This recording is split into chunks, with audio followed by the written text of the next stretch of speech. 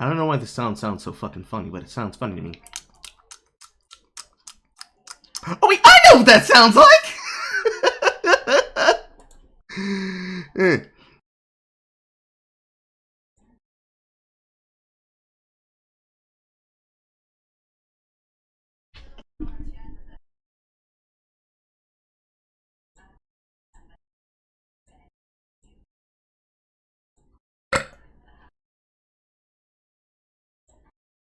I'm actually going to change the design of this a bit.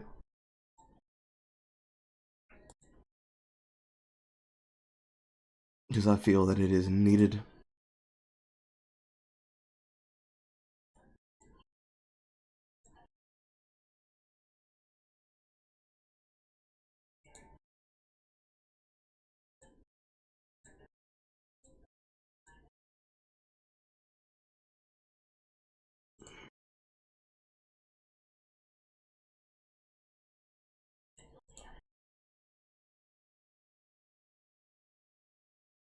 Post the turf frame.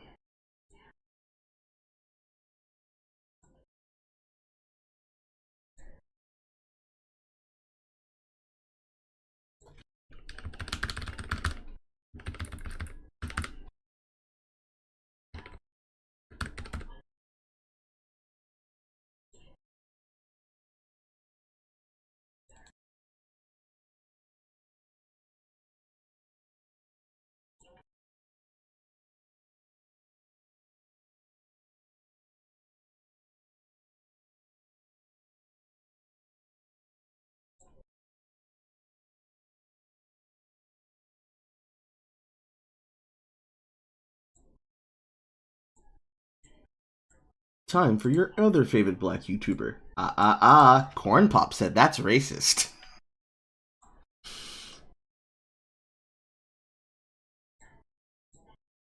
It's overlapping, but that's fine.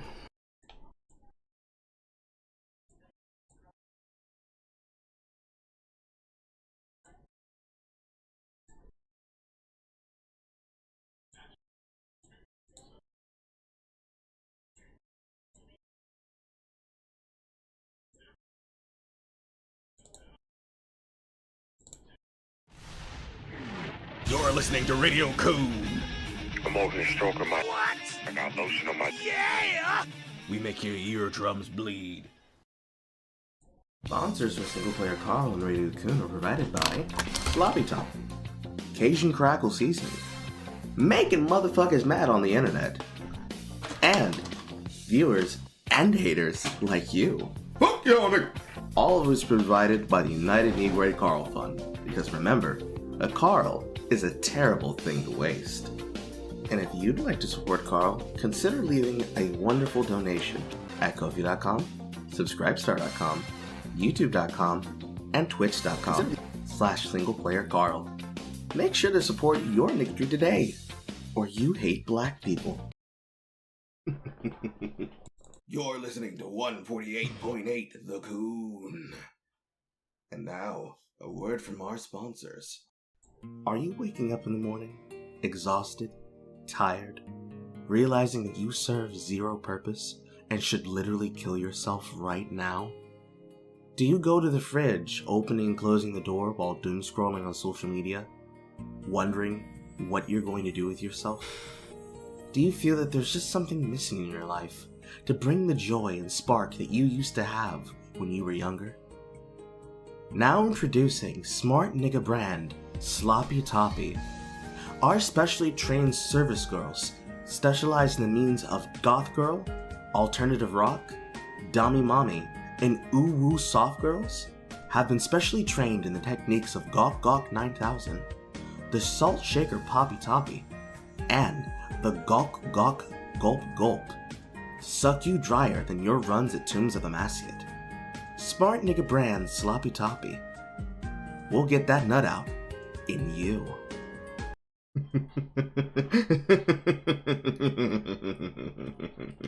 Remember, most of these ads were made possible by you. I have decided to start making them every fucking Sunday. Hello. Hi. Stop my theme song, Jeffro.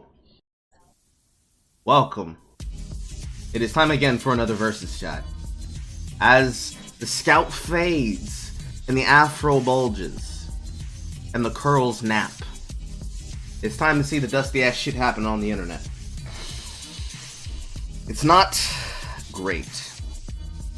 It's not. None of the news segments we have today are great. All of them are dog shit. Almost all the people involved are horrible, and I would like them to suffer the largest amount. The largest amount. The largest amount. I actually had to spend some time gathering these things because a lot of these things are not things I thought were necessary to be covered, or I decided to cover in smaller news segments on the channel as they were happening throughout the week. And I've been doing that also through the weekdays for smaller segments, but they're not important enough to actually have a whole entire video talking about them. They don't need one. A lot of them are pretty much happenstance that should be pretty understandable when you see them. But some of them, one of them at the very least, because I was in it, we can be able to talk about as well. I'm just getting things prepared, and then we will be on our way. How was everyone today? Did you get that nut in, son? If you didn't, you're going to today.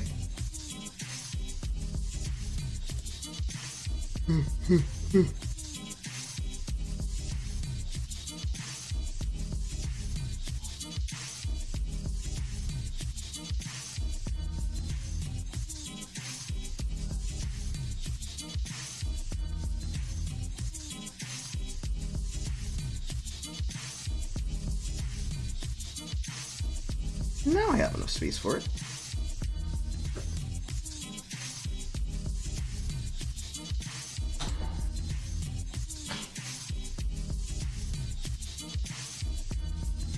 The bird, I think, just face checked your window.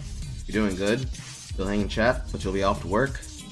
Aw, working girl.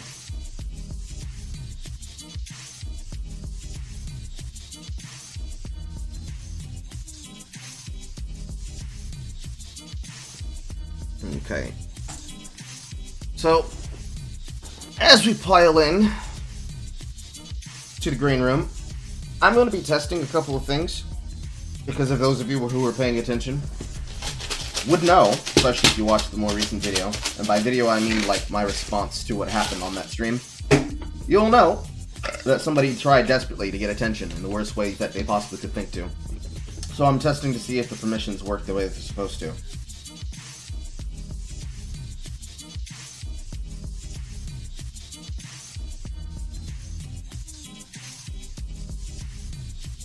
Meanwhile, let's get today's first piece of content on the screen.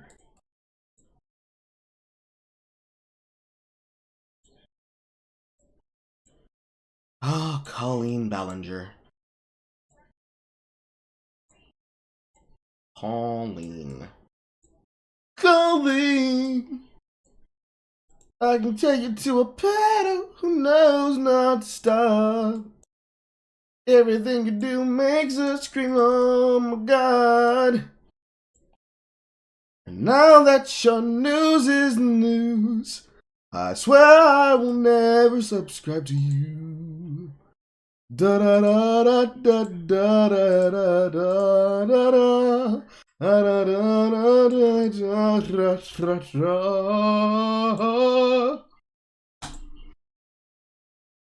Oh wait, Colleen, explain how you tried to send your undergarments to a child and how that was okay.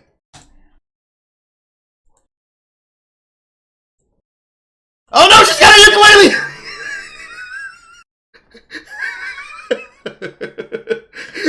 4 seconds before disaster!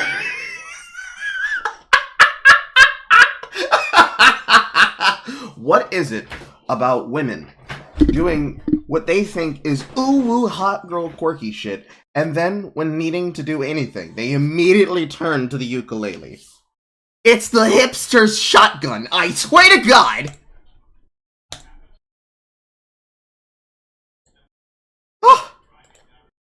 Oh! I'm spooked! I'm spooked!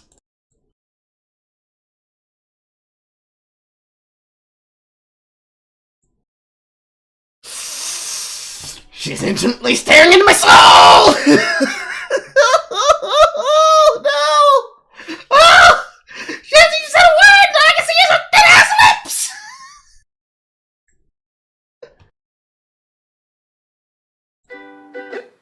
Hey, it's been a while since you saw my face. No, the last time I saw your face, you were in the news because you were announcing your pregnancy and then you were giving birth in a bed. And then before that, it was having the autism fucking speaking community, having a complete shit. The autism speaking community is the fucking, is the commentary community. Talking about you sending your undergarments to a boy. I haven't been doing so great, so I understand, motherhood can be stressful, especially when you send your undergarments to a boy. took a little break. So a lot of people are saying some things about me that aren't quite true. No, sweetheart. No, that's cap. That's cap, sweetie. Sweetie, that's cap. It's very much cap. It's the highest cap. How cap is it? Don't worry. I'll show the chat.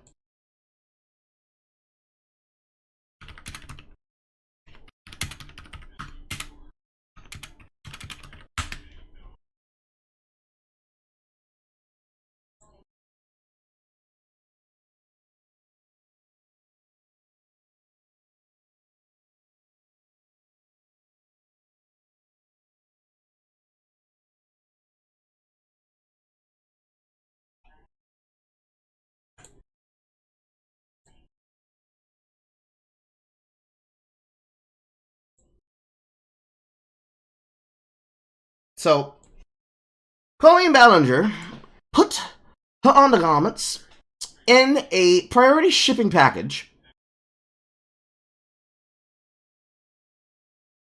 apropos of nothing.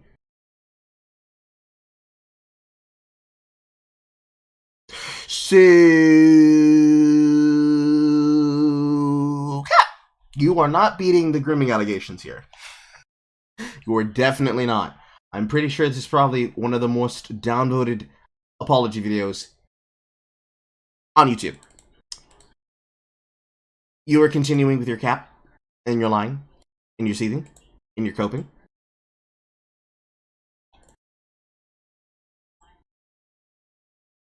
Doesn't matter if it's true, though. Just as long as it's entertaining to you. I mean, it's not really entertaining. It's actually quite disgusting, Colleen.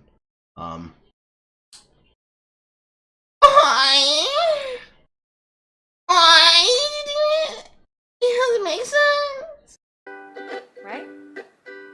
No, not really. That's why usually when people have things like this, like for example, I know something that has been in the news has been the divorce and the cucking of Hunter Avalon, especially considering that Hunter Avalon is probably one of the most disingenuous left-wing individuals who chooses to cover political news. But you see, it's not important, nor is it valuable to talk about that, not only because I do not give a shit about Hunter Avalon, not in the sense of I don't give a shit about Hunter Avalon, I just suddenly got a crazy to eat food.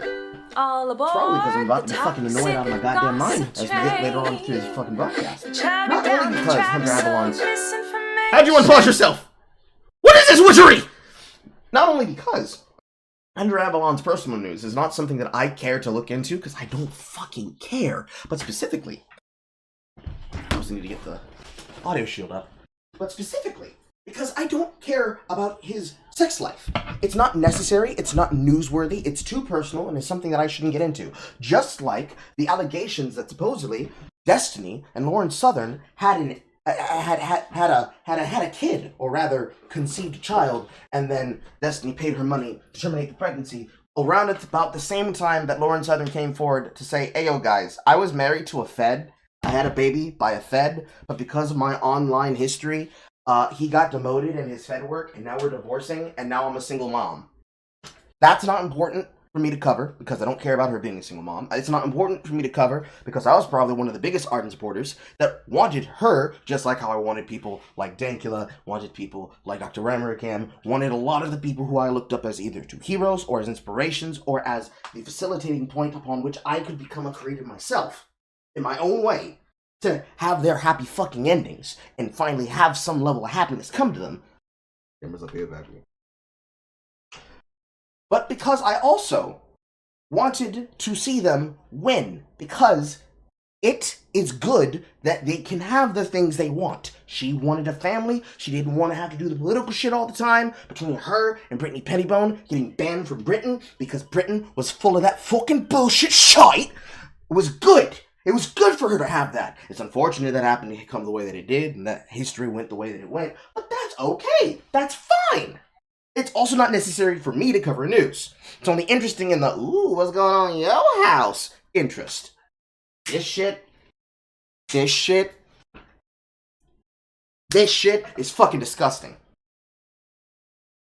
I don't know why people like you keep doing this. You just do it. I don't know how you do. It's not hard. It's not hard to not diddle kids. I don't understand. It's not hard to not diddle kids. It's not hard to not talk to kids. It's not hard to not put underwear into a priority shipping package with a flat rate box for your flat ass and your flat ass titties, and then send that to a fan, and then be like, "This isn't true. This is the ukulele. This isn't true. I didn't do this. I can't believe you would say these things about me. I never did it. I never said him, my plan is and it's not giving yams." What the fuck are you doing? What did even occur to you it was a thing for you to do? Who put you up to it? Was it your sister? Was it the other Ballinger sister that decided it would be smart? Hey sis, I know the way that you should be able to beat these allegations through going out there and playing a ukulele. It works for Rebecca Sugar.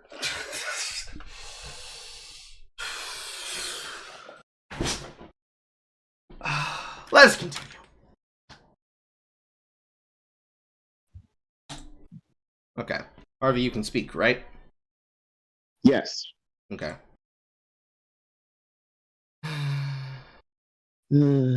Miranda Sings gonna be singing her way to jail. She's probably not going to go to jail. But it'll be the end of her relevancy for about maybe 5 years.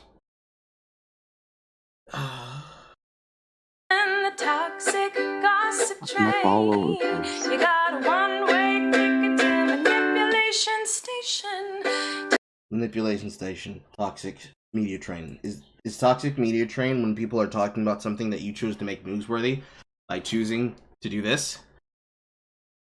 Toxic gossip train.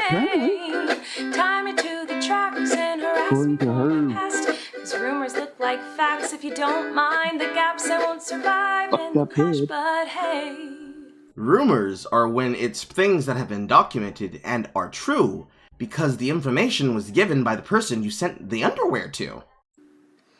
at least you're having fun. Again, this is not fun for anyone. I am suffering. Hi everyone. I've been wanting to come online and talk to you about a few things. Then talk to us and put down the weapon of mass destruction! Even though my team has strongly advised me to not say what I want to say, And yet you still chose to do it anyways! Why have a team then?! I recently realized that they never said that I couldn't sing what I... Also, I'm not too loud, am I? No. I want to get this segment done as soon as possible. want to say. So. Like women and ukuleles. And Terrible combo. today I only want to talk about the facts. So, Yes, can we talk about the fact that you chose to do that shit and then tried to make a special as though it was gonna put this shit underneath the radar and it didn't work? I hope that you'll be willing to listen. Here we go. Many years ago, I used to message my fans, but not in a creepy way like a lot of you are trying to suggest. It was more of a loser kind of way. I mean, technically we're all losers, Miranda. That's half the reason why people were interested in you. You were a loser doing what all losers did as bedroom feminists, and that was playing a guitar and music on a camera, until eventually you had so many people who were behind your product that they were like, actually, this woman's going places! And just like Superwoman, you demonstrated and ran that shit into a goddamn wall. Where I was just trying to be besties with everybody. Can't do that. It's kind of like when you Yeah, go to, like, she's a family going gathering, places. you know, and there's a weird Off a aunt cliff. there, keeps coming up to you and going like, "Hey girl, what's the tea?" And you're like, ugh. That was me, but in group chats with my fans. It was weird. I've been sharing my life online for over 15 years. I've poured my heart out to you, and because of that I feel like I'm talking to my friends, but in the beginning of my career, I didn't really understand that maybe there should be some boundaries there. There were times in the DMs when I would overshare details of my life, which was really weird of me. I haven't done that for years, you see, because I changed my behavior and I took accountability. But that's not very interesting, is it? So let's go on the toxic gossip train. So you admit to trying to overshare and overconnect to your fans in a way that a person who hasn't been socialized to do would do. I would say don't do that. That sounds like a good way to get sent to jail.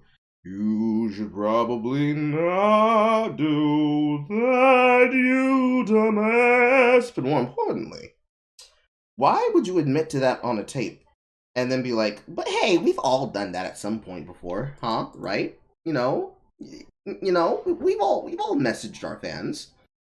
And I'm not gonna fake the funk, okay? Sometimes there are times that fans message you. I don't go out of my way reaching to like message random people and be like, hey, you want to watch my content? When fans reach out to me, I am not going to not engage with it. But I'm smart enough to know, I'm wise enough to know, and I'm prudent enough to know that if I want to interact with them, I don't get to open or sustain or foster that bridge and then get mad that they do that. I can't do that. That's not fair.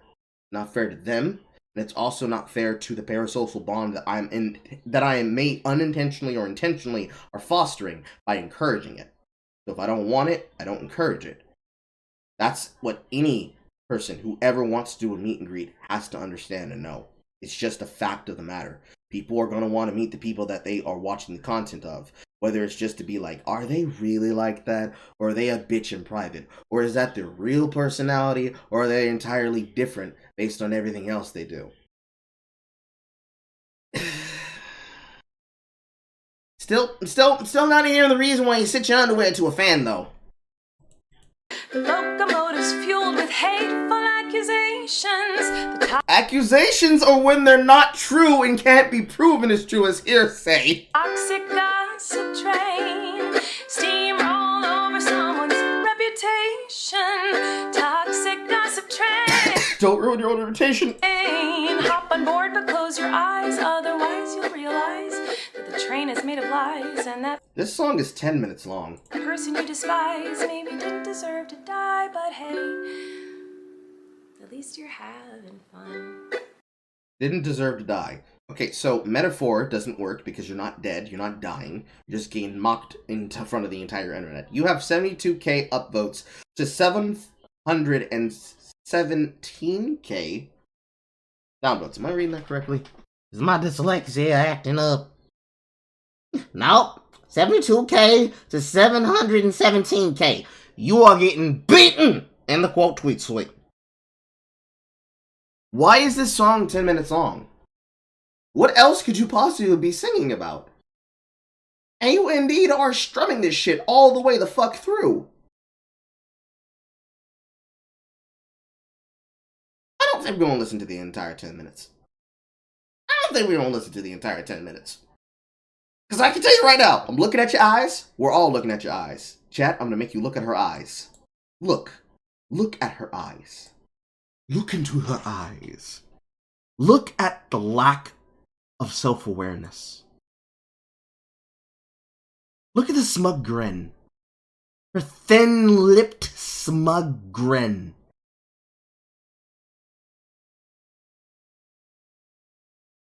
This will get me off, right? If I play my ukulele, people will think I'm quirky, and that'll get me off.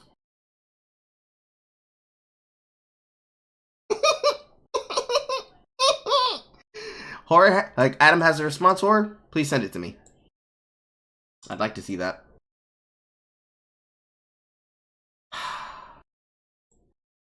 Fucking Christ.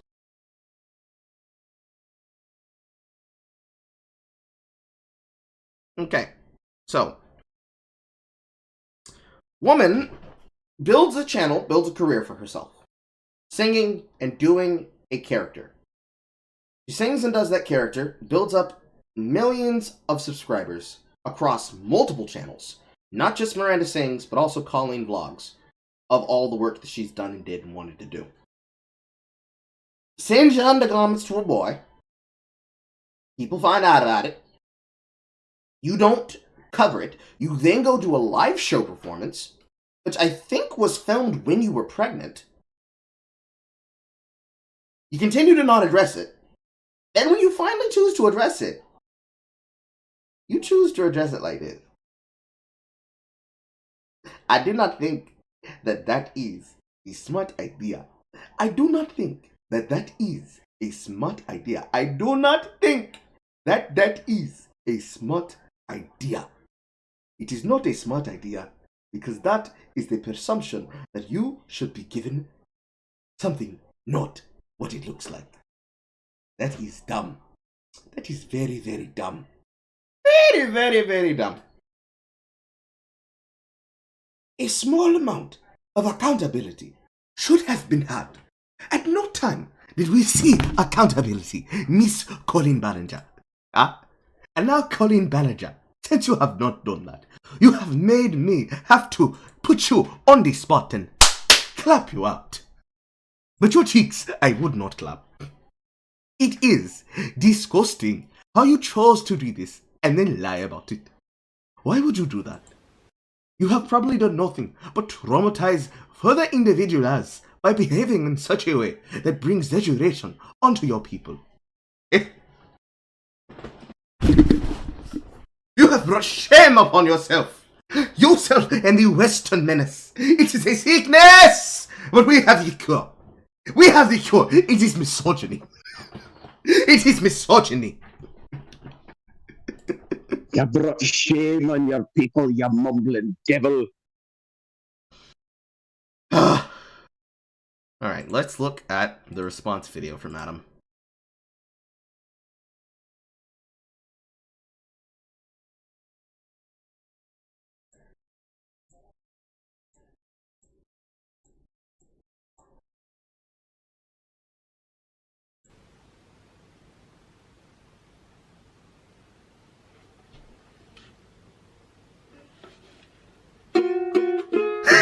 It's not even a fucking tune!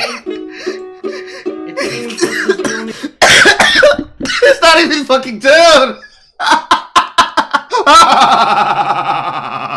The Betty! I love the Betty! The way she'll listen, so I thought I'd give it a go.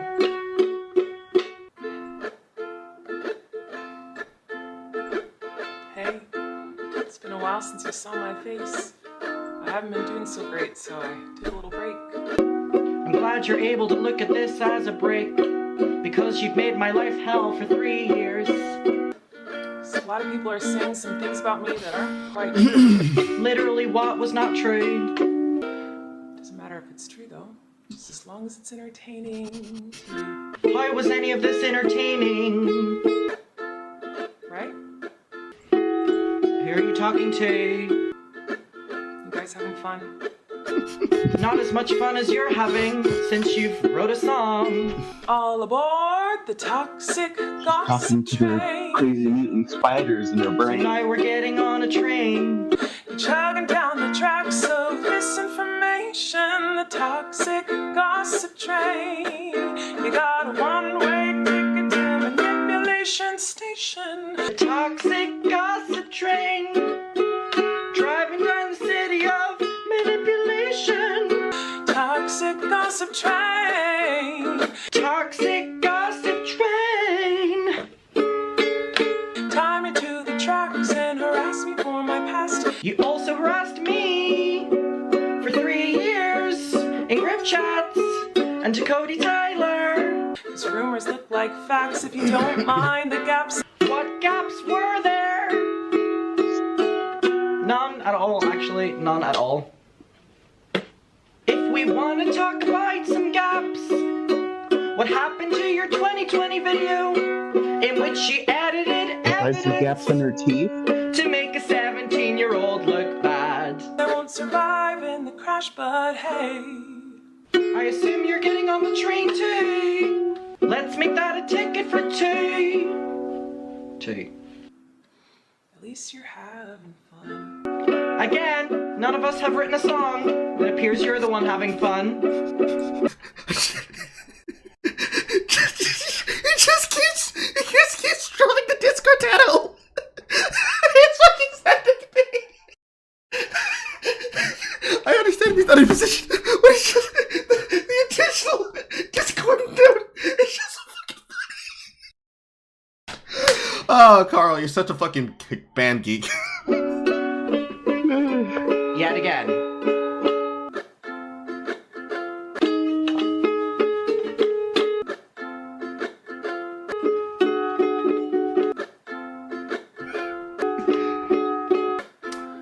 Hi everyone. Hey! I've been wanting to come online and talk to you about a few things. Have you? It's been 4 weeks. Even though my team has strongly advised me to not say what I want to say. Is the team in question some more 13-year-olds? Or just Corey? Seriously, who's the team? They approved this video? I recently realized that they never said that I couldn't sing what I want to say.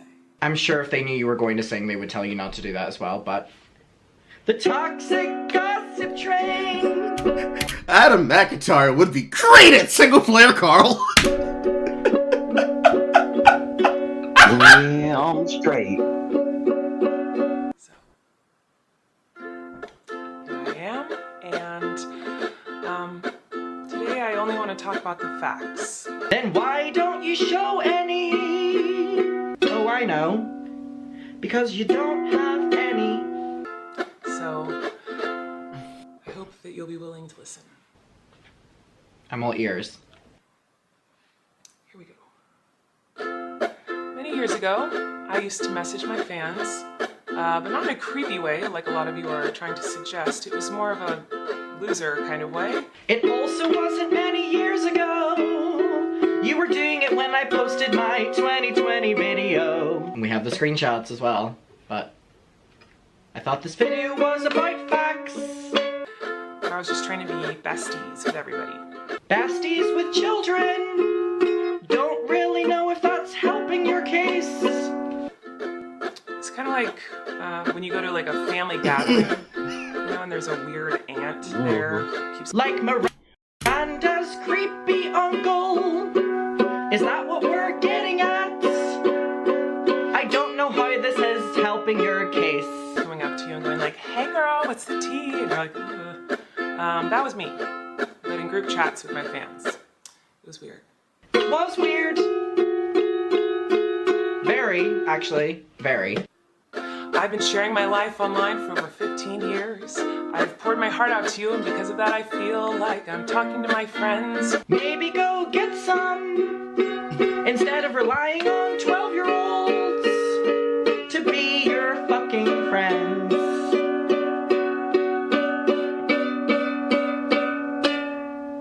Do not know how to play this. But in the beginning of my career, I didn't really understand that maybe there should be some boundaries there. How is that the only thing she said about the group chats? I didn't realize there were supposed to be boundaries. I can't even sing for this part, like... There were times in the DMs when I would overshare details of my life, which was really weird of me. Like your sex life and your ex-husband's penis size. Hey, yo! Okay? Hey, yo! Oh my god, I can't believe my husband's dick is... I can't believe my husband's penis size is only 5 inches long. Can you believe that, Jasmine? What the penis? Oh, why? And also talking about your divorce. I haven't done that for years, you see. Only left the weenies group chat 1 week ago. Oh, I'm getting into it now. You only left the weenies group 1 week ago. So now you're lying again. Because I changed my behavior and I took accountability. Where did you do that? But that's not very interesting, is it? Like in 2020, when you posted your apology video, and behind the scenes, you were trying to ruin my reputation. A 17-year-old, by the way. So your changed video, you keep referring to, you were still doing things behind the scenes. But now you've been caught, and that's the difference now. The toxic gossip train. The locomotive's fueled with hateful accusations. The toxic gossip train. Steamroll over someone's reputation. Like you did to a 17-year-old. Let's not forget that. Me. Trying to ruin my life. In group chats. Lying on me. As a 33-year-old. The toxic gossip train.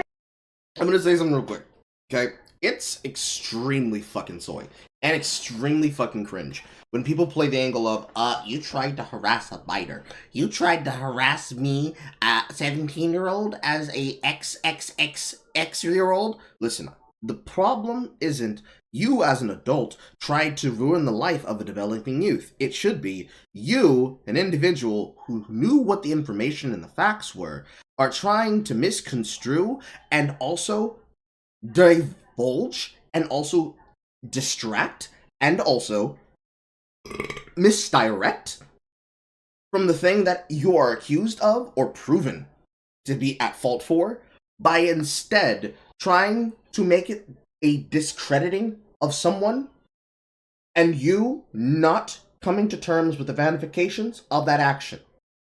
It is just as simple to say, hey, yo, Miranda Sings, why did you try to say that this man lied when we have the evidence right here? Why did you try to ruin this man's life? And why did you insert that it was only because of this, and this? It's much easier to do that, because when you get stuck up on the idea of, excuse me, you as an X-year-old can't make fun of me, an X-year-old, or you, a fucking X-year-old, cannot talk up to me, an X-year-old, doesn't fucking help. Because when minors do this, it's the exact same fucking thing. It's the exact same argumentation. It's the exact same framework. And that's a fucking sin that we should not be teaching children to do. Because that's where they learn it from. They learn it from things like this. And they believe, hey, this is an appropriate response. It's a very appropriate response for me to act like that. Because I should, and I should always attempt to, do this and people will be on my side. Because you as an adult are victimizing me, a younger person. But that's bullshit, right? Because, for example, perfect case example, actually, to be able to segue slightly.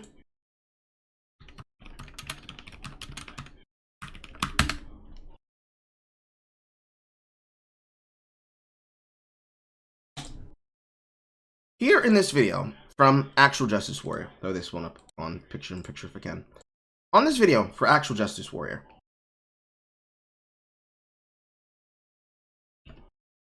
here it is. Today I learned when you use picture-in-picture on top of picture-in-picture, you actually end up creating an interesting interaction that does not normally work.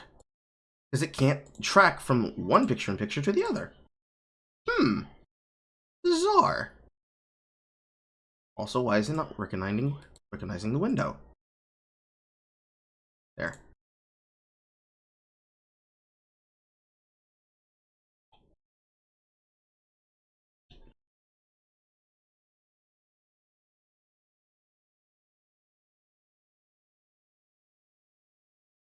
In this Actual Justice Warrior video, which is about Eric Adams using this exact technique on somebody that was questioning him at a town hall meeting, he attempted to compare an elderly white woman who was an activist for an issue on, what was it, rent stabilization rather than rent control. Very angry about it, and this is a board that is comprised of people that— Yes, rent stabilization. He attempted to compare a white woman, directly addressing him and holding him accountable to what he was doing by not allowing for a rent stabilization board that was going to work in the interest of the people who actually earned, worked for, or deserve that controlled rent apartment space, or those buildings that have been under that long-standing New York City rule, to a slave owner, raising their voices at them. One of the many takes that have actually come out of the Young Turks from Anna Kasparian that have demonstrated that Chen Yogurt is not capable, but she has now realized all of her liberal friends, even though she still is liberal herself, is not getting to the point of being a deadbeat progressive liberal. Members of City Hall. Eric Adams is the mayor. He's in charge of City Hall. So yes, he does have some influence on this, and he could hold this board accountable if he didn't like what they were doing. Now, a woman stood up to ask a question about this. She is noticeably frustrated with good reason. This has to do with housing. This has to do with people being able to live in a safe place. And Eric Adams was not amused by it. Let's watch. Before and after, you supported those refugees. In Nashville, they had 0% refugees. Why in New York City, where the people say support you, Mr. Mayor, why are we having all the refugees and your attitude? So this woman's a little aggravated. She's a little angry. She is a rental activist, for those of you who are unaware, so she advocates and champions for these issues. And she's also 82 years old, and a lot of elderly people who have these rent-stabilized apartments are on a fixed income, so big shocks in their rental income end up being problems specifically for these people. Now, the rent stabilization program, in my opinion, is inherently corrupt. I think it creates housing shortages and all kinds of problems. But the point is, this is a legitimate issue to bring up under the current governing bodies that we're talking about that are relevant to these issues. And one of the things that she brought up is that Nassau County, which is right outside of New York City, it's right on the border of Queens. Yep, that's the part I want to. Put a cut to myself, reacting specifically to the disrespectful to me. I'm the mayor of the city, and treat people with the respect I deserve to be treated. I'm speaking to you as an adult. Don't stand in front like you treated someone that's on the plantation that you own. Isn't it so wonderful when someone asks you a question that makes you uncomfortable, you can just weaponize race to shut her down? That's exactly what happened there. Now, normally So, exact same shit. It's the exact same thing. It is a linguistic tactic used by people that do not like to address things. It's really fucking annoying. Probably one of the most annoying things that you can ever do in a conversation. If you learn anything today, please, for Lord, do not ever use this as a tactic. It's not smart. It doesn't mean anything. However, context matters. So, why does this matter in context?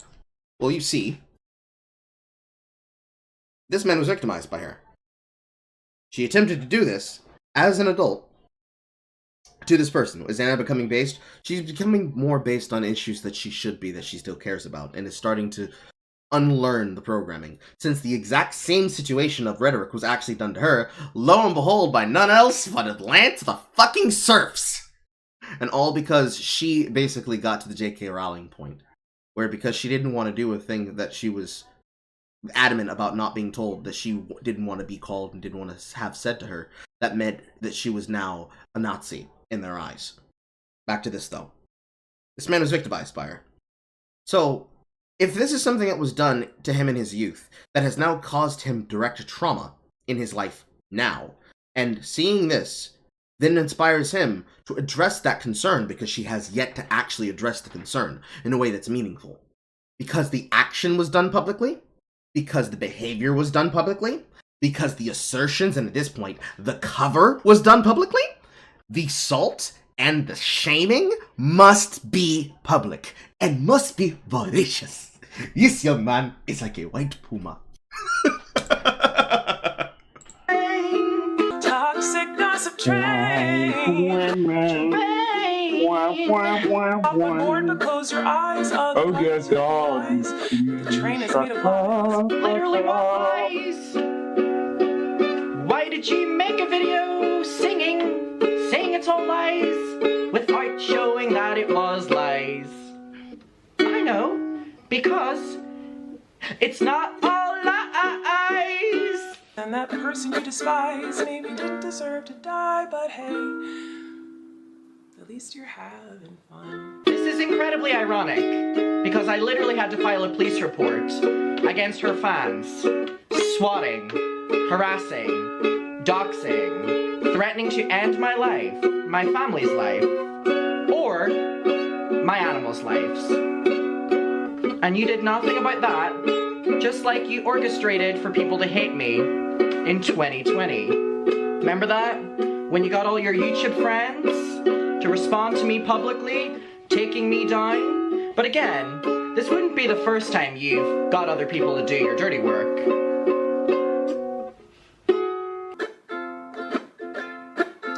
In all seriousness, I do think it's really important to hold people accountable for their mistakes. Hold people accountable! Or yourself. Which one is it? Which one?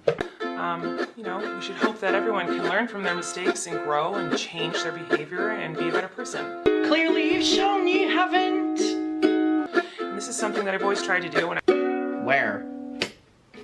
I make mistakes, and it's something that I will continue to try to do. What? Oh, you don't care? Oh. Who were you speaking to there? Because we're all ears. It's the voices in her head! We have been for 4 weeks. More specifically, me, for 3 years. I thought you wanted me to take accountability, but that's not the point of your mob mentality, is it? No. A mob mentality is what you did to me in 2020. That rhymed, actually. Did it? I don't know if it did, actually. Your goal is to ruin the life of the person you despise while you dramatize your lies and monetize their demise. Your video and your 2020 apology was also monetized. And also, all the videos that I gave you, all the ideas I gave you, all the edited videos, all the tweets you made money from, the amount of money you made off me. Let's not play the monetize card. I would say that the monetizing idea and aspect of taking somebody's money or taking somebody's service and then abusing and using the shit out of them is probably one of the most sinful things you could probably do as a content creator. Let's put this into context in a perspective which people can understand. At the top of the year and halfway through the middle of last year, I hired on 2 editors. One was Callum, the other one was Space Oyster. Both of them have signed contracts with me. However, the money that I was paying them was based on the money that I had, if those of you remember, in the temporary nigga arc, where I was working for a company by the name of Total Systems. Total Systems being a credit card company that's stationed here with its main facilities in the area of Columbus, Georgia. That was extremely a wage cage job. However, it was a wage cage job that paid very well. I could not continue working my wage cage job, not just because of the stress that it was causing me, but specifically the stress of my brother invading my home space, because he was living illegally on our property, but because he was considered family and he had abused the system of housing here in Columbus, Georgia, to be considered a tenant at will rather than a tenant of suffering, he technically had the open technicality that made it not criminal, but instead a civil case, which required us to get the sheriffs out here to deal with him, and with me having to serve him so that he could physically be removed from the property, upon which he then attempted to return to the property to do so well because he was strung out on drugs. Those of you who remember will remember me using and showing the camera footage of him doing this around the house. Now imagine me having to do this, but at work, where I'm receiving my food and I'm also receiving everything else, and also managing things from there with somebody else in the home. The girl that he was sleeping with and one of the friends that supposedly were backstabbing him along the way. Basically being individuals helping with the home situation because I'm physically at another location for 10 to 12 hours out of the day every single day. Losing that money was very significantly hard because then I had to pay them reductions. Now imagine, instead of paying reductions, I just decide to cut them the fuck out entirely and not pay them whatever they're owed. And instead say, oh no, these people are taking me, bro. I don't absolutely need these people. Because realistically, I probably should have hired only one of them instead of both of them. Because I've paid it out Callum what he's owed, but I still need to now pay what Oyster is owed. And then continue doing that. But everybody is happy, everything's been spoken about, everything's been copacetic, not an issue. But imagine if I had been a bastard about it,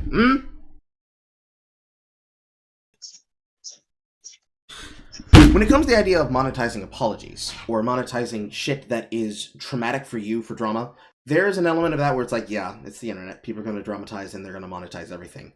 But there is a specific level, there's a specific interest here that is necessary, and it's the idea of playing what is effectively the woman card. What Miranda's doing to this individual is the woman card. The woman card, in this case, is the issue of, I'm not really at fault. I didn't really do anything at all. You're just victimizing me. The toxic gossip train. Because if she claims it's gossip, then the most gullible of her fans, of which this video is made for. Who is this for, Carl? It's not for me. It's not for him. It's not even necessarily for her. It's for the people who are dumb enough to believe this shit. They're gonna say, oh, this is fine. You guys are just coping. You're deceiving. You're just angry that the queen is winning. and they'll continue doing the dumbest shit that they possibly can imagine to do. It is what is expected of people at this point in time. I don't expect it to change or for people to learn from it, but it is something that needs to be understood. This is part of the tactic. Not understanding that it's part of the tactic is the reason why the tactic works. Should it work like this? No. Is it allowed to work like this? Yes. Why is it allowed to work like this? Because people are dumb. People are so dumb, they'll let anything like this work. And holding them accountable to it is really, really fucking hard. Because in order to understand that it's happening, it's kind of like playing a MOBA or League of Legends. You need to be looking for it. You need to know what it looks like when someone's using it in order to say, I know what the fuck you're doing, put it down, now have a conversation directly. It's kind of like in the middle of a debate that you know somebody's trying to deflect from something that you have them on 100% of the time.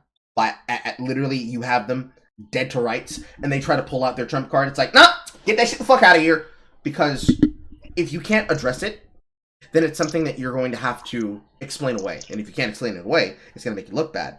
Which, if you don't do anything at all, you're just going to be victimized by it. And that's not going to help you. It's not going to help anyone.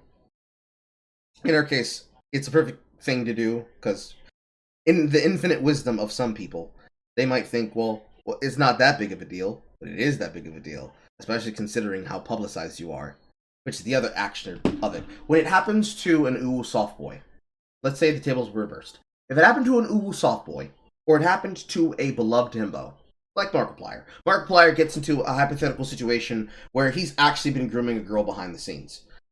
Or, who knows, he's a gay sex predator, and he's actually trying to fuck Dream in the ass.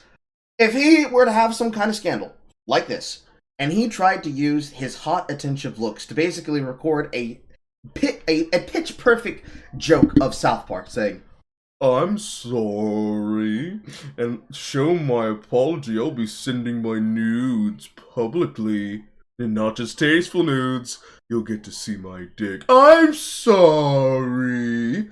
It'd be the exact same thing. Or, sorry, a new soft boy with the appearance of, I don't know, Finster.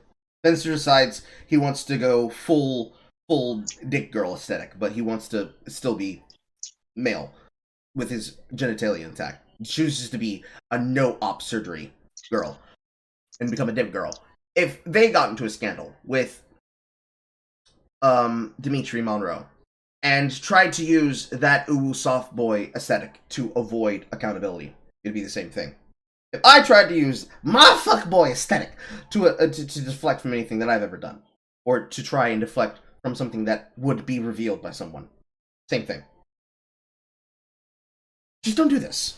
Just don't. People are smart these days. Just don't.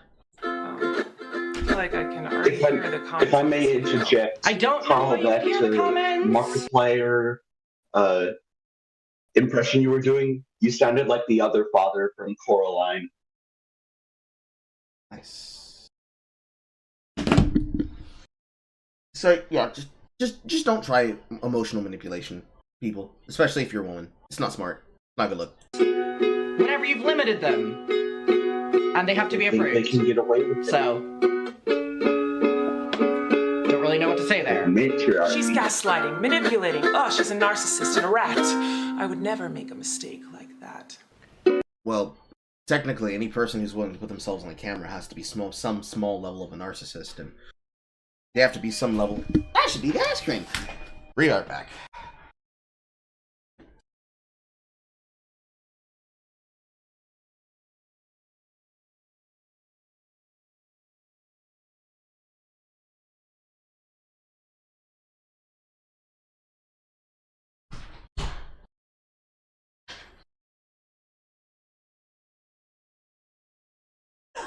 Damn, she was thick.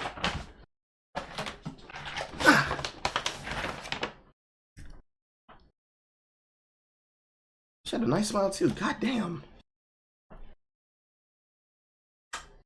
White women. There's making a mistake, and then there's what you've done for years.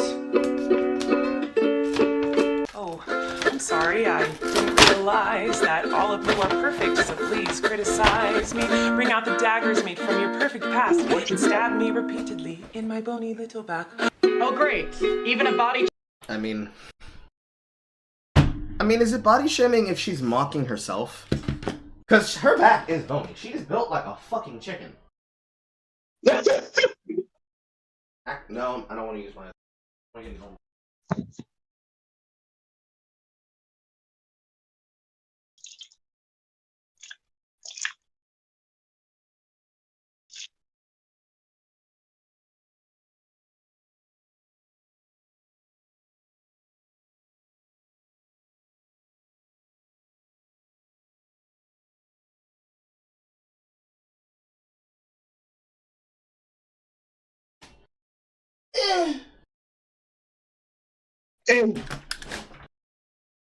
didn't hear that.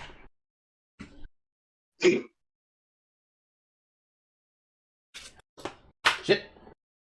Egg. What? Oh, I just said egg.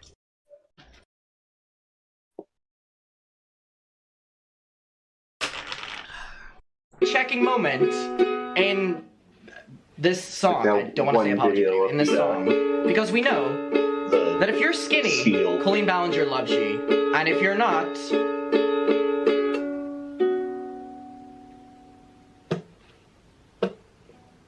I'm sure you're disappointed in my shitty little song. Can we even call this a song?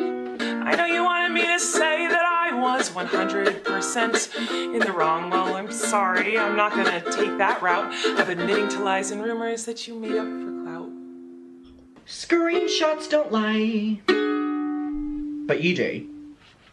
Clout is when people are repeating the things that are in the screenshots and the things that they know because it was in the police reports and also documented on tape. You say they're for clout because you hope the kids that watch you don't know what clout is. I'm sorry to tell you, Colleen Ballinger, most of your fans are Zoomers. They are still beating your ass to quote tweets.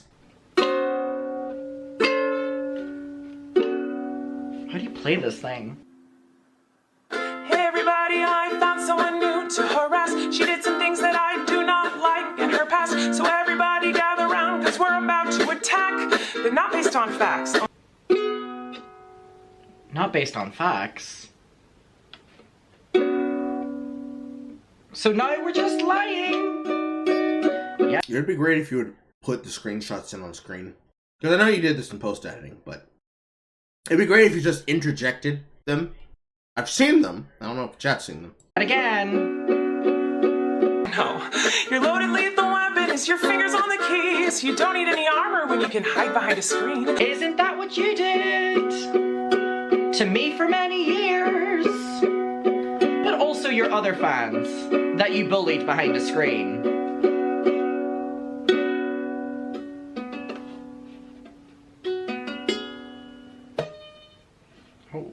So shoot me down quick, hit the click and bam. My reputation's deceased. That's your fault.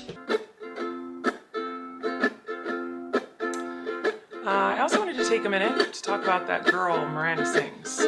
Oh, this is gonna be good. Okay. You know the one. Yeah, her. She's PG-13. It says that on my website, and it's always been that way. And that's why you won't find my videos on the YouTube Kids app, anyway. But you'll find your Netflix show on the recommendations for children. And also your YouTube videos do show up on the kids homepage, so now we're just lying. Again. It's more likely that she doesn't know how YouTube Kids actually works. YouTube Kids is broken. That's just her being retarded, I guess. There's not many people who know how YouTube's system works, not even including YouTube. Because that would imply that they actually understand how their system's supposed to work, let alone have a working system. So, like, kind of hard. Really kind of hard. I didn't realize it it was my responsibility to decide what was appropriate for every kid to see. I've always relied on parents to decide if they're comfortable with their families watching my YouTube videos or coming to my live shows. You cater towards children. You love children. But also, if those kids didn't come to the shows, the venues wouldn't be selling out.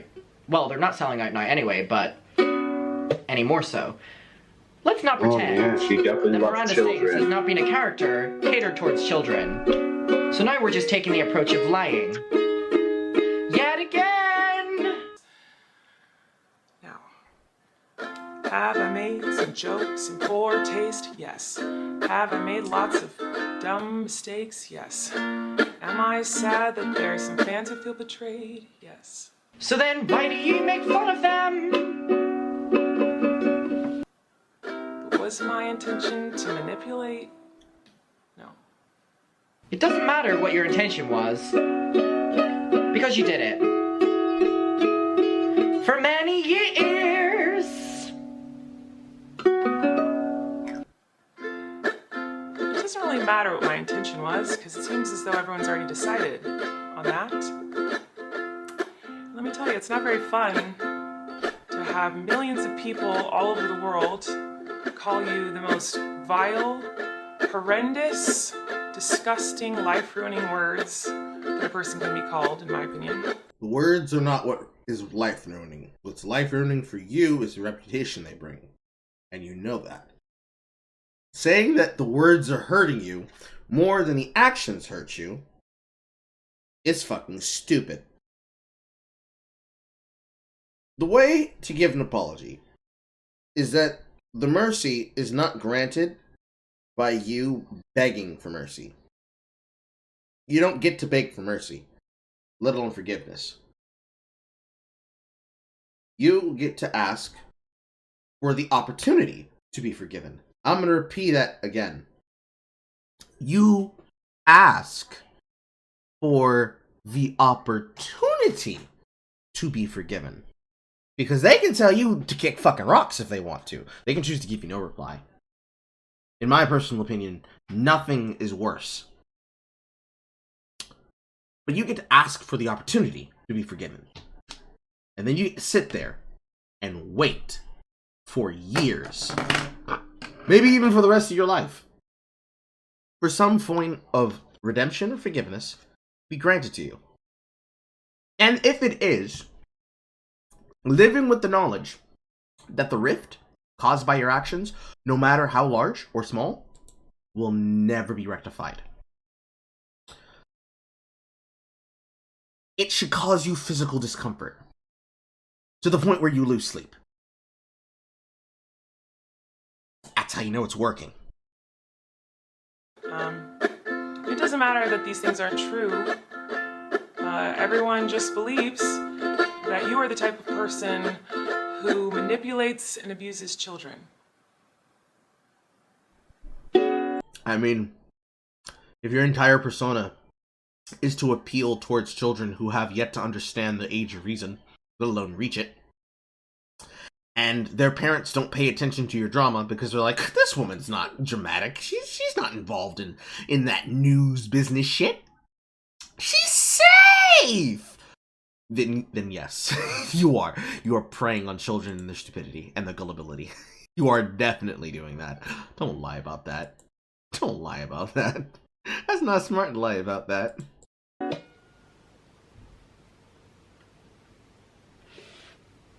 Okay, so maybe listen to those people and not sing a little song. Just a suggestion. So I just wanted to say that the only thing I've ever groomed is my 2 Persian cats. In a post-Shane Dawson world, we really can't say we're grooming cats anymore. But also that was just an unfunny joke, so. But you also have groomed children, so. Not exactly accurate.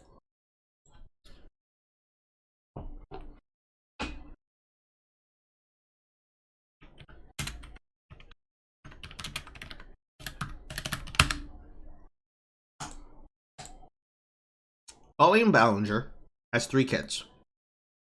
She has a son, and then twins. One was born in 2018. The other the other two were born in 2021. 2023 minus 2021 and 18 does not give us grown children. Let's be fair. She has the age of children that would end up being in the target audience of her content. That would be more accurate. I'm not a groomer. I'm just a loser. I'm not a groomer, I'm just a loser.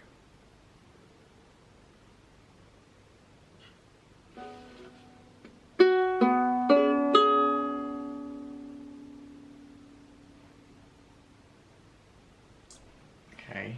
Who didn't understand I shouldn't respond to fans, and I'm not a predator even though a lot of you think so, because 5 years ago I made a fart joke. You didn't make a fart joke. You called a fan who was a minor on stage and spread their legs and made their body a joke, so much so that they felt threatened leaving the venue, and you used their body for humor, and you didn't protect them on stage. And it wasn't a fart joke. It was a bit in which continued this bit towards children and children's bodies that a lot of your humor surrounds. So, how dare you diminish what Becky spoke up about? I'm not even singing for this part. How dare you diminish that? Yeah, that's just fucking disgusting, bro. What the fuck? In order for you to get the context, you're gonna have to see that video clip. And I'm not playing that on stream because I don't want to get banned. You're an evil, evil, evil person. That's your response to that. Above anything in this video, that's your response to that. So, even though I know this video won't change anyone's mind about me, I'm gonna be honest. It's made it worse. I still felt it was important to come on here and defend myself a little. 4 weeks later? And take accountability. And take accountability? Hello? Where did you take accountability? And I also wanted to say that to anyone out there who has ever supported me, She's probably made fun of you. And if you're under the age of 16, you've got a new best friend coming. Or a possible job opportunity. in any capacity, I really, really appreciate you. Thank you. For what it's worth, I never had any bad intentions. Most women don't before they end up destroying civilizations. But I do feel like shit. Most women do right after they end up destroying civilizations. Okay, you did that to yourself. How do you think we feel? You've been getting away with this for so long, treating us like garbage, trying to ruin my... Don't eat this over a week. Don't eat the silverware.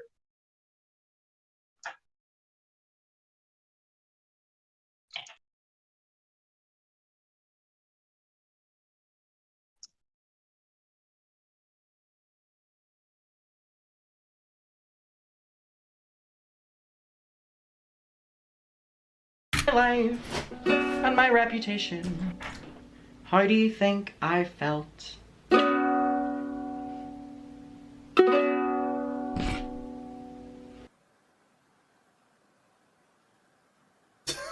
Her fucking eyes just staring at the camera.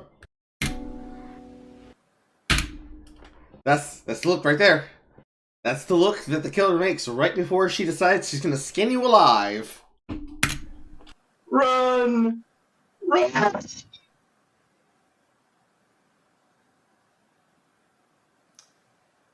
The toxic gossip train. Bitch, is you about to cry? Okay, we're going into the chorus again. Toxic gossip train. It's all for the camera. Jogging down the tracks of misinformation. Misinformation. He's still playing the discordant note. Consistency.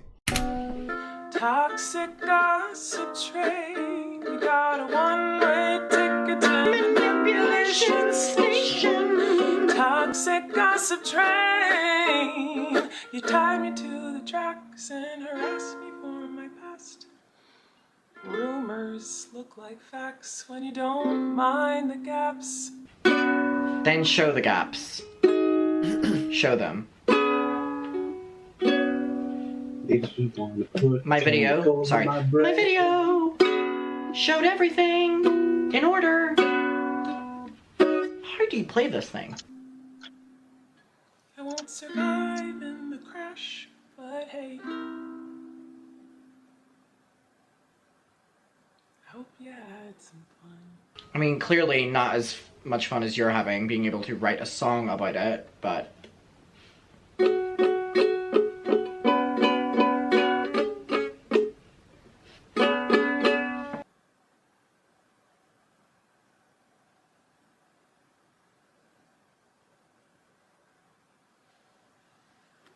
Encore! Encore! Actually, you know, I feel like maybe I should let you guys know something. No! It seems like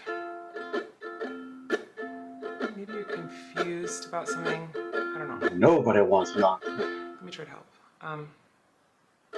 Sometimes people make a mistake and it doesn't make them a horrible person. Whoa. Whoa, when you make so many and they're calculated, we've got to look at your integrity. Sometimes people can make a mistake and they're still a good person. Crazy, I know. I know. She has the integrity of a Waldorf salad. Less integrity than the Spanx of the fattest person in Tennessee. So, like, her statement is correct. A person can make a mistake and still be a good person at the end because there's a line that may have been crossed. Or actually, multiple lines that may have been crossed. However, in this particular scenario, the voraciousness of the action, again, was done publicly, and the degradation of the action, again, was done with pure intent for maliciousness, which is now feigned behind an incapability of addressing it and taking it seriously when one addresses it. There is no amount of singing your bony, birdie, bare chest can be able to do to be able to escape from that. There's none. The integrity is gone. Plus, considering the public has access to all the information, they are not going to give you any benefit of the doubt, because why would we? You already lied once. You already lied multiple times. What's to stop you from lying again? Make a mistake. Nothing at all. Nothing at all. Nothing at all. And twist it up and grind it and add some lies to it and pulverize it and stab it with knives and ruin a life and... Ayo, but I didn't ask to find out about what you dream about when you fucking sleep alone at night. What the fuck? Who, me? No. Oh no, sometimes people can make a mistake. It doesn't mean you gotta send them hate. Oh no. So why did you orchestrate for me to get sent hate for 3 fucking years? Sometimes people can make a mistake and you can kindly let them know. Hello?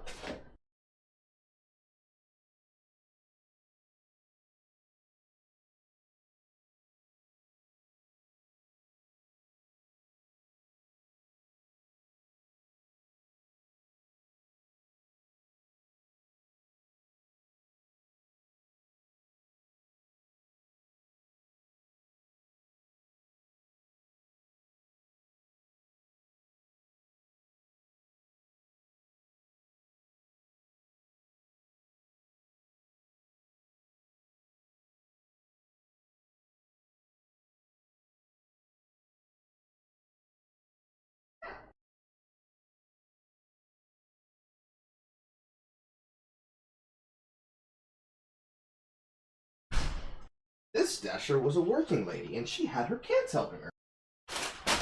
Oh, Family that grinds together stays out of poverty together. Carl, that sounds mean and rude, but it's not. That kid fucking handed me my fucking shit and said, "Thank you, mister." Like, it's not. That's no, actually quite sweet. Mister. I can't be mad at that.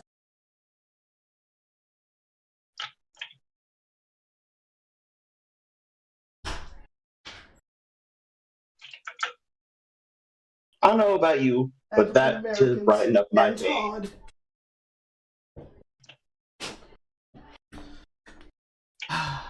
And help them to grow. We've been trying. You didn't want to listen. At all, actually, at all. I didn't even ask for sauce, and they gave me sauce. Sometimes people make mistakes. Simply Daytime What a cruiser. laugh. The daytime Taco Bell staff is much different than the late night Taco Bell staff. So, did you make a mistake, or are you saying it's all lies? I don't know what the narrative of this video is. They deserve a raise. doesn't make them a terrible human. It just makes them a human. A cruel one.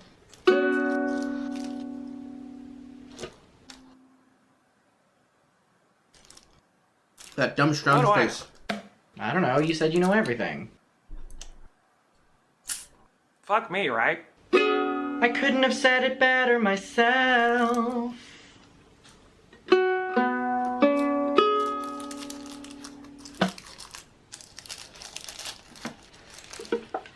Oy.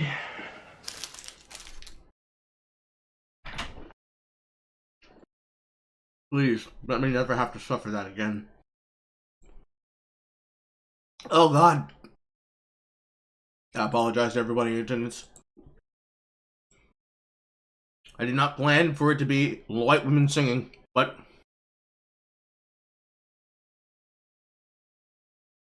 white women singing.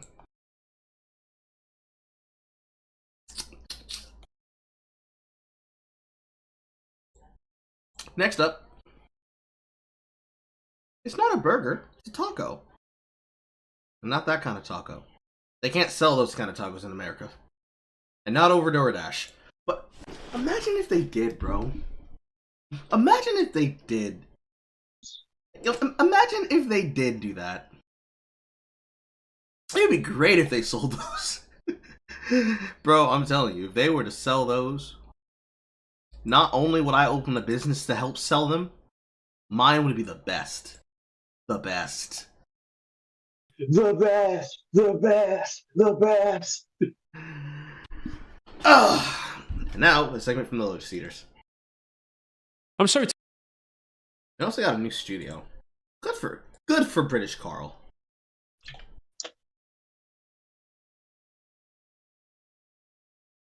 Terribly sorry to break this to every single one of you, but as far as I can tell, ethics in gaming journalism has not arisen. It's not risen from the ashes like a phoenix. Gaming is more leftist and annoying than ever. And as far as I can tell from all of the evidence available to me, Gamergate failed. I used to play a hell of a lot of Destiny quite a few years ago. That was the last game I got properly hooked on. That's a girl's name. Buddha. And then I checked out because Destiny 2 was terrible and they kept trying to make me buy expansion packs, and I got a life. And last I heard, Bungie, in response to the Roe v. Wade overruling, was subsidizing abortions out of state for their employees. What? Oh my... Well, I suppose, you know, if you want to keep them on the nose to the grindstone for as long as possible, you don't want them having kids, do you? Yeah. It's very terrifying how woke corporations will do that sort of thing, because it really is dystopian and horrible. Your company that you work for is literally paying for you to not have children, to kill your own children, some would argue. But before I go any further, Connor and I had had a lot of fun doing this Rumble live stream last week where we spoke about James Lindsay on Christian nationalism, and we had a very good discussion. I think we've mentioned it before. There were a few people who came out originally and said that this discussion was they were hesitant about it, but then by the time we actually had the discussion and people had listened to it, they had changed their minds and said we were very fair to him, and we were trying to be very fair. And next week we'll be doing a similar thing where we talk about James Lindsay on liberalism. That one on Christian nationalism, because of the subject, was more focused on Connor. The screen has fallen. We're going to have to edit that, The screen has fallen. West fallen. The West is fallen. It's over. You need to stop jigging your knees about. I've got long legs. It's difficult. Right, we're going to have to restart that plug, I think. All right. I'm just going to start again. I'm just going to start again. It's funny because if you think about it, Sargon might be behind the camera being like, "No, boys, you gotta do. I can't do Sargon's fucking accent. No, boys, let's do it again. You know what'll happen if you don't." Let's celebrate and suck some dick. Only on Tuesdays. All right. Yep.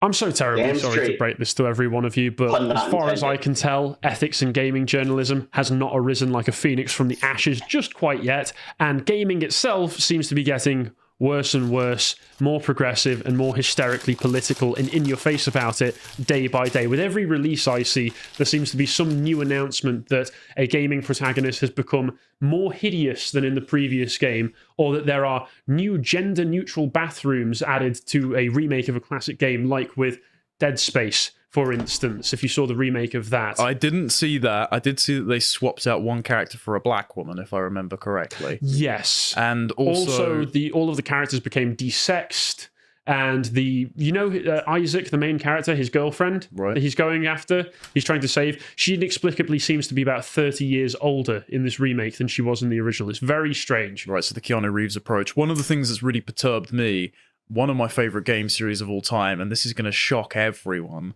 the original Life is Strange, I really, really liked. And since they've done subsequent sequels where the second one was about two brothers suffering police brutality and smuggling themselves across the Mexican border. And then there was another one about a lesbian who feels everyone's feelings. And so they've just, the whole month, have been flooding their social media stuff with intersectional pride banners. Stop. Please stop. Interestingly, you've mentioned before to me about your like for Life is Strange, which I've not played, so I won't judge. I've seen ER's video on it. We may do some content on it. We might do at some point. I need to give it a playthrough. All I remember is that the only people I do know who've played it were all teenage girls. So that, And the French people who designed it. Maybe Connor is. I don't know. I can't. I'm going to get rinsed for Billie Eilish. Perhaps. But it seems to be, if what you've said, which is that the series accidentally in the first game had some traditionalist undertones to it, or at least was critical of the sorts of things it thought it was promoting, this pivot in the later games might have been what they would consider a course correction to fix those problems that have unintentionally slipped into the original. Fix those problems, as in, not figure out what made people like the game and try to deliver on that topic. Even if they think, oh man, we don't really like this. And instead, went for the opposite. The good dear old, if we make it about getting immigrants across the border, it'll clearly make our opinion about immigration even better to the audience. Because that's what we need from a game designed by Frenchmen. Dialogue about a teenage girl. France is doing now. Dialogue about a teenage girl who might be in potential lesbianisms with her risky friend, or sacrificing that risky lesbian potential friend because she's literally so much of a fuck up that the universe wants her demise. Quite similar to what some people think happened with The Last of Us Part 2. The Last of Us Part 1, if you want to call it that, it's just The Last of Us to me because there is only one, presented a positive role model for a white male protagonist who would do literally anything to protect his surrogate daughter, because that's what you do for family. And then Neil Cookman turned around for the second one and went, no, we can't be having that. No positive role models for young white men. That's no, thank you. Exactly what... Now coming to your streams on Twitch, YouTube, and even Stream Deck, Joel and One Golfing! Happens with David in Life is Strange, and I will not spoil it, and we can continue from there on out. I look forward to it. Before I carry on anymore, people may not be aware. You bought the games. Aware of this, but we do Rumble live streams now, and one of the most recent ones that we did was this Rumble live stream last Thursday talking about James Lindsay on Christian nationalism. This was a collaborative project that Connor and I are both... You two are talking too slow.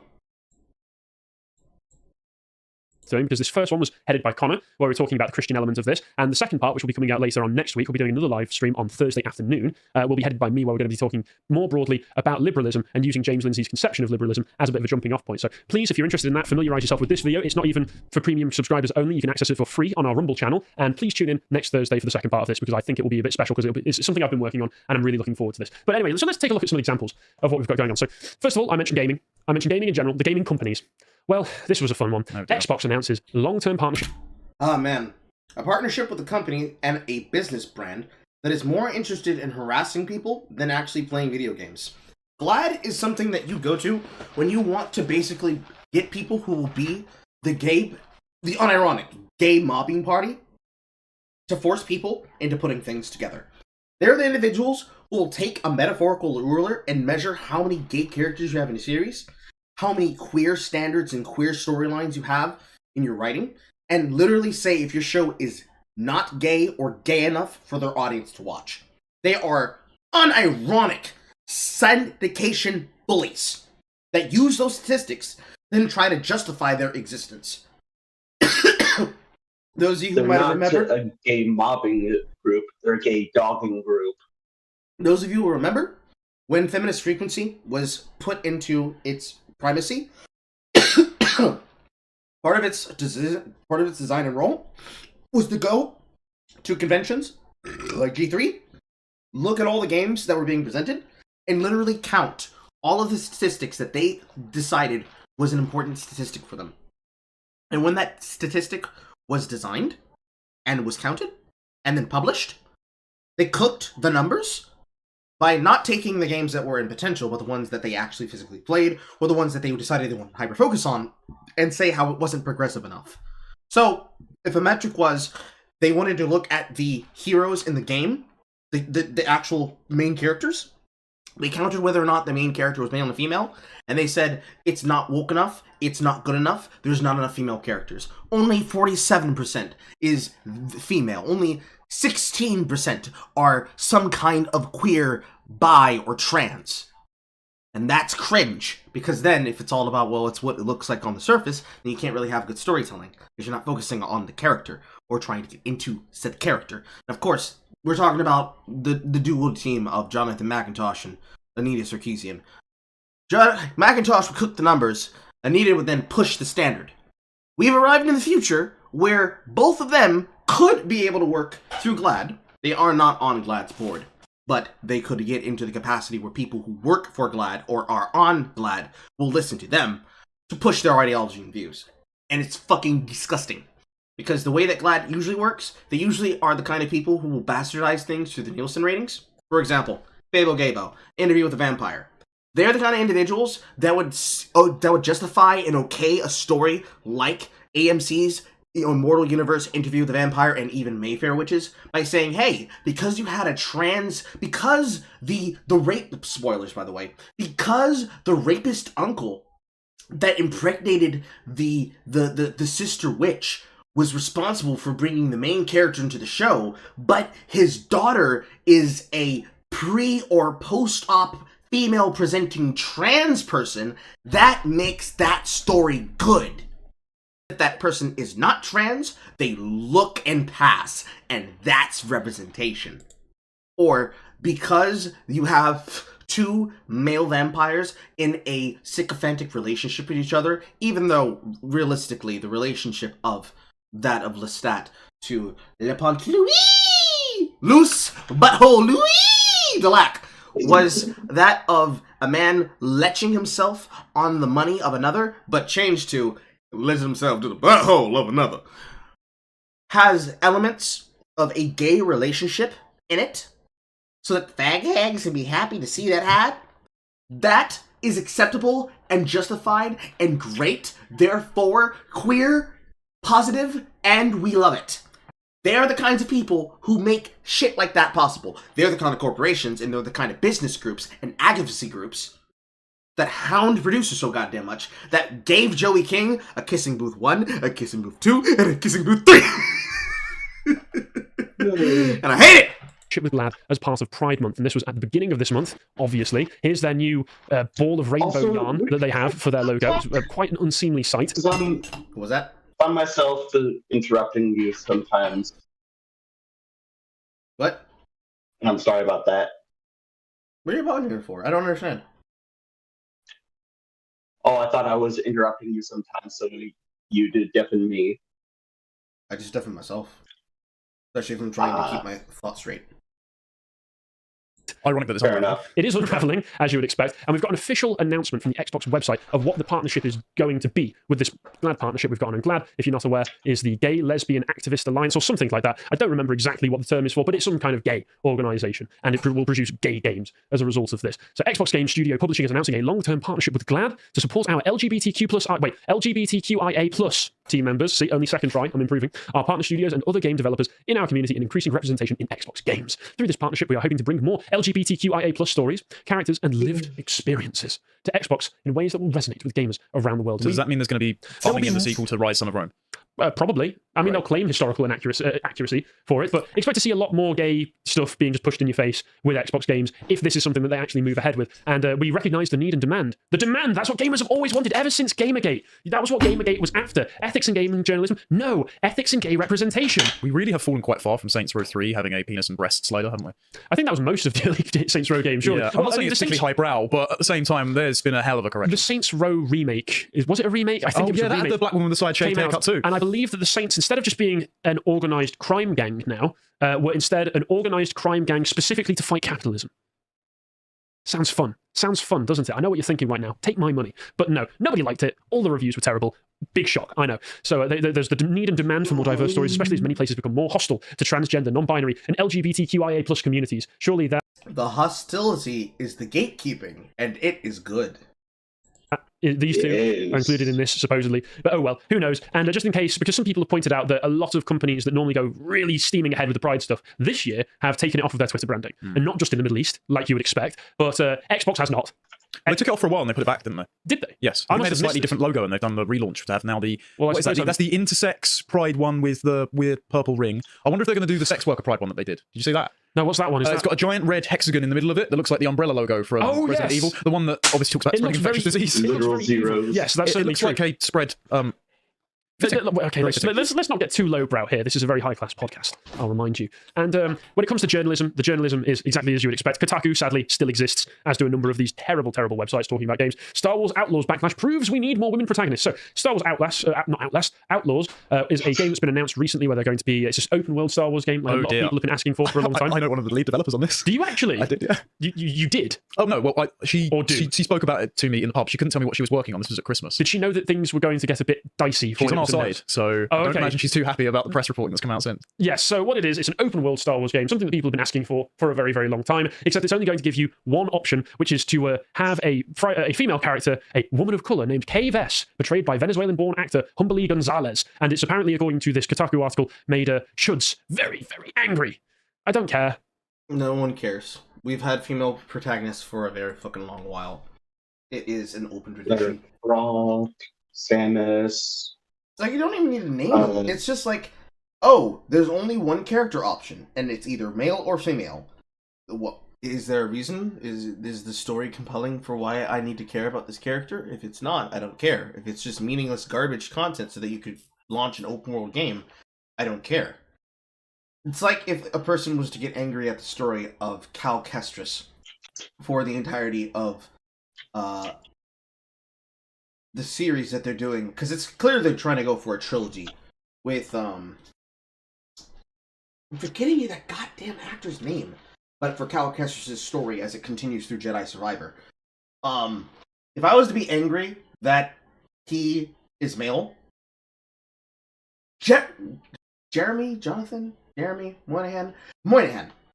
If I was to get mad at them just inksuit acting all the way through with Moynihan's face, it'd be fucking meaningless. Because that kid's got a face made for fucking Star Wars. He looks like a Star Wars character. It wouldn't matter. It's like getting angry that the Thief franchise originally only had 1%, well, technically still does have 1%. We don't talk about the EDO's Thief game. Only had the perception of one character, and that being Garrett. Like, him being a male character had really less to do with that and more to do with the story going on. Like, having an immersive sim stealth game was important to having a world that felt alive. Not you getting upset and angry that they are experiencing the game. Like, all the things you guys are focused on are fucking stupid. And they're stupid in a way that can't be understood. And it's trivial. It's not just that it's trivial, it's meaningless. There is literally no meaning to being desiring and trying to force and claiming a want for these supposed queer stories that you're not making. Because if you wanted to make these games, you could. Do a game jam, invite people who know how to code, implying that you know how to code, and design these games in fucking RPG Maker. Design these games in RPG Maker the same way that Undertale was designed in RPG Maker. And make these games that you say that you want, and show that you want them.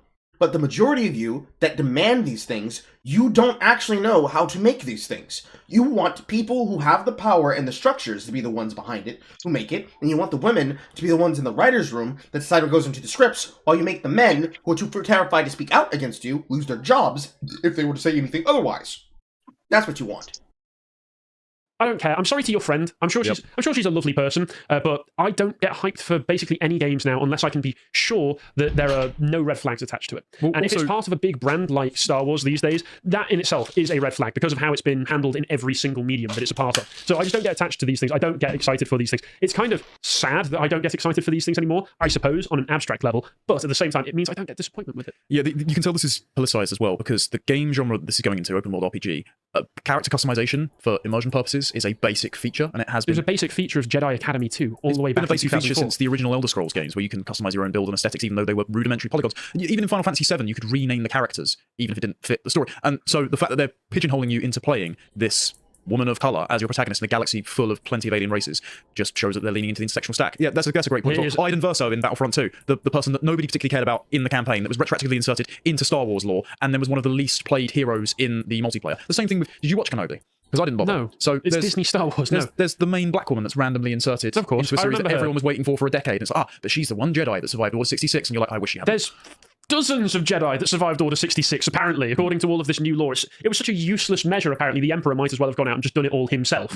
And he could have, because he was just good like that. I miss old Palpy. Old Sheev Palpatine. Oh, brings a tear to my eye. But these characters, not a single one of them is memorable. Not a single one of them is likeable. And you talk about chuds being angry. Yeah, there might be a bit of an annoyance when the initial announcement is made about it, because they go, oh, God, here we go again. Most people wouldn't actually have a problem with this kind of choice of character creation if it weren't for the fact that there wasn't a well-established line now that when this happens, the character will inevitably be insufferable and probably quite poorly written. Yeah, you can see that the default character archetype of like side-shaved head woman of colour is a stand-in for, one, the self-insert of most of the diversity hires making and scripting the games, and two, it's going to be a mouthpiece for capital P progressive values that I just don't want to hear when I get in from work and want to shoot some robots. Yes, and let's hear the talking points they do here. So Star Wars Outlaws falls into one of the more unfortunate centre rings on the Venn diagram of bad actors, gamers, and Star Wars fans. That's right, just insult your core audience. That works every single time. This is a franchise still reeling from Mary Sue allegations. No, the producers and writers and directors are reeling from those allegations. Everybody else has moved on. And general hatred thrown at Rey, the lead in the sequel trilogy, and has mentioned the vestiges of the Gamergate hate campaign. Ding, ding, ding, ding, ding.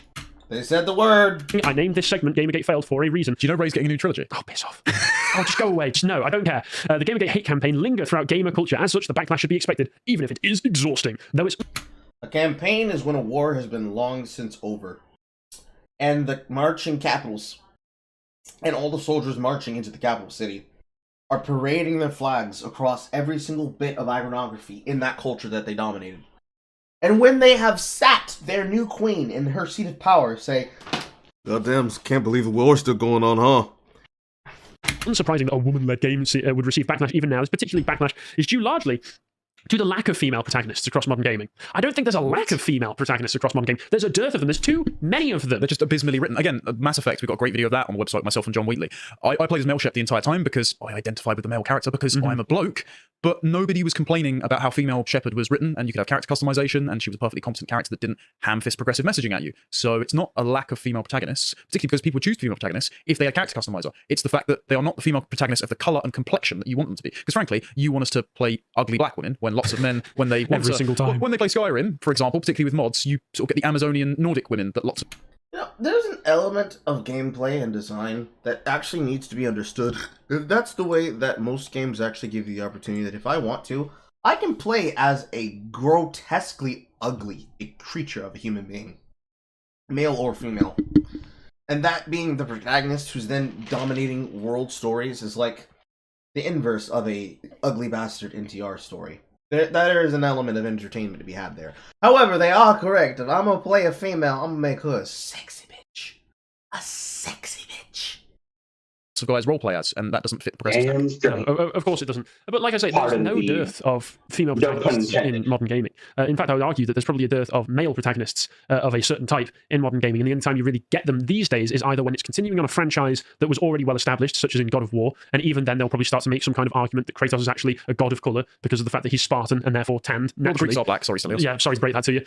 And maybe something like the Dead Space remake where Isaac, but even then they did everything possible to change everything around Isaac to make sure the game was as up to date politically as possible, rather than just create the kind of faithful remake that we were really looking for. And once again, we can look back and find articles these days talking about HR exec says it's on women to solve the industry sexism problem 10 years ago this month. Now, aren't we so glad we've moved on past this, where a woman in the gaming industry suggested that, hey, if women have a gay problem in the gaming industry, maybe they should just deal with it. I mean, obviously, I'm not forgiving people the sorts of allegations that came out of the Activision Blizzard controversy, but if you go back and look at our coverage from that at the time, there was a lot of nonsense mixed into those allegations alongside more serious cases of sexual harassment that were going on in the company. So once again, you can mix a lot of these things together to make a situation seem much more pervasive than it actually is. And if I see here, yes, that's a man writing this article, physiognomy check.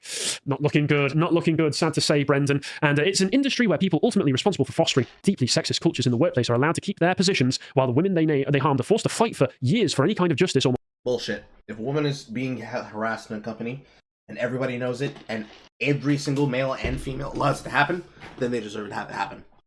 Period. As a game designer, I'm not going to have people tell this fucking lie. Don't pull your headset out, Carl. I'm not going to have people tell this fucking lie. If you are a person who works in the gaming industry, in any industry, and you are aware of harassment that happens on... That wasn't a good sound. Did I actually pull it out of a ratchet position? I think I did. Hello. This just in! Carl's body weight is so heavy he can actually make his chair do things against its will. Hey. Dang it, Carl! There we go. I don't think I If should you make that. I don't are think aware I my should headset's make not, I can't Tony hear you. jigified anymore then.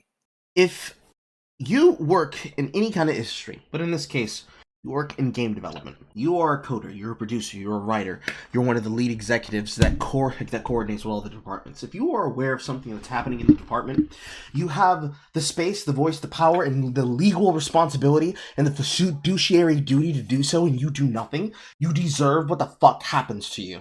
Period.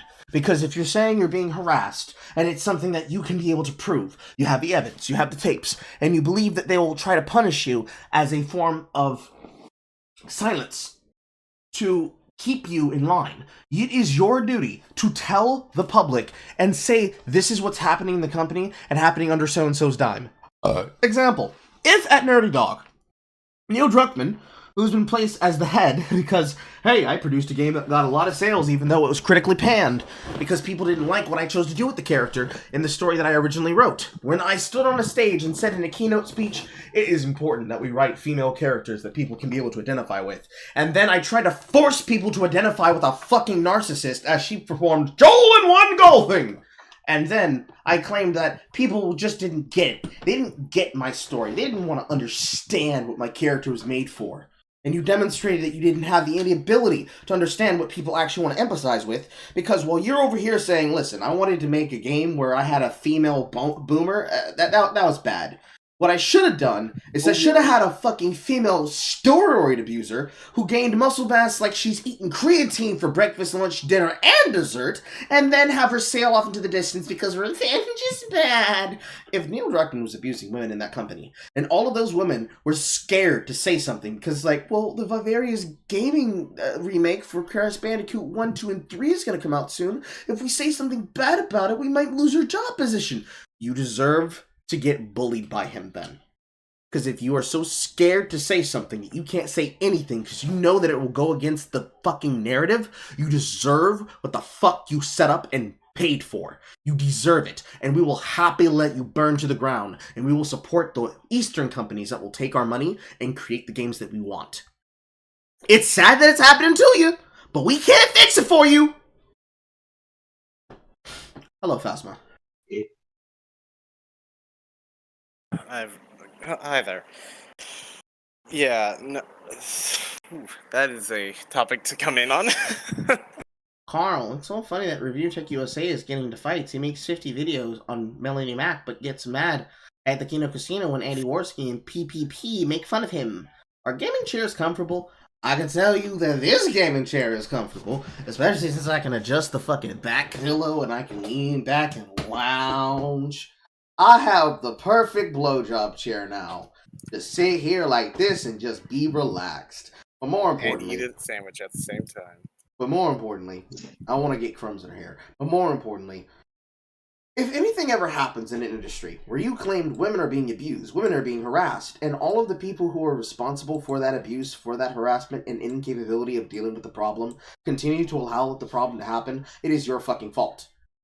This does not mean, all those women who got harassed at the company, who had their breast milk stolen at Blizzard, you're saying they deserved it? No, what I'm saying is that if you knew that Steve was stealing your fucking breast milk and you didn't say anything about it, and it took people like the much hated, much loved, hated by game journalists, but loved by fans, Richard Lewis and others like him, to reveal that the Cosby Room was real and that they knew about this shit for years in the gaming press, but people like Jason Schreier chose to sit on it because they wanted to be in the good graces as access journal media, you deserve what the fuck happens to you. You deserve your breast milk stolen. If you're not willing to speak up on social media and be like, I recorded this man stealing my breast milk from the company facility room that I made sure to tape because I told them multiple times it was happening and they said it couldn't be possible, and so I proved it, and now they're trying to fire me for it. The second that happens and you say that, sweetheart, I will be 100% behind you with a giant dildo put in the ass of the man who stole it. Because, hey, he wanted to steal your breast milk? We finna steal that man milk. Come here. We finna steal that man milk. Hey, yo, what? What's good for the goose is good for the gander, baby. Oh, we God. believe in the Old Testament here. Give me your milk! Give me my milk, man. Hey, my milk. But anyways, if you don't speak up, you deserve what happens. And most of you deserve it because the gaming is bad now. You cared more about having diversity in gaming than you cared about having good games. Therefore, you can do nothing for me, because I'm not interested in your diversity in gaming. I already have diversity in gaming. Diversity of thought, diversity of opinion, diversity of presentation, and diversity of genre. If one genre cannot provide, I will simply go to the other. More commonly, simple compensation for what they were put through. And it's an industry where time and time again, HR teams are complicit. Even on those cut and dried occasions where the evidence is so overwhelming that HR suggests firing an employee, there's always a chance executives will overrule them to keep sexual harassers on staff. And that's terrible. I'm not. Because they know that the people who are the sexual harassers are people that they literally cannot do without. That's how most of them keep the abuse in place. That is a horrible practice, but it's kept in place because of the individuals who are responsible behind teams like that of WoW. You care more about desexualizing gaming and making things safe so that you can sell games in a company and a country that want you to die than you refuse the Chinese semen. But you'll drink their male milk all day. You'll drink that man milk all the fuck you like. Because you like slaves inside the Guangyin provinces. You love when China's willing to view your money and view your shit and help you produce Western propaganda films and Western crossover films so that you can be able to have stars from their country or stars from their region show up in your properties to try and make them popular in another region. While you continue to insult the fuck out of everything possible with that genre, with that franchise, because you just thought it was great. You love that shit. All of you do. You're not going to change. You're not going to get them out of staff. But you're going to keep doing it. Because you like the power more than you want the position to make things better. Not forgiving that, but once again, the solution to all of this is not just let's empower HR departments, because HR departments are a nightmare to deal with in the first place, and a lot of the rest of this article in providing examples points to the woman who was the subject later on, went on to join Tesla, because it's talking about the particular executive who said that maybe women should just deal with it, is what he came out with, and accuses then Elon Musk of sexual misconduct. Right. So that's the kind of sexual misconduct we're talking about, the kind that is easily disprovable, and it hasn't been taken to court, but we're going to say that it's just a black mark against your name for the rest of your life. And then ends with saying, BioWare built up a bit of goodwill as an early AAA developer by depicting same-sex relationships in its game, but it burned through a chunk of that with the rollout of same-sex relationships in Star Wars The Old Republic. Not only did it backburner the feature so it could focus on giving subscription MMO a free-to-play overhaul, when it finally did launch same-sex relationships, they were going to be restricted to a single planet and locked behind an expansion that players would have to pay for. And this was 10 years ago in January of 2013, and the people still complain about this kind of nonsense. Get articles like this, how black women in the UK have made their mark on the video games industry. I mean, citation needed, but let's check that citation, shall we? Just beyond anything, I just wanted to play games, man. Honestly, that's all I really wanted to. I just wanted to play video games. How did you guys make us into racists? All we wanted to do was play video games, and now I gotta go and hang a bee. Also, it has engendered total apathy in me. Again, through all of the various commitments I get basically 0 time to play a game, except for maybe revisiting a Telltale game once a year over the course of a week, because they're short and episodic. Other than that, it's like you said before, yeah, you might get mildly annoyed that a property from your childhood has become a parasitic vehicle for progressive values, but then you're so distant from it, it's been bastardized so much, and then you just sort of shrug and not give it money and not give it any attention. Yeah, that's probably the best way to go about it, really. I could read a bit more of this article, but the title really says it all. Let's just say, go away. There was this hilarious one. Why do you hate us? The gaming industry's abuse problem. Women are still facing sexism and abuse in the industry. Now listen to this example given at the beginning here. Normally, I'd find this quite relaxing, or at the very least quite fun. I'm sitting in a white square room trying to play a computer game. It's relatively simple. When a ball appears on the screen, I click it. The aim is to try and click as many as possible. Sounds like the sort of game that's perfect for a woman playing games. It should be easy, but it's not. That's because when I start playing, voices suddenly start to sound off around me. Stop playing a man's game, little girl. Yeah, click the ball on the screen. That's a man's game. Someone kill this whore and slut. To make matters worse, dark shapes start appearing against the whiteness. Silhouettes of men pressing against the walls, trying to get in. Is this just schizophrenia? That is literally someone's schizophrenic dream. What the fuck? I'm sitting in a white. Yeah, I'm sitting in a perfect white square. What? The AC is on. The AC is on.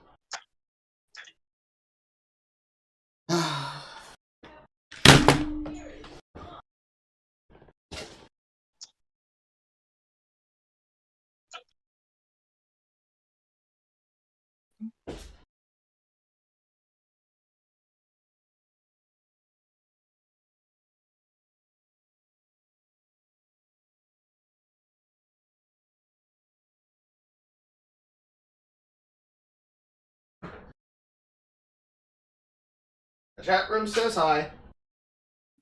Yes, we do. My chat room says hi. My chat room says hi.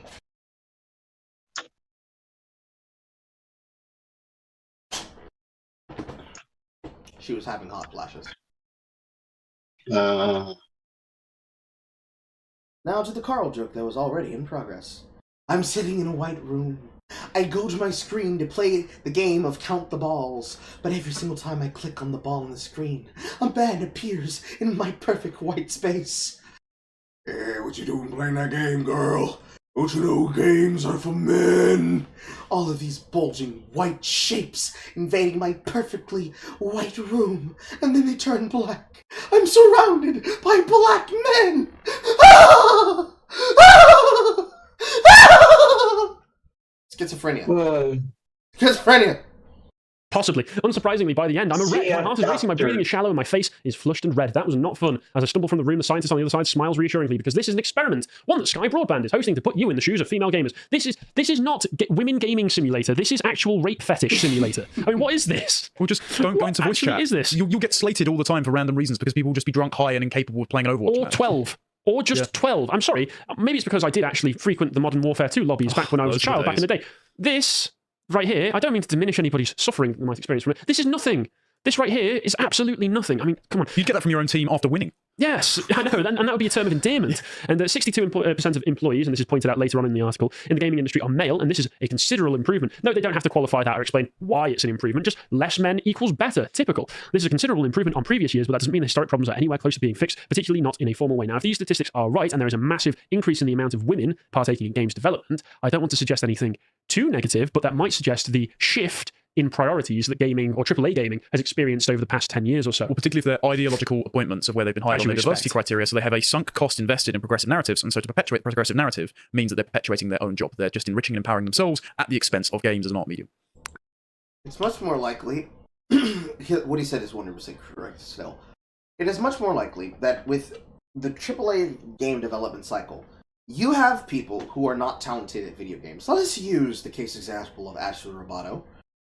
You have individuals who have never played action real-time games at all. Period. Any game that they've ever played has been a game like that of Stardew Valley.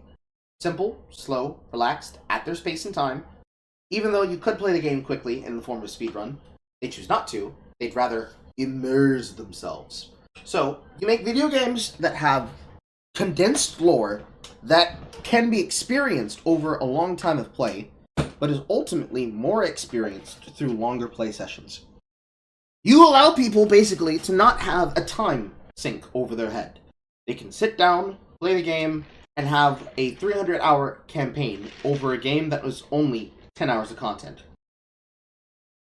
Because they do meaningless side quests, learn details about stories, and something like that of Dad of War and Dad of War Ragnarok, with all the bark commands that come through, showing what is effectively characters that I don't care about, and that you wouldn't care about, having the ability to speak and talk with the faces of actors that they know, because that to them is fun. Going through a walking simulator that is similar to that of a visual novel, where you can't fail, because even if you're playing on the hardest difficulty, everything has been solved for you by all the people who have already designed, developed, beaten, or innovated the path that you chose to copy off the IGN article that you're reading it from. Doesn't matter if it's actual visual novels, doesn't matter if it's JRPGs with a fucking handout written in front of you like you're playing for Game Grumps. Those individuals do not play the kinds of games individuals like myself play. And I'm not talking about League of Legends. Nobody should play League of Legends. I'm talking about Don't Starve Together. I'm talking about Path of Exile. I'm talking about Darkest Dungeon 1 and Darkest Dungeon 2. I'm talking about Non-Guns. I'm talking about MapleStory, but a MapleStory server that has the old game design where you have to spend hours upon hours of grinding because that's what old Big Bang used to be. I'm talking about the kind of Korean MMO grinders, the kind of MMORPGs, and the kind of multi- or single-player sandbox environment games where you must learn through trial and error. They do not like playing those games because those games have a bridging cost to them, which is not only a time sink to learn the mechanics, but also the experimentation to get into them. That requires you to actually learn about pedagogy. And why would you learn about pedagogy? That's a boring thing. Nobody wants to learn about learning. Why do you want to learn about learning? Let's go have the lead voice actor for the game go on stage in a full golden snakeskin outfit and talk about how great it was while you don't play any of the Academy music to get him off the stage to move on to the next game commercial so that the king of Tostitos and Doritos can keep you entertained with the quote-unquote game show that's in front of you. So you can be able to get Deborah Ann Wool another job playing a character that looks like herself. Because that's what we needed. That's what I needed, bro. And I'm not even saying it because I dislike Deborah Ann Wool, or Chloe Grace Moretz, or even fucking Mike Judge. What I'm saying is that it's boring. Your game style and the things that you make are boring. They are boring because they're not engaging. They're not engaging because you have taken all of the actual skill out of them. The difficulty, the mechanics, the outplay, all of it. Single, multi, player versus player, you have stripped them of what they are operant for. And what you have replaced them with is stories and buttfuck stories and same-sex MB queer stories of characters like that of Cal Kestis and his dummy mommy girlfriend, because you want people to feel an episodic story, like they're playing a movie game. And the movie game is only entertaining in the sense that you're able to hit the balance that is on one side of the scale, Beyond Good and Evil, and on the other side of the scale, Ratchet & Clank and Jak and Daxter, with Crash Bandicoot and Spyro right in the middle.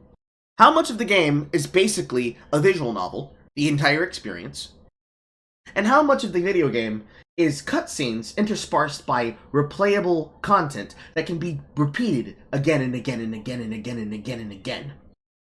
And that gameplay loop is what keeps people engaged. What we seem to have landed in, for the games industry, is we've landed in on the further edge of that scale between Destiny, Borderlands-like. I say Borderlands-like because if we were to say looter shooters, it wouldn't be accurate. It's the kind of looter shooter that has a story, But realistically, what you're doing is perpetual grinding for your favorite guns and your favorite augments. And the kinds of games that are on the further end of this spectrum, but with a little bit of touch. Somewhere in between this is video games like that of Ni no Kuni, Kingdom Hearts as a franchise, and in more recent memory, things like Saints Row. Saints Row, the 3rd, the 4th, Get Out of Hell, Saints Row 1, Saints Row 2, games like that.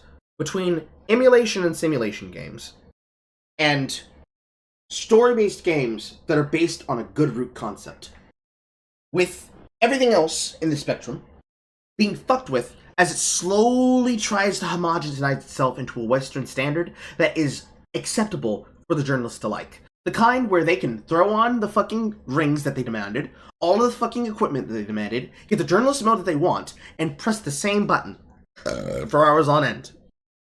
And, like I showed you in the video that was actually on my channel, from one of the segments that I actually recorded. I will play that for you now without the sound. In one of those segments that I've presented and played, remember last time, Carl. Close video, then new picture that I showed you on my segment for the channel. On that particular piece of detail, the man sits there with a fucking, I don't know what it was. Was it a sandwich? With a sandwich in his hand, eating. Oh, baby, look at that. Pressing one button. Shut up, past Carl. Eating with one finger on the button. Mashing. And then people got angry saying, oh my god, the story's bad and the combat's horrible. But this is what happens when you make the demands for what you say is stopping people from getting into games. We don't want people to be elitists about things like mechanics and understanding and certainties and skill and combos. We want people to play the game because they want to be able to experience the lore and the story.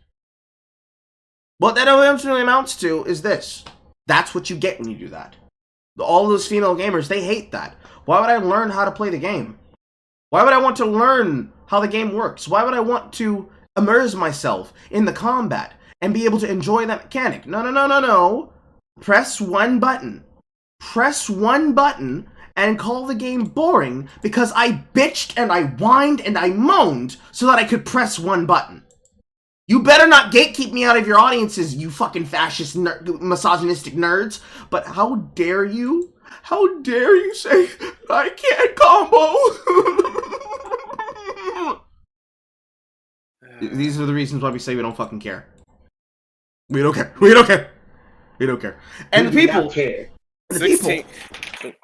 people. No, frick.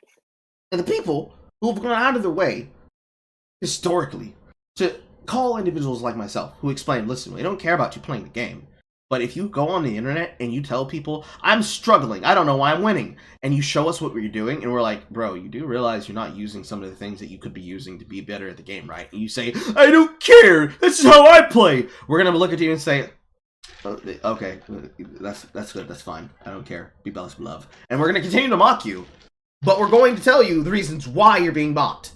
And when you say, well, I know that, but guys like you are the reason it's a problem, we're still not gonna fucking care. It's kind of like a woman who was bitching about Elden Ring. She was losing to one of the Erd Tree bosses. The Protectorate boss with the spear and the axe that double team you when you're fighting in the Root Tree areas. Got mad she was getting her ass owned 2v1. She posted her game content, and she was refusing to use Spirit Ashes. Everybody addresses this as well as the Purifier buffs that she could have been using, and she said, no, Spirit Ashes are cheating the game. And at that point, I throw my hands up and I say, bitch, what the fuck are you talking about? Those of you who remember will remember how I used Mimic Tier. Who remember how I chose to do the first phase of Melania by fighting her to get her to bleed out, because once you summon a Spirit Tier Ash into any fight, it disallows you from being able to resummon them if they die. So I made sure to use the Mimic Tier as a form of bait so that we could bleed the bitch to death before she could be able to get through. And that doesn't make me less skillful, because there is a form of skill in devising that tactic to be able to understand her mechanics well enough that I could be able to fight her. Now, could I have gotten good and just simply soloed her just like Let Me Solo her? I could have. but I also got good enough that I could be able to bully Loretta the Mage on his horseback at rune level 30 with just a fucking katana and the buckler parry.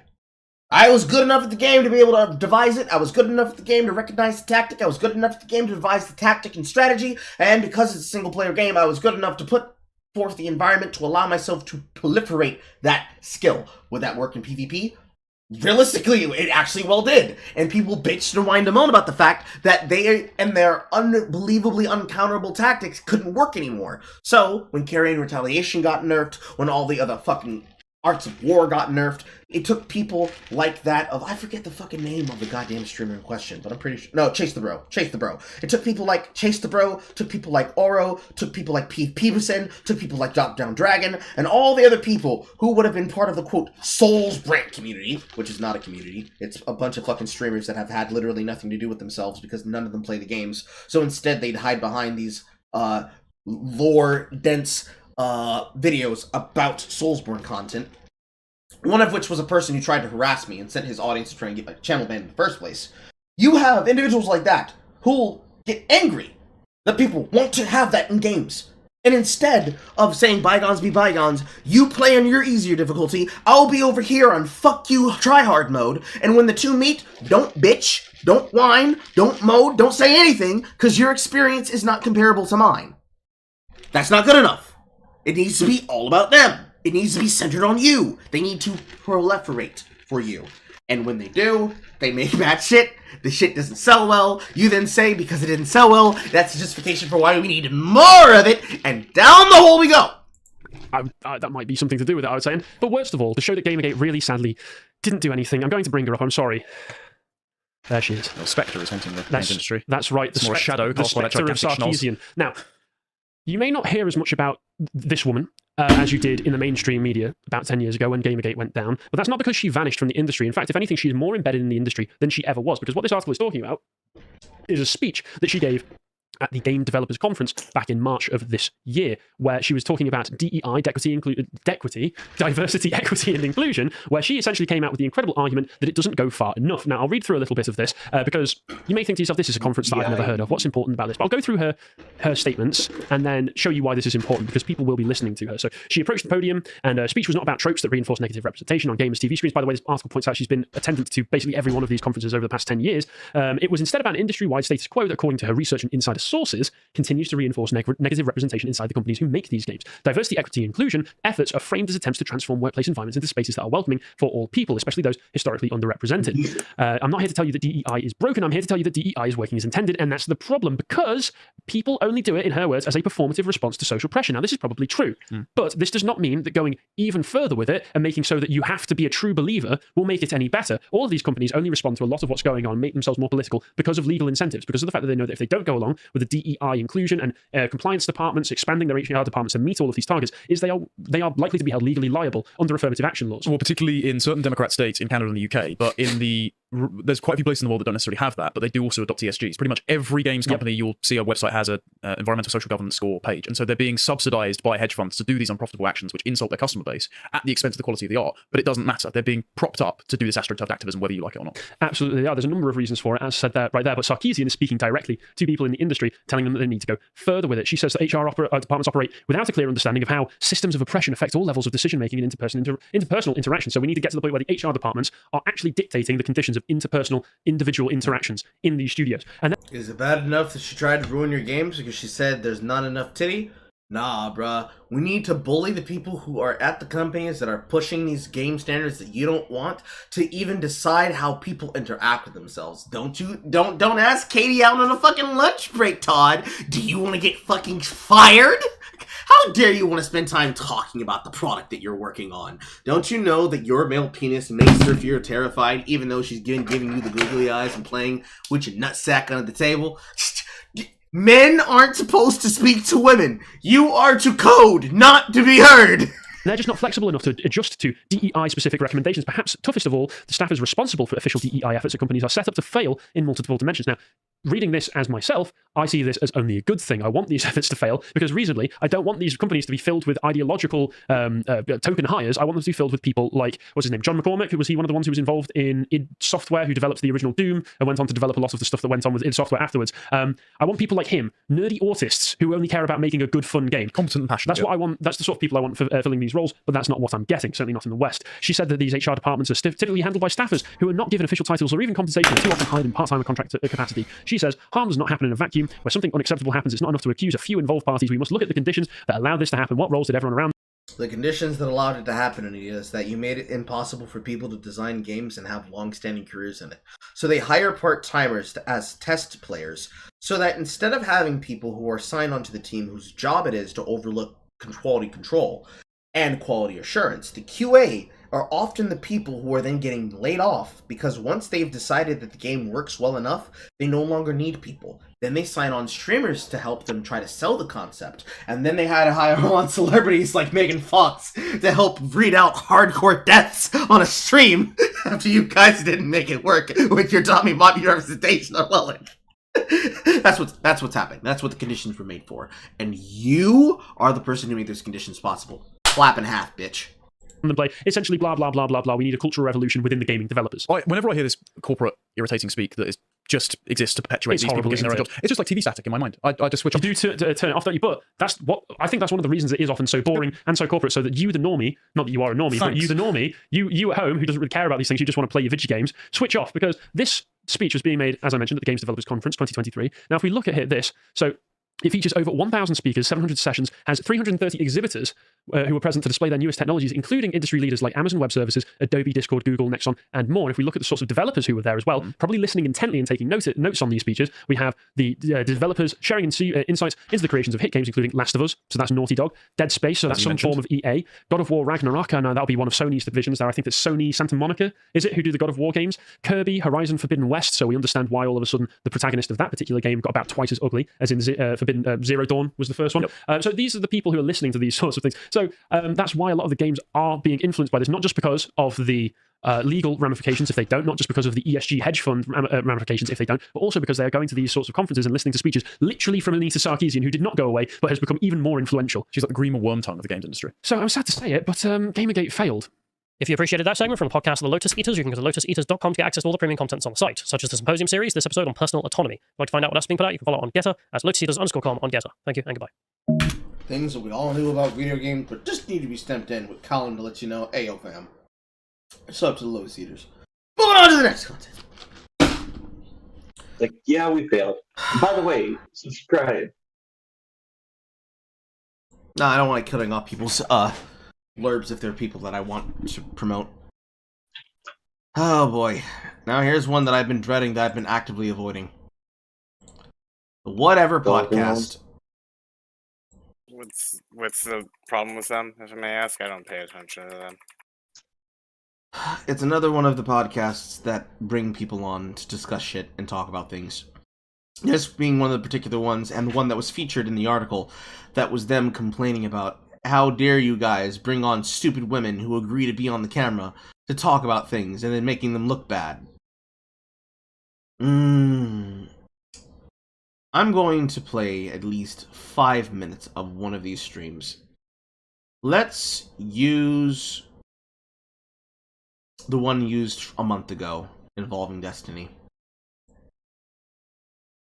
To the Whatever Dating Talk podcast. Thanks for tuning in tonight. You could have been anywhere in the world, but you're here with me. I appreciate that. We're coming to you live from Santa Barbara, California, every Sunday and Tuesday at 7 p.m. Pacific. I'm your host, Brian Atlas. I'm joined by my co-host, Kiki.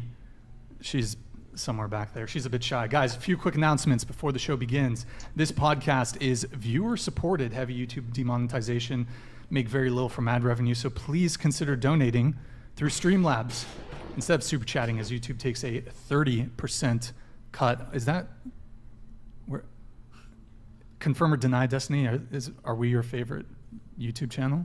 You're my favorite YouTube channel. Thank you. You're the one I've donated the most to. Yeah, that's true. That's super chats, or yeah, that's an endorsement right there. Okay, I'm going to clip that. Okay, so YouTube takes the 30% cut. I wanted to shout out our top 3 big Ds of the month. We got Bad ZXC, Ivan Jr., Victor. Thank you guys, really appreciate it. If you super chat 100, YouTube takes 30. If you donate 100, Streamlabs only takes 3. So if you want more of your patronage to go towards whatever instead of the pockets of woke megacorp YouTube, please consider donating via Streamlabs. So, also donations and super chats $10 and up will be displayed.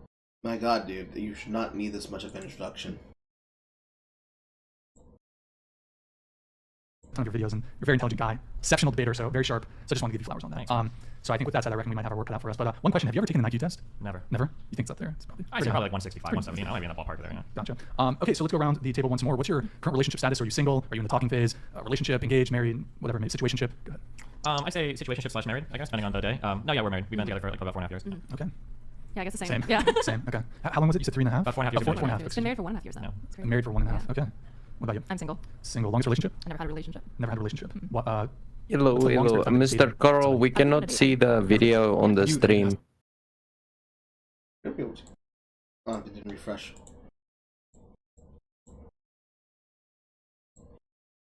Streamlabs needs to fix that. We need to make it so when I refresh the window comes the fuck back up like I had it.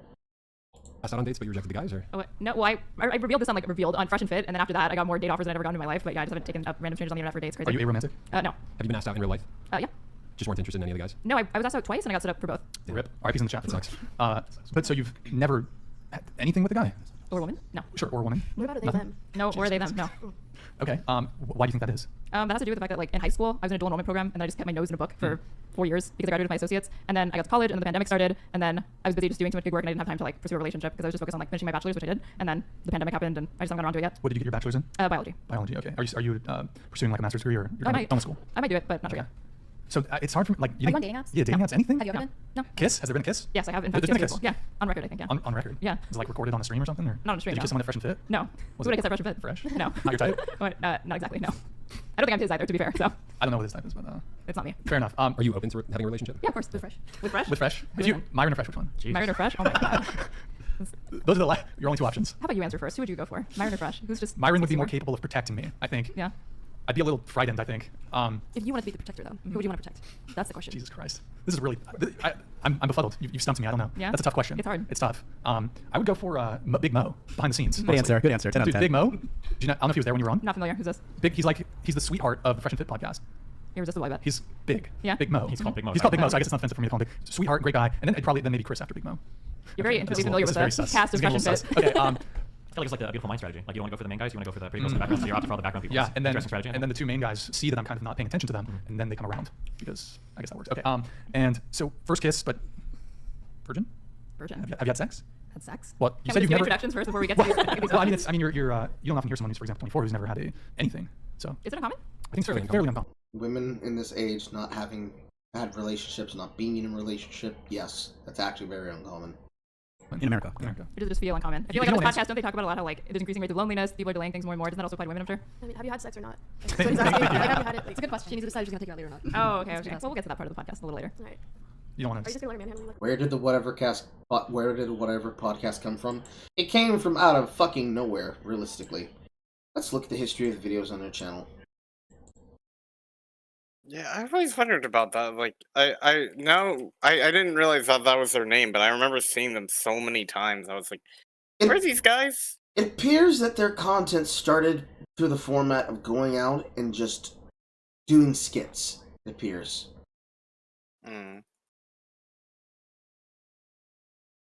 Yeah, they started out as what apparently was a prank channel. And then, when did they make the switch over? Because all I'm seeing up to 2 years ago is pranks. A semi-popular form of pranks. Most popular videos. Pranks about drowning babies. Pranks about 11-year-olds hooking up and trying to pick up women. Boobs. Lots and lots of old YouTube-style ad revenue boobs. But latest videos... It seems that the most latest video that they made was of 2 years ago. Which means, in their live streams, Their Dating Talk podcast started 11 months ago. So they started doing that 1 year after they stopped making prank videos, because they already had a channel that they could work off of, so it didn't really matter if they did it or not. The Whatever podcast officially has only 7 episodes, but the Dating podcast itself has 80 plus and growing. So all of these shits, all these things, all of this shit specifically originates from just, we made a big channel, we utilized that big channel, and because we utilized that big channel, we are going to have women on, and we're going to have hosts in the media sense on, like Destiny and Melina. That's, not promising. Not promising at all.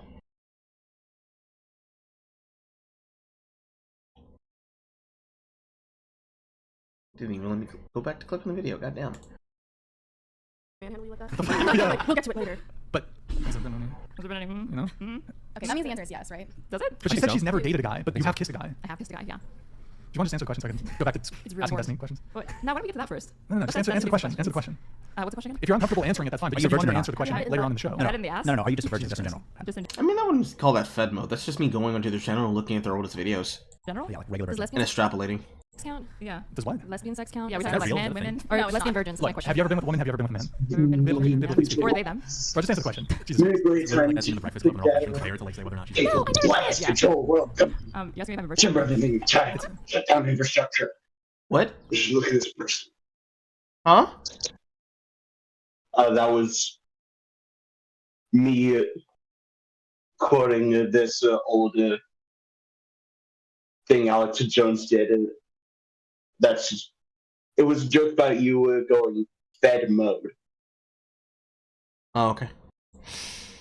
Now, let's see here. There was a big controversy about one of these later episodes, because this seems to be a milquetoast conversation.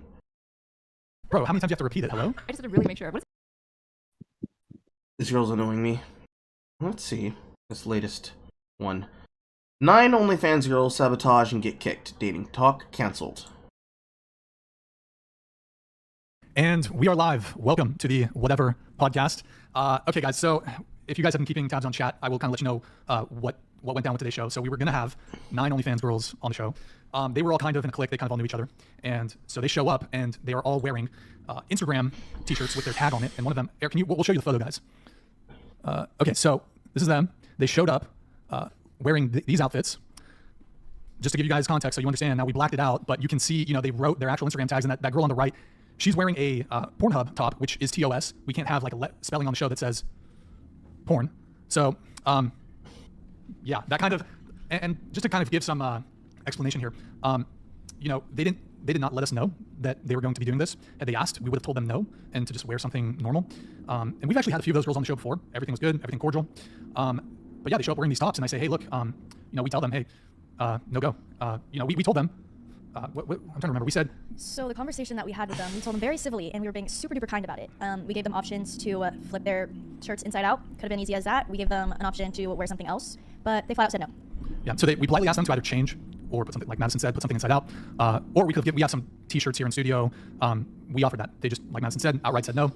So I was kind of put in this difficult position of choosing, well, you gotta understand it's my show. We want difficult position? Motherfucker's not a difficult position. Follow my rules, get off my platform. It's as easy as that.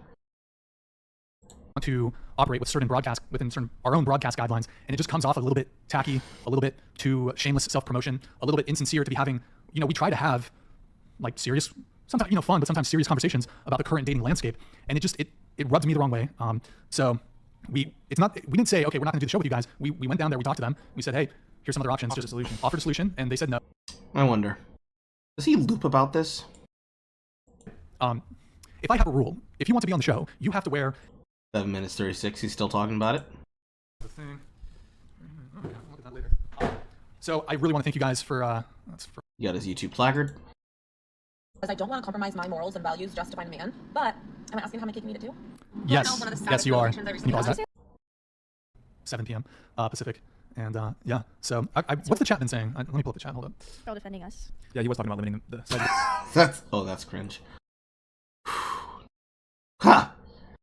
Women try to make use of you, so you have to talk about the reason why they were there, but you end up looping about the conversation for almost 15 minutes. I wonder, does he talk about it further on the podcast? To not abide by their broadcast guidelines, they're not going to... He's still talking about it 26 minutes in. About how they came in. Yes. It's not optimized to your desired level of... 26 minutes in. It just looks so fucking tacky. Like, go look at any other podcast. People really aren't. He's still talking about it 35 minutes in. Just touching, bro. I get it. Just touch and go. Leave. I'm not again. Move on. Do the actual content. When it comes to people wanting to come on the show to please. He's still doing it 39 minutes in. Yo, Declan, nice high-vis jacket, man. Appreciate it. Thank you for the super chat. It's all right, guys. The elf girls or Madison, can you read this? He's still talking about it 45 minutes in. So hold on. Let me get this straight.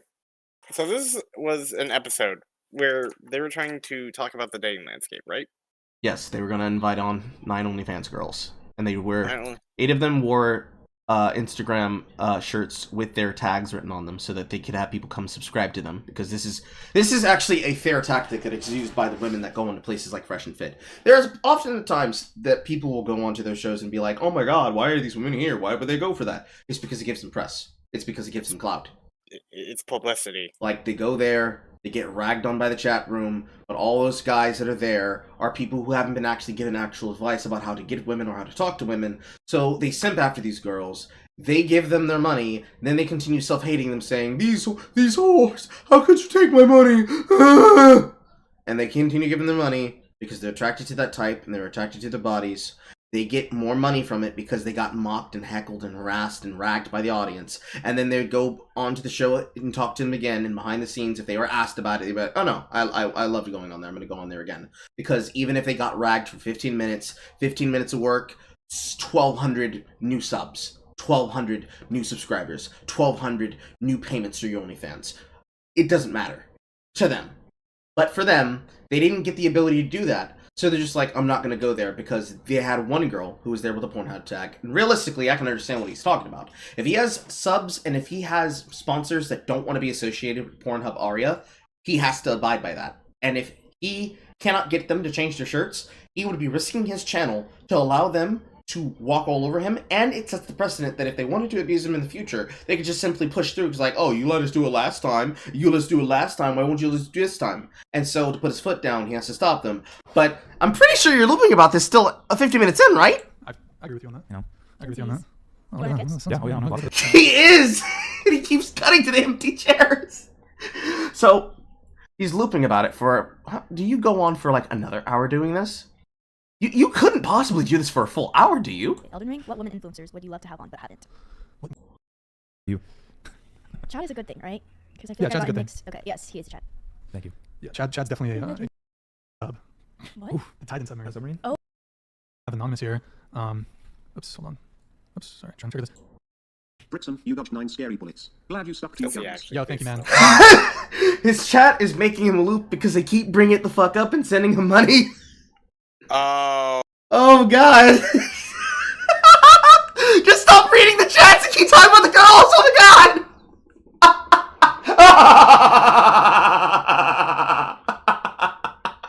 Oh fuck. Alright, so that explains why everybody was talking about that. Okay, so he molded for an hour and I don't even know. I'm gonna say hour 15 minutes. He fucking looped and molded for an hour and 15 minutes. Fucking Christ! Welcome to a... Alright. Let's not use a Destiny appearance. What looks like it'd be a good one?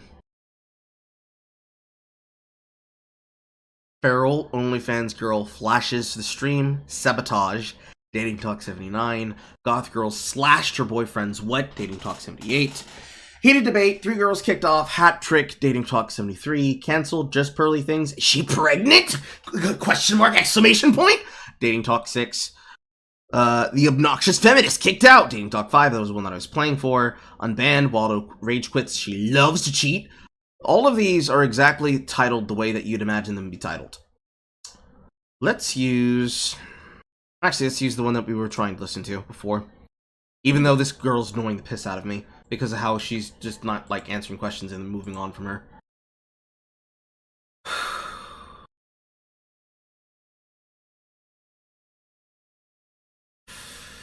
Alright.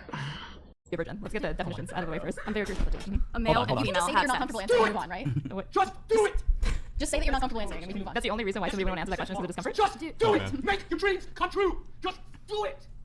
I think we should move on from this office. Good idea, Chase. All right. Well, I want to come back to Destiny really quick. Actually, we'll let everybody go. That's true. That's not what I was going to ask, but we'll let everybody go. Then I had a couple specific questions for Destiny. Go ahead. I am currently single. My longest relationship was 3 years. Okay. Billy Ray? I have a wonderful boyfriend. Rock and roll, longest relationship? About 4 years. Okay. I'm seeing someone. My longest relationship was 2 Closer years. into the mic, I am seeing someone, and my longest relationship was 2 years. Okay. John? Recently single, longest relationship, 4 years, 5 years? Sure. Mary? Currently in my first relationship, which is at 10 months. I am single. My longest relationship was about 2 years, 18 months, right around there. Yeah, currently single, longest relationship, about a year and a half. And can you give us a little more information about your current situation? My current situation being that I'm single and, what, you want me to go into the looking for a wife thing? Waiting for marriage. Waiting for marriage. Yeah, practicing abstinence and excited to meet the woman that God made for me, whenever that happens. Are you like newly abstinent, like born again abstinent, or are you? Everybody says the born again thing. No, I became abstinent in 2020. Like you were born in 2020, or how does that? As in, you've never had he became a Christian in 2020. Oh, no, I became, so glad for you. I became a Christian about 9 years ago, but I've been, I repented of fornication in 2020. Oh, gotcha. Yeah. Okay. So you became Christian in 2014 or 13? What sect are you? About March or April of 2015. Okay. Yeah. Or what denomination are you? Catholic? Non-denominational Protestant. Oh my god. Yeah. What? You have an opinion on that? Pick a team, okay? Make a decision. I mean, I'm looking at you don't go to a church either, right? No, I do. So now we're like what in a regular denomination church? It's a non-denominational Protestant. Calvary Chapel. Oh, they make non-denominational churches? I didn't even know that. Yeah. It's wild. Yeah. You can find them usually in strip malls right between like a Popeyes and like a Planet Fitness. Oh my right? god. They're just pretty normal churches. You know, they're not like strip malls. No? Mine's just downtown. Yeah. Oh, thanks. Yeah. So Wow. Really aggressive here tonight. Sorry, what's up? From her, you think? Or? Yeah, I guess, yeah. For everybody, we're just a lot of energy in here tonight. Is there Yeah. a little tension, eh? It's all good. Is it? Do you think it's because of the wig? Might be. I think that's. I think the wig is like staving off more tension that can enter the room. Oh, maybe. Yeah. Should we introduce more tension into the room? Should you take it off? I need to fix my hair. Holy shit, that's scuffed. I'll get up in a sec. Destiny, you have a son, correct? Yeah. Are you involved or is? Yeah, I lived there until he was around 9. Then I moved to California, then Florida, and then anytime I travel away, try to visit him afterwards. So Gotcha. I get to Nebraska where I hang out. You said he's 9? Yeah. No, until he was 9, he's 12. Okay, gotcha. And who here's bi? This whole side of the panel. Yeah. Okay. We're a bunch of degenerates over here. Totally. Haven't found God yet. On this side of the table. You will, in time. Destiny, hold on, wait. I should put this back on while I ask this question. Hold on. Are we decreasing the tension for this You question? look like Chucky. Chucky, Jesus Christ, I holy feel shit. more intimidated, honestly, with it on. It's a little scary. Yeah. You feel like he's gonna like try something? Yeah, like he's gonna attack me. It feels like I'm in Destiny. You won't. I'll hold him back. Don't worry. Oh, true. Yeah. Destiny, am I your type? I'd say no, probably not. What the fuck, dude? What's your type in terms of men? Like if they're Like liberal, progressive, you know, the they thems. You know. Come on, Like, really? appearance-wise. Appearance-wise. Like if I was just like bleeding heart liberal. What about Chase? What about Chase? Is Chase your type? That's not how Destiny talks. Destiny's talking like that specifically because he's trying to give short answers. Because he's using it as a way to control the conversation and get under his skin. You give short answers, and you try to be affable, and try to be jokey, which keeps you on your feet so that you can discuss amongst other people. And the more that you do that, the easier it is to be able to control the energy of the conversation and push things in the direction that you want them. That's the way that Destiny speaks and talks when he's trying to control a situation.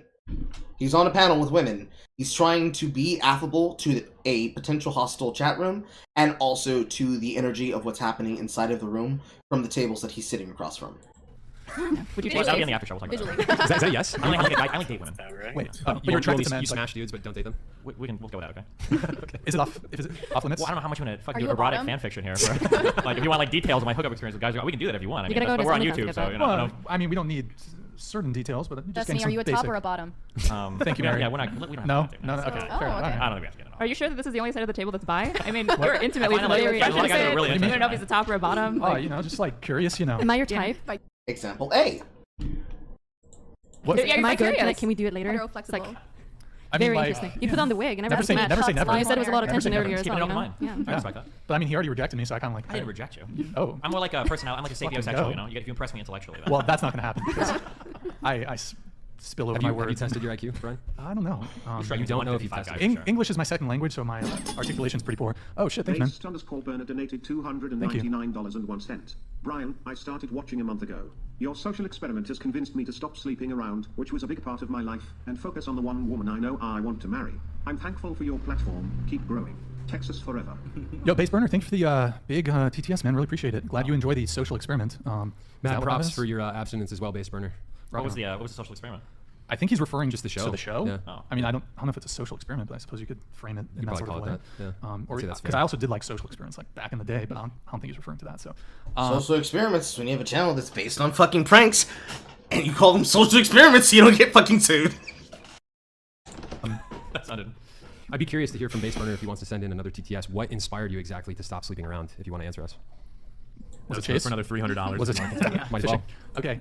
So just a question about your guys' relationship. So is it from my understanding, it's a polyamorous relationship. Is that right? Yeah, basically. Kind of, yeah. Kind of, yeah. Is the way kind of flippant? We don't have like a Is third. it flippant? We don't have. Wait, what? Is the way a little flippant when I'm asking serious questions? Like a little. Don't worry about it. Yeah. Don't worry about I'm it. getting used to it now. I've seen you more with red hair than not red hair, so it's actually kind of normal. Okay, cool. I'll take it off in a bit. But You guys were kind of wishy-washy on that answer. What, It's like, we're like probably we don't live with like a third person. What are like the rules of your guys' relationship that you have with each other? Like, what are the rules and boundaries? I think generally we just try to communicate with each other when we see other people. Honestly, yeah, and that's pretty much it. And that's generally it. Does anybody have veto power over the other? I mean, like in any relationship, anybody does, right? Like if somebody wanted to see somebody and the other person like hated one of your partners, it's probably not good. So Have you guys? So Melina has like an indefinite veto over you, and you have an indefinite veto over her. yeah, It's of course, that's that's like a hard no. like if we have like mortal enemies and the other person like stupid, it's probably not gonna work out very well. Well, yeah, no, I'm not like leading you into any kind of like gotcha moment. I just genuinely want to know. So if she wants to sleep with someone, you're like, no, she has to respect it, and then vice versa. For Yeah, him. I mean, Has that if actually someone happened before? Where you had to veto or yeah, sometimes yeah. There's a lot of like streamer stuff that gets really dramatic sometimes. So yeah. Do you feel like explaining the circumstances? Like, let's say that someone sleeps with a monogamous person, and then they get really obsessed with you, and then it's kind of like, this is really toxic. Like, I want to keep seeing this person, but they're like really shitty towards my partner. So of course I would want to like that's not fun. It's not fun for me to listen to someone I'm sleeping with that hates my partner, or the other way around too. Like knowing that he's sleeping with someone that hates me. Would you Just even feels entertain? Would you even entertain that as a woman? Like, this guy like definitely hates her. I usually husband. just sleep with girls.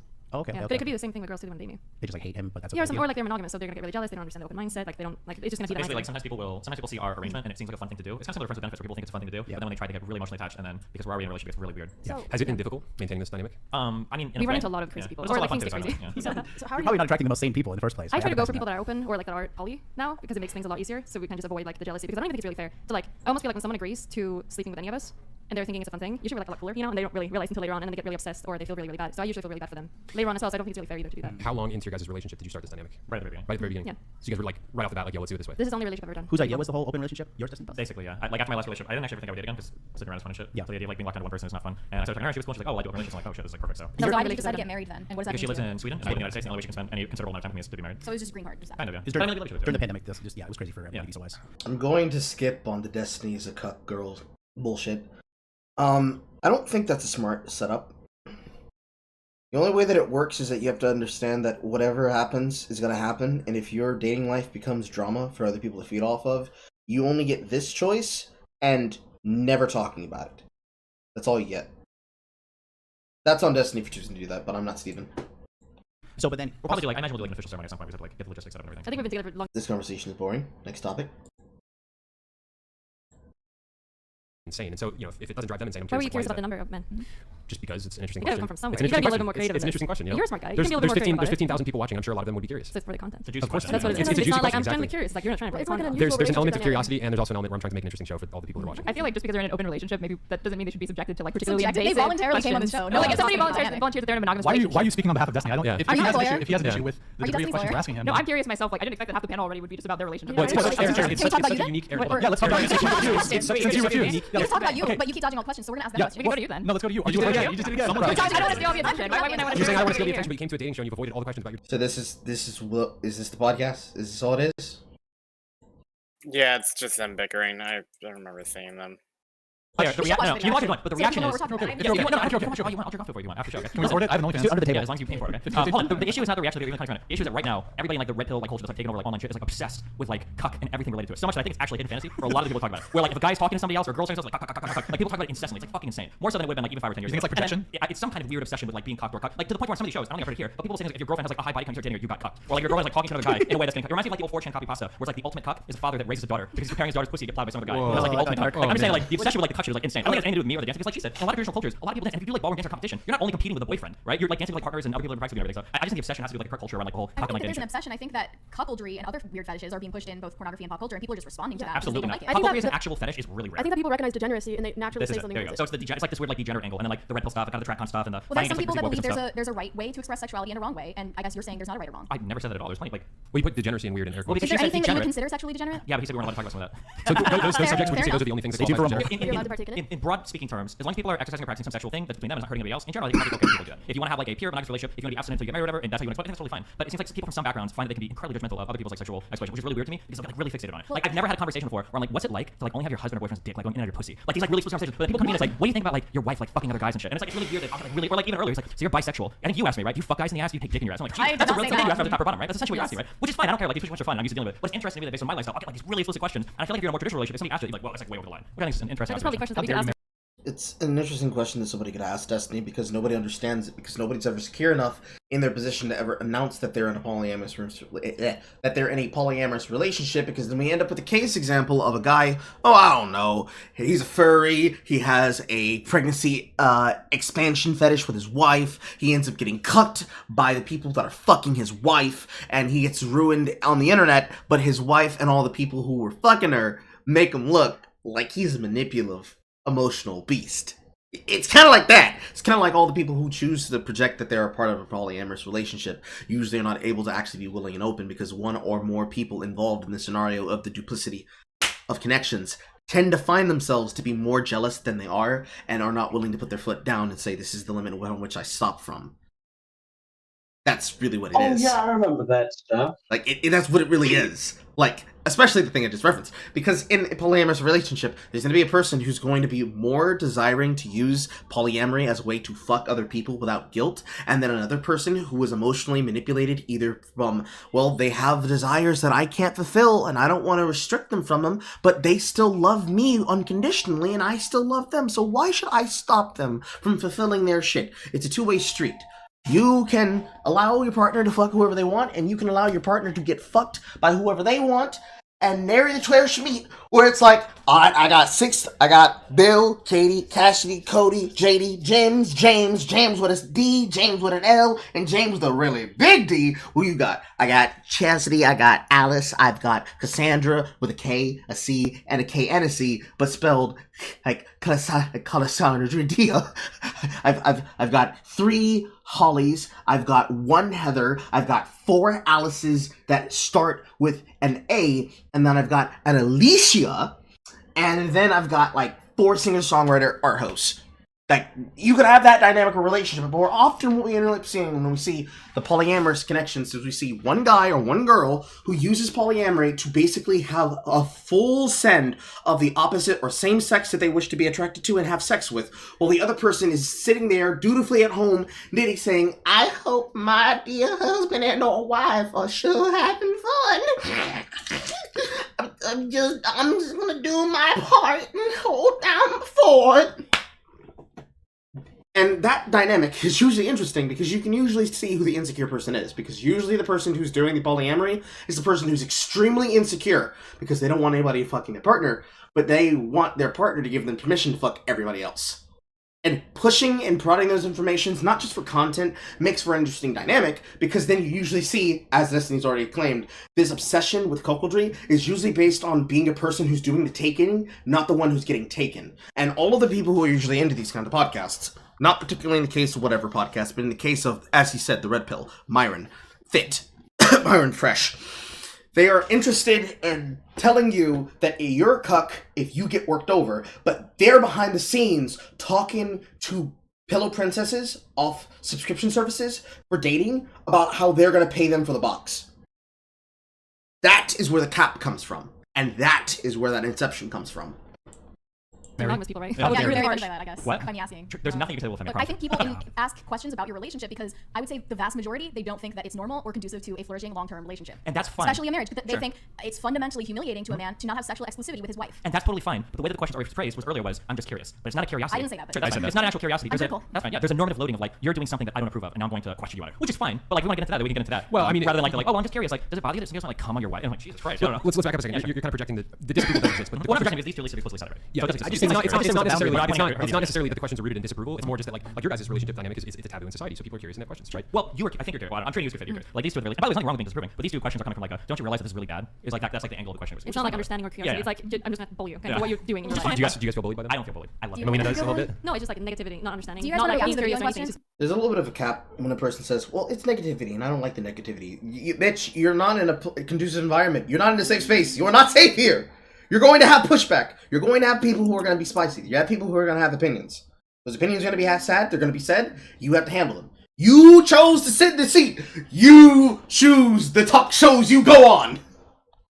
being like, Yeah, really, watch really, really fast. Eric, can you work on trying to find what would be It the was keyword supposed for to us be to? fun. I mean, when I you're don't want to do so the. Hold on, I don't want to do the video where there's like the music over it. I want want to like deal with the music and the music, whatever you want to do. Try to find just ABBA Destiny dancing video. While we do that, I just I'm have sure you go Rollo's Twitter or Andrew Tate's Twitter. Everybody's links in the video, so you can find it on there probably. Wait, I'm kind of curious. How do you guys define degeneracy? Like, what do you guys have like a general definition for it, or do you just say like, oh, I don't like that, it's I mean, degenerate? I personally, I don't know about you guys, I would personally say off the cuff things that like degenerate the stability of society, right? Things that are contributing to the fall of the West. Yes. Okay, but Yeah. so Some this is examples, Chase. Yeah, like this is still very What'd you general. say? Examples of degeneracy. Examples of degeneracy, I would say like women getting ran through in their 20s. I think polyamory is degenerate. No offense. I think it has if it was to be widespread throughout society, I think it would really tear and rip at the fabric of society and things would fall apart very quickly. Homosexuality, transsexuality, and then like stuff like alcoholism, addiction, all these kind of things. Like I think all of that's degenerate. Okay, That's how I would and define your it. definition of degeneracy is basically if everybody did it, then society would fall apart, and that's why it's degenerate if just one person does it. It's degenerate for both society at large and also for individuals, right? Like homosexuality, for example, there's a lot of homosexuals that have early mortality because of the diseases that are associated with homosexuality. You could also say the same for people that have, do rampant fornication, get STDs through that. Yeah, so I do not care about this. Okay. Shh, no shot. Do I give a fuck? My god. Next piece of content. It just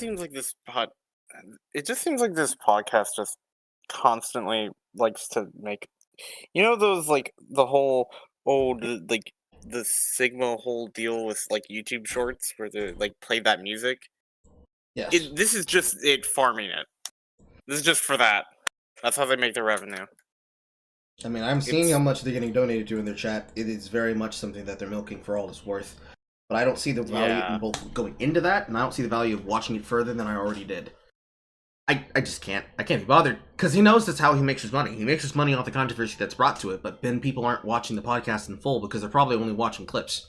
They're probably only seeing clips on TikTok. They're probably only watching clips on TikTok and Twitter. Those same clips are then getting spread around and getting multiple views about them, which is probably how they got their article about them in the first place. It's digestibility. It's honestly that. Anyways. Time to hear about Corn Pop's revenge! Oh boy. Back in my day, when I was but a callous youth, the definition of racism was really I'm gonna damn eat some simple. chips, so give me a minute, I'm gonna mute myself. Based on race. Whether that discrimination was positive or negative didn't really matter because discrimination was discrimination. If you got a job due to the color of your skin, then that was racism. If you didn't get a job due to the color of your skin, that too was racism. And it was all illegal. Nice and simple. No complicated nonsense, no theory crafting, no loop-de-loops of trying to run yourselves into Olympic circles to figure out how to be racist but feel good about it. It was simple as discrimination equals discrimination. And finally, America has caught up to this point of view, at least partially, as the Supreme Court hands down a historic ruling on affirmative action. Now, affirmative action in and of itself has been a rather conscientious subject in America because, well, the majority of people, I think they mentioned some 63% at the end of this article, recognize racism for what it is, unfairly advantaging certain groups of people because of their skin color over other groups of people. This isn't rocket science exactly, and yet it has been going on for a very, very long time. The court ruled that the race-based admission programs at Harvard violated Title 5 of the Civil Rights Act, and the University of North Carolina violated the Equal Protection Clause of the 14th Amendment. The court voted 6-3 in the University of North Carolina case, and 6-2 in the Harvard case. So pretty overwhelming margins we're talking about here. As eliminating racial discrimination means eliminating all of it, said Chief Justice John Roberts. Precisely. Again, this isn't exactly rocket science, but it's taken a long way to get to this point because of the sheer level of institutional conquest that the far left has been able to carry out within the American system. In fact, I mean, it mentions it here, I believe. Ah, yes. The Supreme Court ruled against Harvard University and the University of North Carolina's affirmative action policies in a decision that will have a profound effect on the admission processes at universities across the country. That's a rather chilling thought, isn't it? Racial discrimination in education was not the exception in America, it was the rule at universities across the nation. This simply saying discrimination is discrimination is set to have a profound effect on education in America. Holy shit. It's a bit of a wild, bizarre concept when you think about it. I think there was a skit that I actually saved on my TikTok that I wanted to include in it, but I didn't get the link for it. But it went basically as you had studios, you had universities, and you have what effectively became the Ivy Leagues that only ever administered and allowed for white applicants, claiming that the black applicants could not be able to get in because they didn't have the education. But they can't get the education of the primary to then attend the secondary. facilities because they're getting subpar education.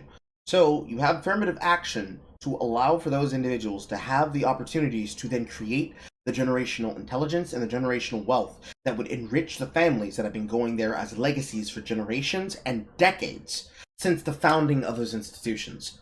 Then, those same institutions that now have been festooned from these facilities have it being repealed. And those who want them to stay in place for alternative reasons than the actual reasons that they claim, then are shown those examples and then say, what, you think the blacks can't do it without giving them the handouts? Which leads to a very interesting case of, nah, I ain't gonna argue for you, let them fight. I'm gonna go get my ice cream, it should be frozen now.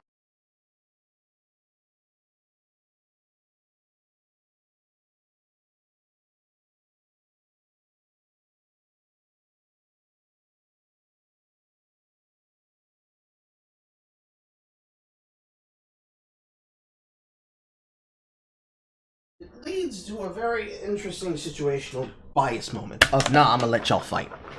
Because on one hand, we understand the reason why something like affirmative action would have been allowed, just like we've had the necessary rule for equal pay for both genders. But you need to now disallow for what has become the entrenching issue, where it's no longer white separation you have a problem with, but black separation. Black individuals demanding that they be given the ability to segregate other people from themselves because of, quote, affirmative action rules. It has to be undone. It's gotten too toxic, it's gotten too big, but they don't want to let go of the power that they have onto, so you have to wrench it out of their hands physically. And the wrenching out of the hand is what's causing the deeper issue. Because if this is what's happening to American campuses, imagine what could have been happening over the seas has happened in Britain. I don't have to actually imagine. It's been happening in Oxford for a very long while. Students that are completely brain dead, that don't know how to argue, don't know how to function, don't know how to debate, effectively losing the debate and the ability to do this because of this shit. And of course, it's something that is highly mockable that should be used by anybody who can demonstrate it, because then, by showing how little people actually understand and know about it, you're able to show how easy it is to trick them. And it's good that you mentioned that, Spoofy, because that's exactly what I was about to bring up. How is it that somebody like Count Dankula is able to trick people into not realizing that they're getting trolled? It's because they're not fucking smart. They're almost all midwits. Almost all. Clearly, the US education system went very, very, very wrong at some point in the past, didn't it? So why exactly was this even a question? Well, there's actually a brilliant example of it down here. Justices Jackson and Sonia Sotomayor wrote the dissents. Sotomayor accused the majority of further entrenching racial inequality in education. Today, this court stands in the way and rolls back decades of precedent and momentous progress, Sotomayor wrote, adding to the court cements a superficial rule of colorblindness as a constitutional principle in an endemically segregated society where race has always mattered and continues to matter. There can be no such thing as colorblindness in the society, where people have clearly used color as a means to hammer and, I'm going to say the magic word, cudgel their enemies by accusing them of actions that they are not doing, so that that group can continue to do the actions that they were already in progress committing. It is like what I showed you from the actual Justice Warrior clip of the mayor of New York City, or governor. It's the same thing that I showed you, Colleen Ballinger. It's the exact same argumentational basis, because that's how they all speak on. Rules for thee, not for me. This is what I like to coin the white supremacist point of view, which Justice Jackson and Sonia Sotomayor here has adopted, as in their view, racial inequality is caused by, well, equality. So if you have a level playing field where the race of the applicant does not matter in the slightest, that causes racial inequality. The reason I think that is because the playing field by which generational wealth and generational intelligence is built by is not equal. It would be ridiculous and cringe and also stupid for me to sit in front of this camera and tell you that, blacks are just complaining. No, they have reason to complain. People who have had a detriment to not build the generational wealth that is possible, because all the things that you need to know to be able to make your way in the world are things that you need to be taught to by a higher up scholar who's made use of them themselves, but you can't get access to information because you don't have those connections, you don't have that power, you don't have the things that gave you the ability to do that. All of that is only made possible if you make your way through life and you obtain that knowledge. An inner city black child in Columbus, Georgia, for example, may not get the opportunity that I did to effectively become fed because he lived in a family that has a hyper-democratic route where I was forced on both Obama campaigns to be able to have a seat at the table as a canvasser, which then put me at the seat of the table to become involved in the Summer Youth Work Program, which then led to me becoming a state agent for the consolidated government, which then led to me becoming a fully fledged, inducted agent of the government. And then the federal. Literally, I can remember it. One of my job assignments was the E.J. Knight Senior Center, which is off of St. Mary Road. It was me and a local dancer that was a part of a dance troupe called Kids Next Door. He was a crumper, proper locker. Both of us overlooked the elderly. We prepared their meals, heated their meals, served their meals, and cleaned the facility and entertained them. That was our job. We got paid $9.50 an hour. Before that, I was a file clerk inside of the offices, putting away documents in folders and then eventually reinvigorating the system by redesigning how it was organized. Then I was working inside the government building. Then I was working in the consolidated government chambers taking minutes. You don't get that opportunity like gangbanging. You can't. But if you don't have the opportunity to get there, what other opportunity do you have to make money? Discount job? Predatory companies like Walmart? Fast food service jobs like Burger King? Or making a name for yourself on the internet? Or any other opportunities where money can be made? Can you fault them for it? Yes and no. Can I fault them for taking place in a criminal action? Yes, I can. Can I fault them that that's the only opportunities that they have? No, I can't. But can I still fault them for being a human who chose to make that decision? Yes, I can. They argue, and are on the side of belief, these justices, that because those individuals, like the K&D dancer, didn't get the same opportunities that I did, having relatively the same background, and even worse background story, that it is racism if you do not allow for affirmative action to stand, even if it stands on the books as is. Similar to what was done with Roe v. Wade. You allowed a lie to allow for a bill used on the basis of privacy to allow people to murder children. Even though there are plenty of cases where abortions can be had, you allowed it for them to be used to murder children. More often than not. And the justification was, if you don't have this, you literally want to hurt women and children. It's ridiculous. It's dumb that it took this long. Realistically, it had to be done, but we now live in a time period where we can say that it can be undone. And it needs to be undone because this is a piece of legislature that stands in the way of, oh, so you guys have been choosing to racially profile whites and Asians? No problem. We're going to remove it. And if you still fuck with the applicants, we're going to start defunding your colleges. Which realistically should happen next. I probably have myself deafened, don't I? I do. No, I don't. Everybody else is muted. It stands in a position where, with this now gone, what happens next is if there's a case of, let's say, Columbus State's Columbus Tech, somebody who has the scores to get placed to a program doesn't get placed to a program, and it's because somebody said, I don't think this person has the ability, and they prove they do, it goes to court and becomes a case. If that university is found guilty, you defund them of all state monies. You defund every single thing. Because then you have to start cutting facilities. Gotta cut the sports facility. You don't need to have outside gym. You don't need to have an inside gym. Not unless you're part of a fitness program. Then you can legitimately do that, especially if you're taking physical education. You start cutting the courses of all those tenured teachers that are teaching the ideological brain rot. You start taking care of it, one by one. You start knocking them the fuck out. And this is the first domino that starts that chain. Could it be good? Could it be bad? We don't know. But it's done now. And it was Corn Pop's decision.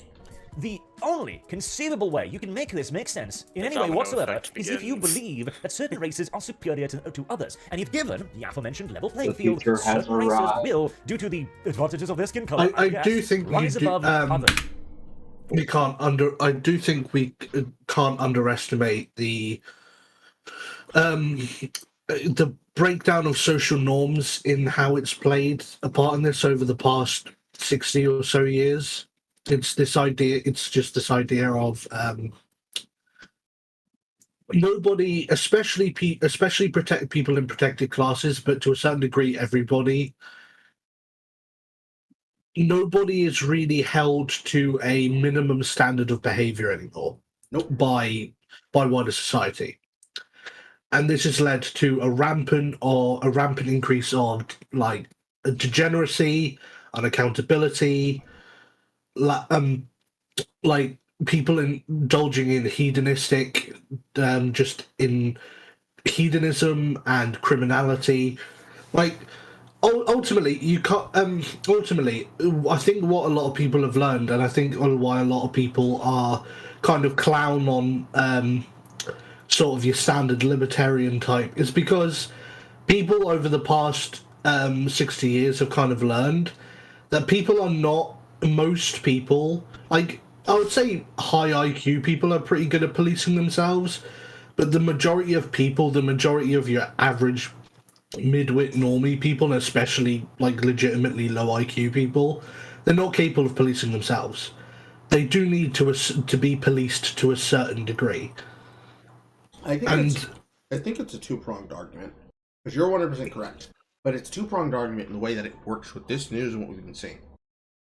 Let's take the African American. I'm air quoting because we know that they don't like using that word for themselves. I will play with my daiquiri ice as I see fit, spoofy. So, African Americans, right?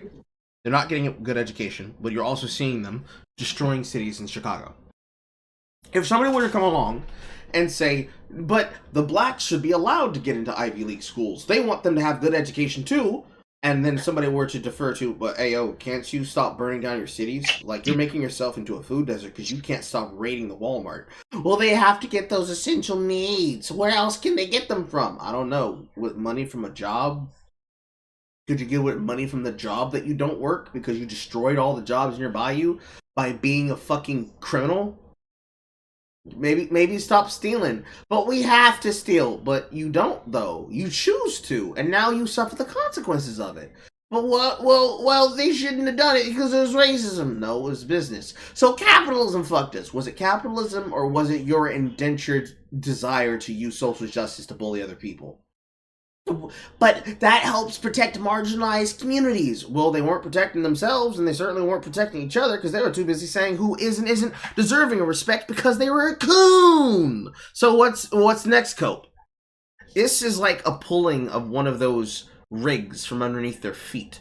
It's not quite the carpet. It's not the full carpet yet, but it's a plank board that the carpet's sitting on. It has to get taken out so that when they start suffering the consequences of their actions and the consequences of their actions start affecting their children, it will be something that causes them change. I would say, so two-prong answer, bro, that's fucking horrible, but also good. Your children shouldn't be suffering because you couldn't tell your friends' friends to stop stealing from Walmart. That shouldn't have to happen. You shouldn't have people who are suffering in a food desert because you destroyed all the local businesses nearby you where you could buy groceries. To the point that the only place where you can get your groceries is the local tienda. And he destroyed the tienda too! And the economic downpour that will be occurrent from something as simple as how you choose to go about higher learning is going to create, realistically, a reverberating effect, not just through culture, but through, quote, black politics and black society. Because, for example, as Ebony mentions, if you allow children that love to go to their dream school, I don't know, black kid from the South, she's worked all her life, all she ever wanted to do was to go to Dartmouth. She gets to Dartmouth, but she drops out because she can't handle the course load. Who does she blame? Does she blame patriarchy? Does she blame social media? Does she blame white supremacy? Because I don't know if the Nazis is responsible for you getting an F on your psych evaluation. You know what I'm saying? If you remove all the safeguards that have basically been used as a never-ending justification and a protectorate shield from the deeper consequences of their actions, these individuals are going to be held to the accountable standard that they allowed, and the social rot will rot them themselves. And we don't have to do anything but sit and watch. It's sad that it's happening to them, but as long as they allow it to happen, it's going to keep happening. I'm going to go put this back. Talk amongst yourselves. I mean, that is actually a very damn good example. Well, here's the thing. There are two forms of policing in any given society. There's social norms, and then there's physical policing. Physical policing can only do so much because, yes, if laws are just and they are enforced with a relatively small amount of corruption, that can go a long way, especially in areas with a lot of poverty and a high level of crime. That can go a long way to resolving a lot of societal problems. But you have to have on top of that, you have to have a fair bit of self-policing in the form of strong social norms which encourage those around you to say, okay, like if you're looking to become a criminal element or some kind of social degenerate, for you to go, for those around you to, yes, even go to go, no, you don't do that, that's wrong, that's stupid, that's stupid, and kind of, and use like judgment and shame as a form of, and social stigma as a way to get you out of those negative thought processes which put you down that path. Because here's the thing, for a lot of people, what other people think is more important than the consequences of what a lot of people think is more important than the consequences of getting caught. Like, this is the reason why a criminal will like be much more affected by like being condemned by their own mother as opposed to being caught by the police. The issue is that they're it's like, yeah, shame as for that is definitely a tactic that, well, I shouldn't say that's a tactic, but more along the lines that when a society does take away a key element that in the previous society it was a thing that would just happened, because nowadays look at what's happening. There shouldn't obviously be you should shame like everybody, the left, right, and center. You should do it with a sense of grace, and that's what happened previously that kind of like lagged there, that made it so that like nowadays, like if you just shame a person, they're not gonna give a damn. Yeah, and the other aspect you kind of have to remember, especially when it comes to social policing, is we live in the age of the internet. Communities are everywhere, so the shame, let's say for instance you are a kleptomaniac, you enjoy taking small things out of other people's houses, and eventually you get caught and now you get chastised for that. But you can always join a community of other kleptomaniacs and you can, there won't be any shame. Like this whole concept of safe spaces is kind of shielding you from that public, not public, social policing that can take place. So yes, it works as a deterrent, but I don't think it's an end-all be-all solution. That's the thing though, it's that social policing is multifaceted. It's multi-leveled. There is like and the lowest level is the immediate family. It's the nuclear family, Beyond that is the extended family, and beyond that is the community. And then we get to the national level and actual physical institutional policing. So what my point is that this, you are right in the fact that the internet has kind of changed the paradigm somewhat. If you have a strong nuclear family with parents who are aware of the negative effects of the internet on people's perception of reality, which to be fair I think is considering the current generation has grown up with the internet, I do think that is going to come about in the next 20 years of parents who are internet aware. Parents who are internet aware, we are I think the effects of the online safe space can be again policed and mitigated through the strong nuclear family and other forms of social policing, like the extended family and the community. I agree with you. Simply by let me finish. Go ahead.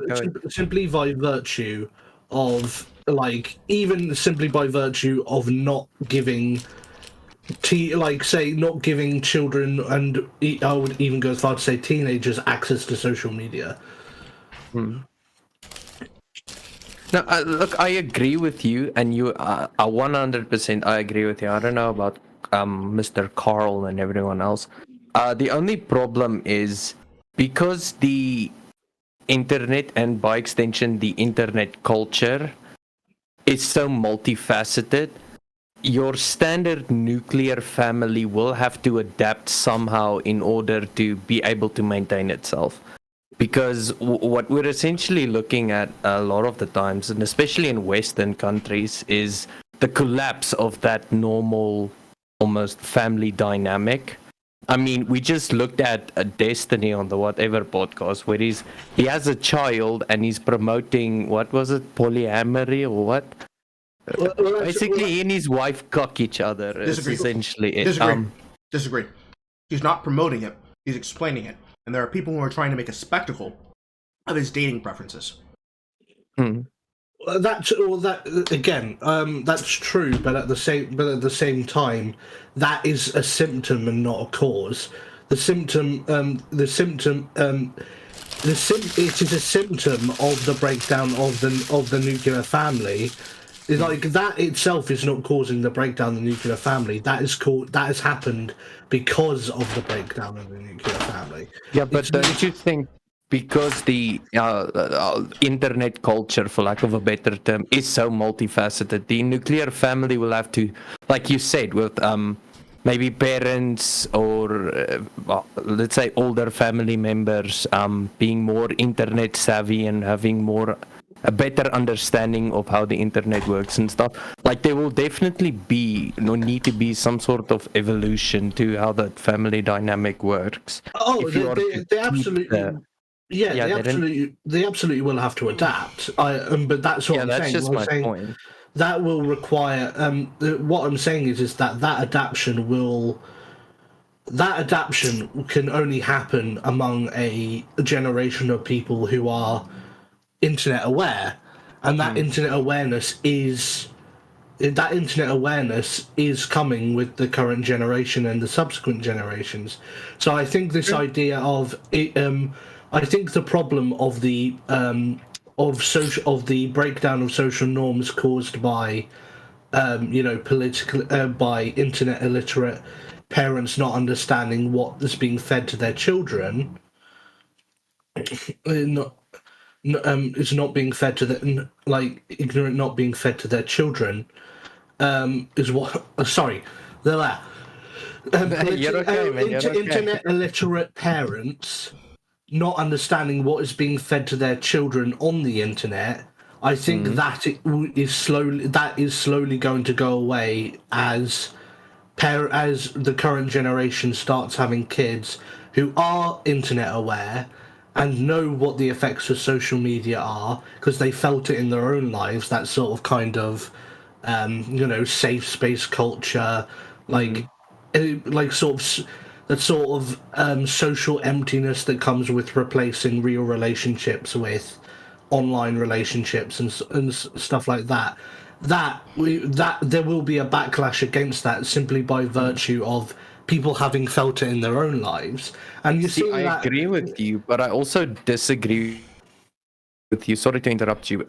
It's just what you're also seeing with the dichotomy of how the internet culture has kind of shaped itself is a lot of extremism, and these extremisms, they don't just brew from one place. They can be from any corner of the internet, not even from the internet itself.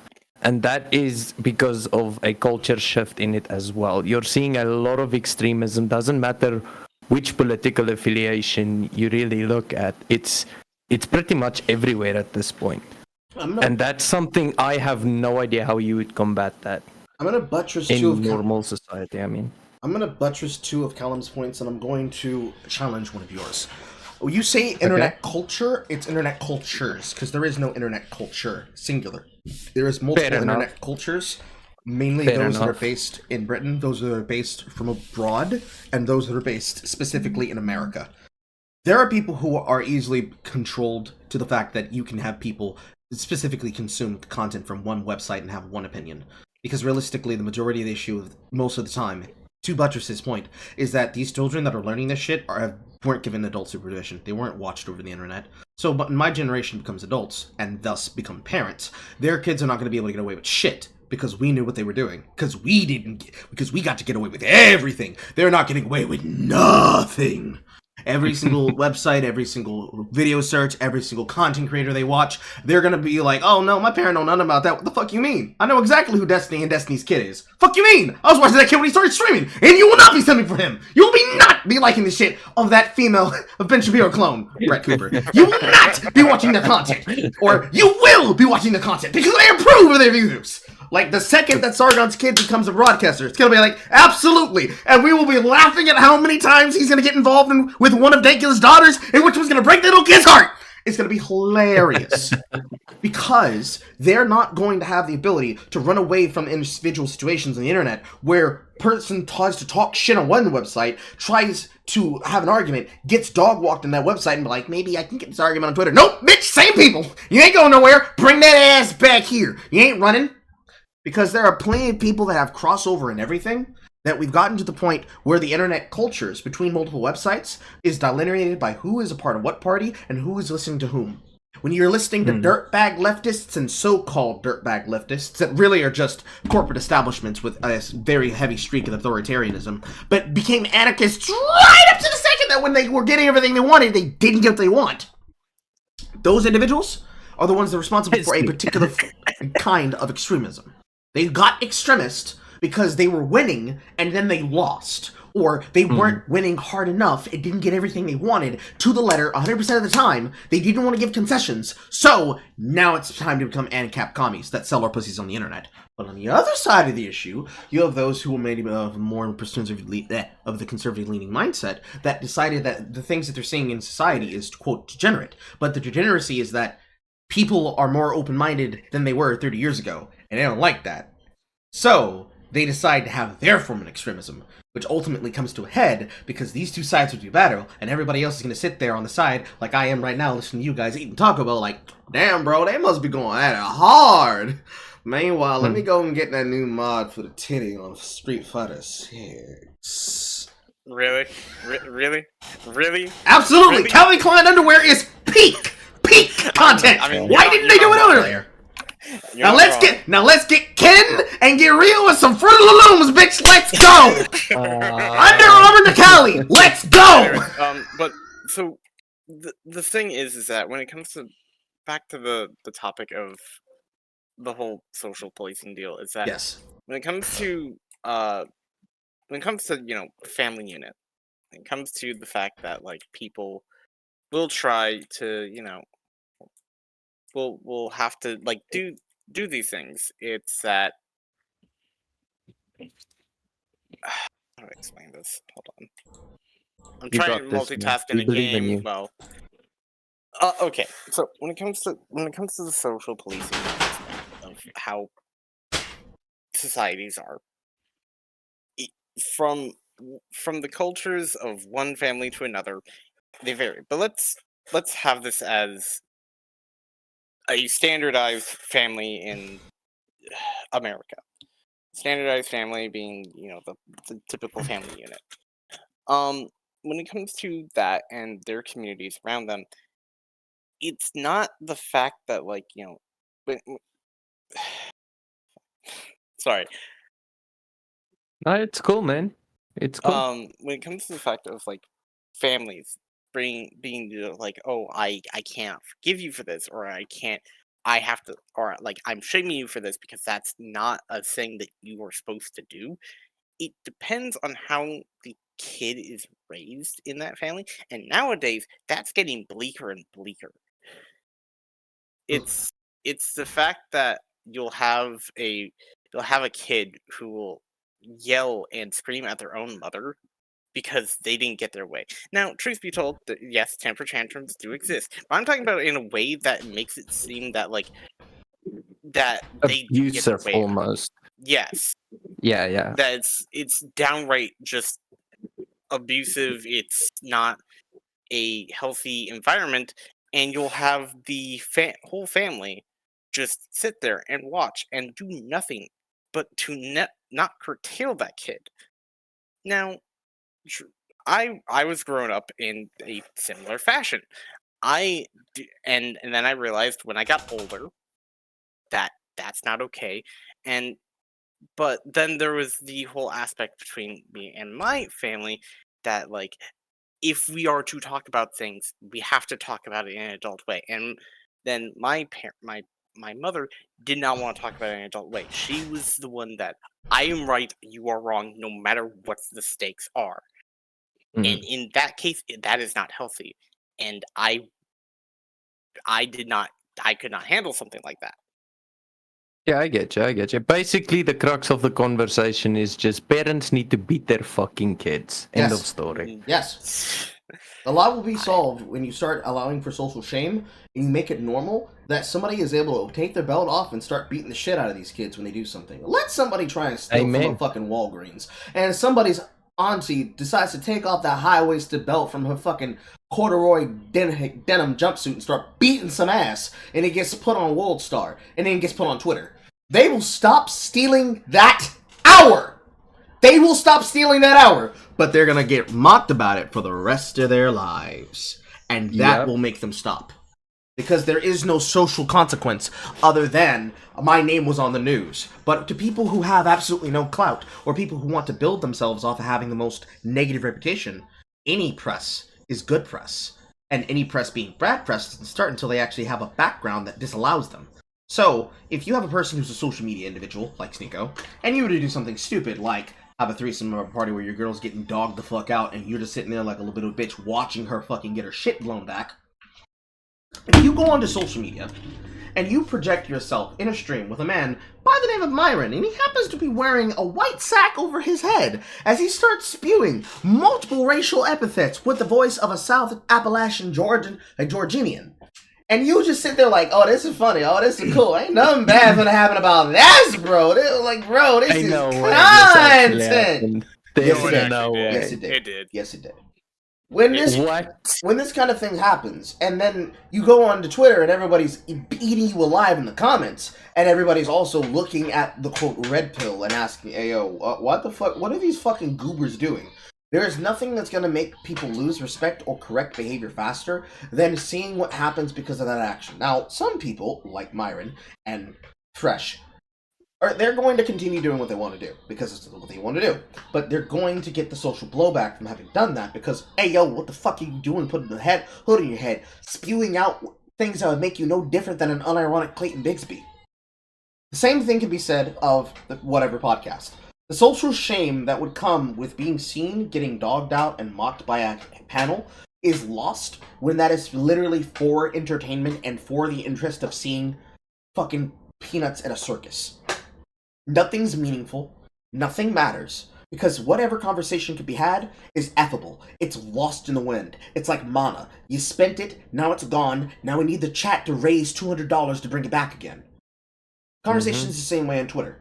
People for years, having followings, having influence, having access, not just in media, not just in journalism, but in physical monetary gain, in creating drama about nothing, to nothing, for nothing, by nothing. Now have less viewers and active watchers and subscribers of their content than me.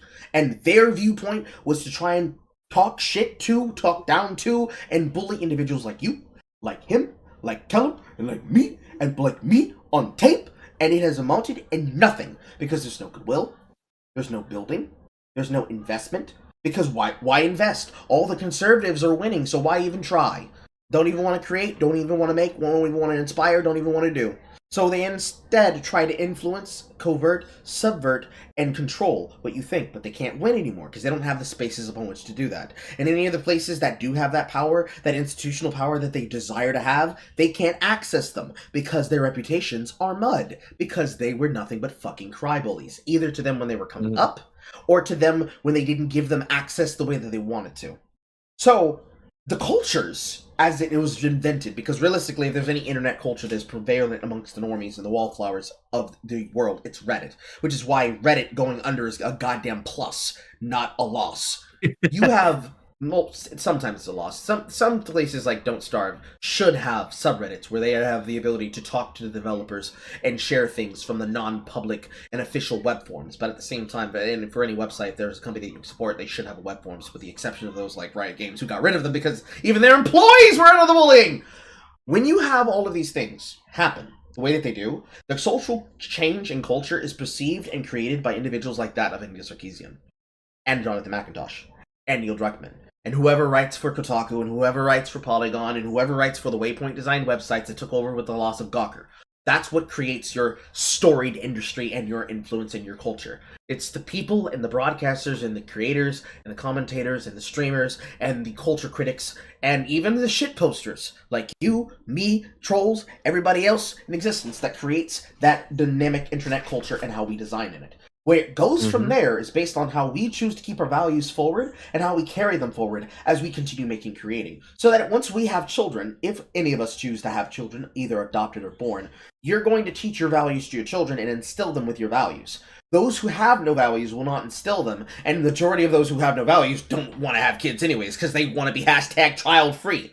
So when the culture doesn't go the way that they want, because they want people to have their viewpoints, but they didn't instill their viewpoints to those who have power in the voting demographic and bases, and those who did do, and they have it in overwhelming majority numbers because they are consolidating and coalescing underneath figureheads, motivational speakers, movers, shakers, orators, and presenters that have the energy, have the support, have the names, have the votes, have the money, have the infrastructure, have the monetary benefit, and make events happen, and are willing to touch bases, and even willing to be heckled in front of a hostile audience if it helps get their point across and helps demonstrate that they are able to stay in this arena that they refuse to fight in. They end up creating the dynamics that allow for this to happen, that allow for the idea that using a fog machine installed in a luxury retail store is going to stop stealing. That's a news article that you guys should read. What? Yes, it's really stupid. Wait. It's really stupid. It's really stupid. A $7,000 smoke machine system that's supposed to help obscure the view of people stealing from your store to help break down crime rates, which really doesn't make sense to me. But hey, that's their idea of what they think is smart. It's something that's being done in Chicago. You can look at it. It's actually covered in an actual Justice Warrior video. What the? Yeah, maybe it's a good thing you're trying to fix your education. Is all I'm gonna say. Maybe that's for the best. There's a lot of things that are responsible for, quote, the fall of the West. But realistically, the only way to begin is to start with education. Starting in the home, starting with beating your kids' asses when they act the fuck out. So they have a moral sense of right and wrong. When they learn to have a moral sense of right and wrong, they're going to understand how to behave on their own once they get to the point in the age of reason, when they become adults that can be trusted with their own keys and become latchkey kids that can take care of themselves. And when they become young adults and start going through adolescence into adulthood, they will be able to be self-assured, self-reliant, and caring, and have a basis of what they should want or what they don't want for themselves, not just politically, but also economically. When they start thinking about their economical finances and how they're going to insure themselves, it's going to be because of the ability of no longer being held back by the circumstances that we create in our society that they'll have the ability to teach this to their own kids, if they choose to have kids, or at least be able to leave a lasting effect on the government and on the facilities, if not just the, quote, actual communities that they come from, the spaces, the places, and the world that they live in, inside the cities, inside the towns, inside the states, inside of the suburbs, inside of the multi-generational class areas, and inside of the business sector, the educational sector, and the entertainment sectors they choose to involve themselves in, have as a hobby, or work in as a career. When those things start to line up, and they start to align, then everything else will start to fall into place. Because then there will be more people who are not willing to laugh along with the dumbasses who think that social chaos is cool and fun and good and right and just and valid and makes money, because they'll all have been put out of business, because everybody will know what they have done. Because everybody will be mocking them on social media. And when the majority of the voices in social media are no longer the vocal minority, but the vocal majority, and the vocal majority has become the silent majority new and made again, those people who once thrived off everybody else simply allowing them to bully them and never having to talk back are going to be the most common voices that for every single time Hassan makes a clip, there will be 1,000 channels monetizing him for content. And he's not going to like that because he can't stop 1,000 people talking shit about him. He can maybe stop 5 people talking shit about him, maybe 10 people talking shit about them. You know, try to rag on them, mock them for being poor and saying how they hate their lives as working class Andes, but you can't mock everybody. And it's going to be really, really, really hard to fight back against people who are made wiser and smarter than you in that concession. Carl, how did you get to this conversation when we were talking about this? I'm getting there. Because that social contagion that allows for this kind of culture amongst those who have no culture and have no standards for themselves to be proliferated is that they've gone this long without ever being mocked, heckled, harassed, or trolled. And you need to bring back the heckling, the mocking, the trolling, and the shaming, because with the shaming in hand, you will now have the whip that is supposed to put people in their place. In their place being not fucking committing crimes and glorifying the committal of crimes. You'll stop having artists on the internet that will tell people, hey, go to your local Blix art store and steal in Seattle, Oregon. Or excuse me, Seattle, Washington. Is there a Seattle, Oregon? I'm thinking of Sweet Beans 99, that Mallory Jessica Uchihist, not Chief. But you'll have less artists that will tell other people who claim that they need to get their art supplies that you should just steal them from the local store. You'll start seeing the Blix art store put up a sheer pane glass window over all their art supplies because art communists on Twitter keep stealing their shit and keep bragging about it in comic form. Or smoke machines in front of your store for some reason. You'll have less security companies making $7,000 a store to install a bullshit nothing system and instead $10 on a pane glass window so they can keep you from putting your nasty little hands on products that you should be paying for. You'll start. What baffles me is it would be cheaper and more effective to have a dog in the store than the fucking smoke machine. You'll start having attorney generals and DAs in companies and situations like Chicago that will start putting these motherfuckers to task. Where, oh no, we're not gonna catch and release them. What's that? You stole a candy bar. I don't give a shit if the supposed crime rate is supposed to be I arrest you if you steal something that's over $950. They have a system that if you don't check this out, this candy bar is actually worth $951.69. So in the jail you go. Until that starts happening, it's not going to stop. Until you start having broadcasters that will say this, it's not going to stop. The only way it's going to stop is when you start putting them in their place, you start telling this shit to their face, you start mocking them shit with this, and every single time they complain about it, whether it be in video games, whether it be in life, whether it be in business, whether it be in finance, whether it be in the true nitty-gritty politics, you start getting in their face, you get in the microphone and be like, oh, did somebody get adjusted to everybody letting them be a little fucking shit? Oh, so sad, poor little baby! Now eat a dick! That's what has to happen. Then it will change. Because when you start showing them that no one's going to defend them and no one's going to bail them out, they're going to start acting accordingly. And it's not to say that they need to be bullied all the time, and never be allowed to live it down. But as we were covering with Colleen Ballinger, when the disrespect is done publicly, when the action is done publicly, and the constant erosion is done with no care to how it affects other people, it is necessary that there needs to be a little get back. And if the people who are doing the get back are the people who you are directly accosting with your actions, then so the fuck be it. If that's what has to happen in order for people to stop stealing is you need to be allowed to be admitted to companies and corporations and businesses and schools that you want to go to, but you flunk out because you don't have the work ethic to do it. Also, yes, Ebony, you were noticed. If you don't have the work ethic to do there, and you don't have the work ethic to do it, and you don't have the ability to handle the course load, then admit that you are not cut out for it and just do something else differently. Do anything with yourself.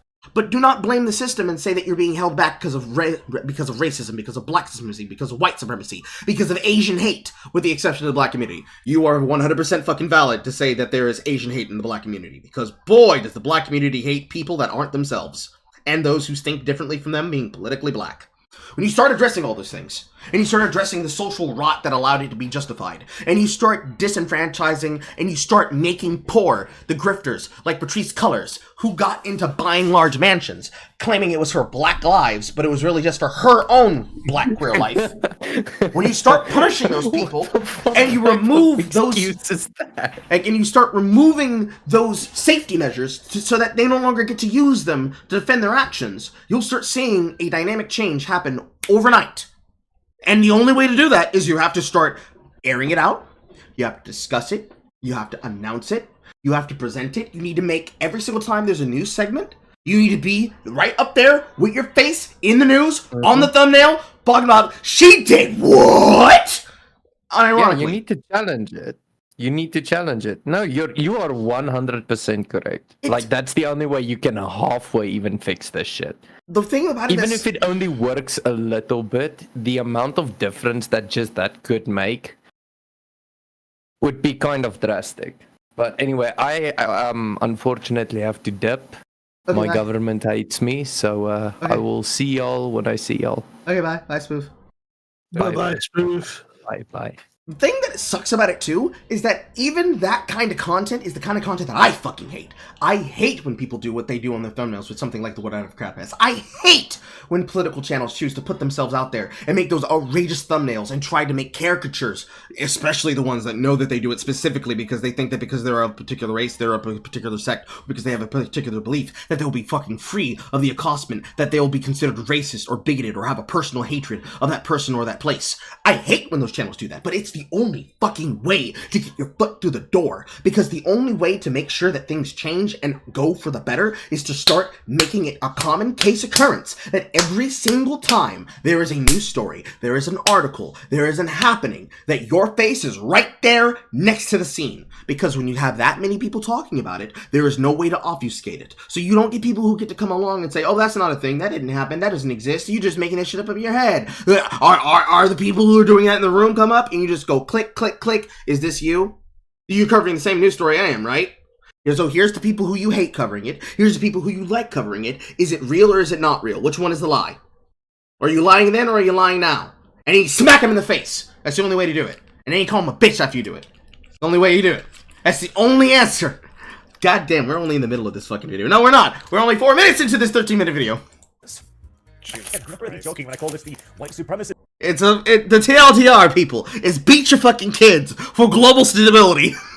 defeat global homo, beat your kids today!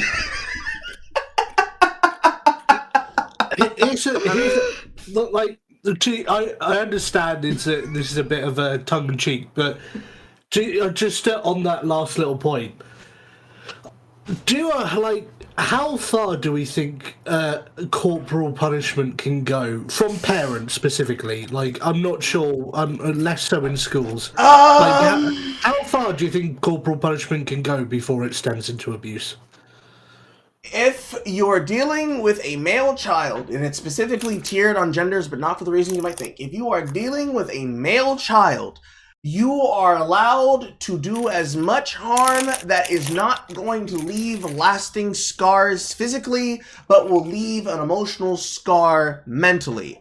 With girls, you need to make the behavior tendered not on harming their body, but on harming their social standard and reminding them that there is a time and a place, and there will be no time and no place for someone using the female exception to get off easy, so that they learn that when they get into real life situations and consequences, as they should learn with their peers, especially if their peers become those lawyers and judges and those appellates and those paralegals illegals that you will not be given easier treatment just because you have a coochie. No matter how good or juicy or wet it gets, you will be treated like everyone else. And your punishment will not be physical, what will be emotional and social. And for the boys, it has to be physical in the sense that life is hard. We'll be a lot hard on you, so that when time comes for you to need to deal with this, you can deal with this. But if we're talking specifically about your kid stole a candy bar from the lunch lady at school, what should be his punishment? He should have to serve community sentences. If he tries to rebel against his actions, you send him to a scared straight facility, and you tell the people coming through what he didn't choose to do when he chose to not listen to his parents and the authority of the parents as designed by the principal of the facility upon which they were learning from. And you let those criminals have their way up until they put their hands on them to put it in the booty hole. Specifically that. Because if you've ever seen a scared straight facility, especially if you watched that cringe-ass show that was on A&E, you send the kid to the facility. There is something that people who are in correctional facilities hate, and they hate when the youths waste their fucking lives chasing the aesthetic of acting like them. They fucking hate it. The worst gangbangers that you could possibly know that are a part of MS-13, that are a part of Crips, that are a part of the Bloods, that are a part of international or just local crime syndicates, they fucking hate when kids waste their lives. I know, because that put them in fucking jail. They hate when they waste their lives chasing the aesthetic of being gangster, of being hood, of being thug. And they especially hate it when it's people of this complexion, because they know that they only had to do it because they didn't actually have the choices. But those youths, they have the choices. They have the chances they didn't have. And you threw it away. No, you can catch them hands. If they find out you were in jail because you got caught stealing a candy bar, they gonna beat your ass! Oh, you don't like talking to you? Oh, you don't like listening to your mama, huh? You don't like listening to your mama, huh? You can listen to me, boy. I'm your daddy now. I'm your daddy now. I'm your daddy now. And after about 4 months of that, in a scared straight program, when they come up to go to parole so they can get to community service, they will going to leap at the chance. They will leap at the chance to correct their fucking lives. Because if they don't, right the fuck back in you go! Right back in! But Carl, what about recidivism? Recidivism? You chose to go there over petty shit. You want to act like a criminal? Let's show you what a criminal gets. But they didn't have a chance, Carl. They were feeding themselves, not over something petty. You didn't have to rob the Kmart. You didn't have to rob the Target. You didn't have to rob the Walmart for a giant blue screen 4K TV that can stream on your Kindle Fire. You didn't need that. But that's what you claim you want. You didn't need to record yourself shoplifting and eating inside a fucking Walmart. And we're not talking about, oh, we went to the community grape box that everybody else is pulling grapes from and took a couple on our way out. Stores know that you do that. By the way, the cameras everywhere. They know that you do that. Some of them allow it because it's like, kids, they put their hands, little nasty little fingers in hands, so it's like, just arrange all the other grapes so that this one that's clearly opened and that is for easy access looks accessible, and just look the other way. It's not a big deal. Product lust, whatever. They're talking about you're taking from the bread aisle, and then you're making a sandwich with the mayo from the sauce aisle, and then you're getting your favorite honey Dijon mustard that can only be found in the boar's head section of your deli, in full view of all the people working at the deli, and you're constructing a sandwich and recording a TikTok with you and your friends just cutely in front of the camera, not giving a damn about anything. Those people, scared straight program. Males with the male people. Females with the female people. Tell them that they went in there for something stupid to ruin their lives, and let them have their fucking way with them up until the point you try to rape them. Up until that point. You do that, they will stop. Because they will start to feel the actions and consequences coming for them IRL. It won't just be the form that I'm suggesting, which is also effective. When you start scaring them fucking straight in this way, where the consequences immediately come, and it's physical, and there's no getting out, they're either going to change themselves, or they are going to ruin their lives. And if they ruin their lives, remove the safety nets. Let them feel the consequences of their actions. That is the only correction. That is the only way. Do that, and everything else is going to be solved. Slowly over time. It's not going to change it immediately. For some of this, The pushback socially from being mocked on social media will kind of get them to stop, but only in the sense that they won't post about it. They'll start doing it silently. This solution solves the other problem. Because when you catch them early in their youths, they're going to have that memory in the back of their heads the same way that I did when I did something stupid like that. But I didn't need to go to jail. All I needed was a Jamaican man to make me feel shame. And I changed instantaneously. Instantaneously! I felt ashamed, but not because I did it, but because he was somebody that respected my family, and he did not like the fact that this happened. And from learning from that, he is now happy that I have made that change in my life, and all it took was for him to say, hey, I got Jamaican cakes in the refrigerator in the back. You can have one if you want. And instead of taking one, I took like 5. And then he looked at me with Jamaican cake in my mouth, hot as shit. I hope you enjoy that. And then walked away and turned his back to me. Man could have shot me with a 9 in my face, and I would have died on the spot. But no. He did the opposite. He used the old magic known as old people shame. An old magic that has only truly been possessed by the British. Start using that more. And then start buttressing that with an actual social threat from the populace as a whole, and start weaponizing it and using it as a group. And you will start seeing results. And you'll start seeing those results so quickly in the new generation that even the fucking Generation Zoomer and Generation Alpha will be able to show that this change happens. Especially with my generation as they have kids. Because my generation are not going to handle this problem the way that you think that they will. Most of these people are going to end up teaching their kids in homeschool. I can tell you that one for certain. So the beatings aren't even going to be necessary from a school official. And once they homeschool their kid, they'll probably send them to a choice of their college. If not, just get them a job very, very early in their life. Because really, you only need to work as early as, 14? All you need is, basic economic classes and basic math, algebra, maybe a little bit of trigonometry, some basic resource economics, math, life sciences, anatomy, and you're good. Go to a trade school, treat in a trade school, set yourself up with a fucking part-time job while you're doing dual enrollment, if they choose to do you in dual enrollment before they send you out on yourself, or just simply make sure you're homeschooled and you get your fucking GED equivalent or your diploma. Get your diploma, go to a trade school, go do some job, build an industry, maybe even fucking work on being a housewife or a house dad. We ain't past out here having boys getting themselves paid by wealthy women. That's something that's definitely going to change with the new generation. Do all of that, and from that one beating, you'll have a productive child. Guaranteed. Yeah, I pretty much agree. I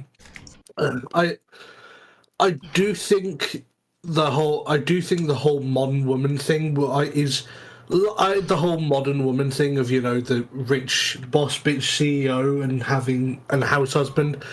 I don't think that'll ever truly go away.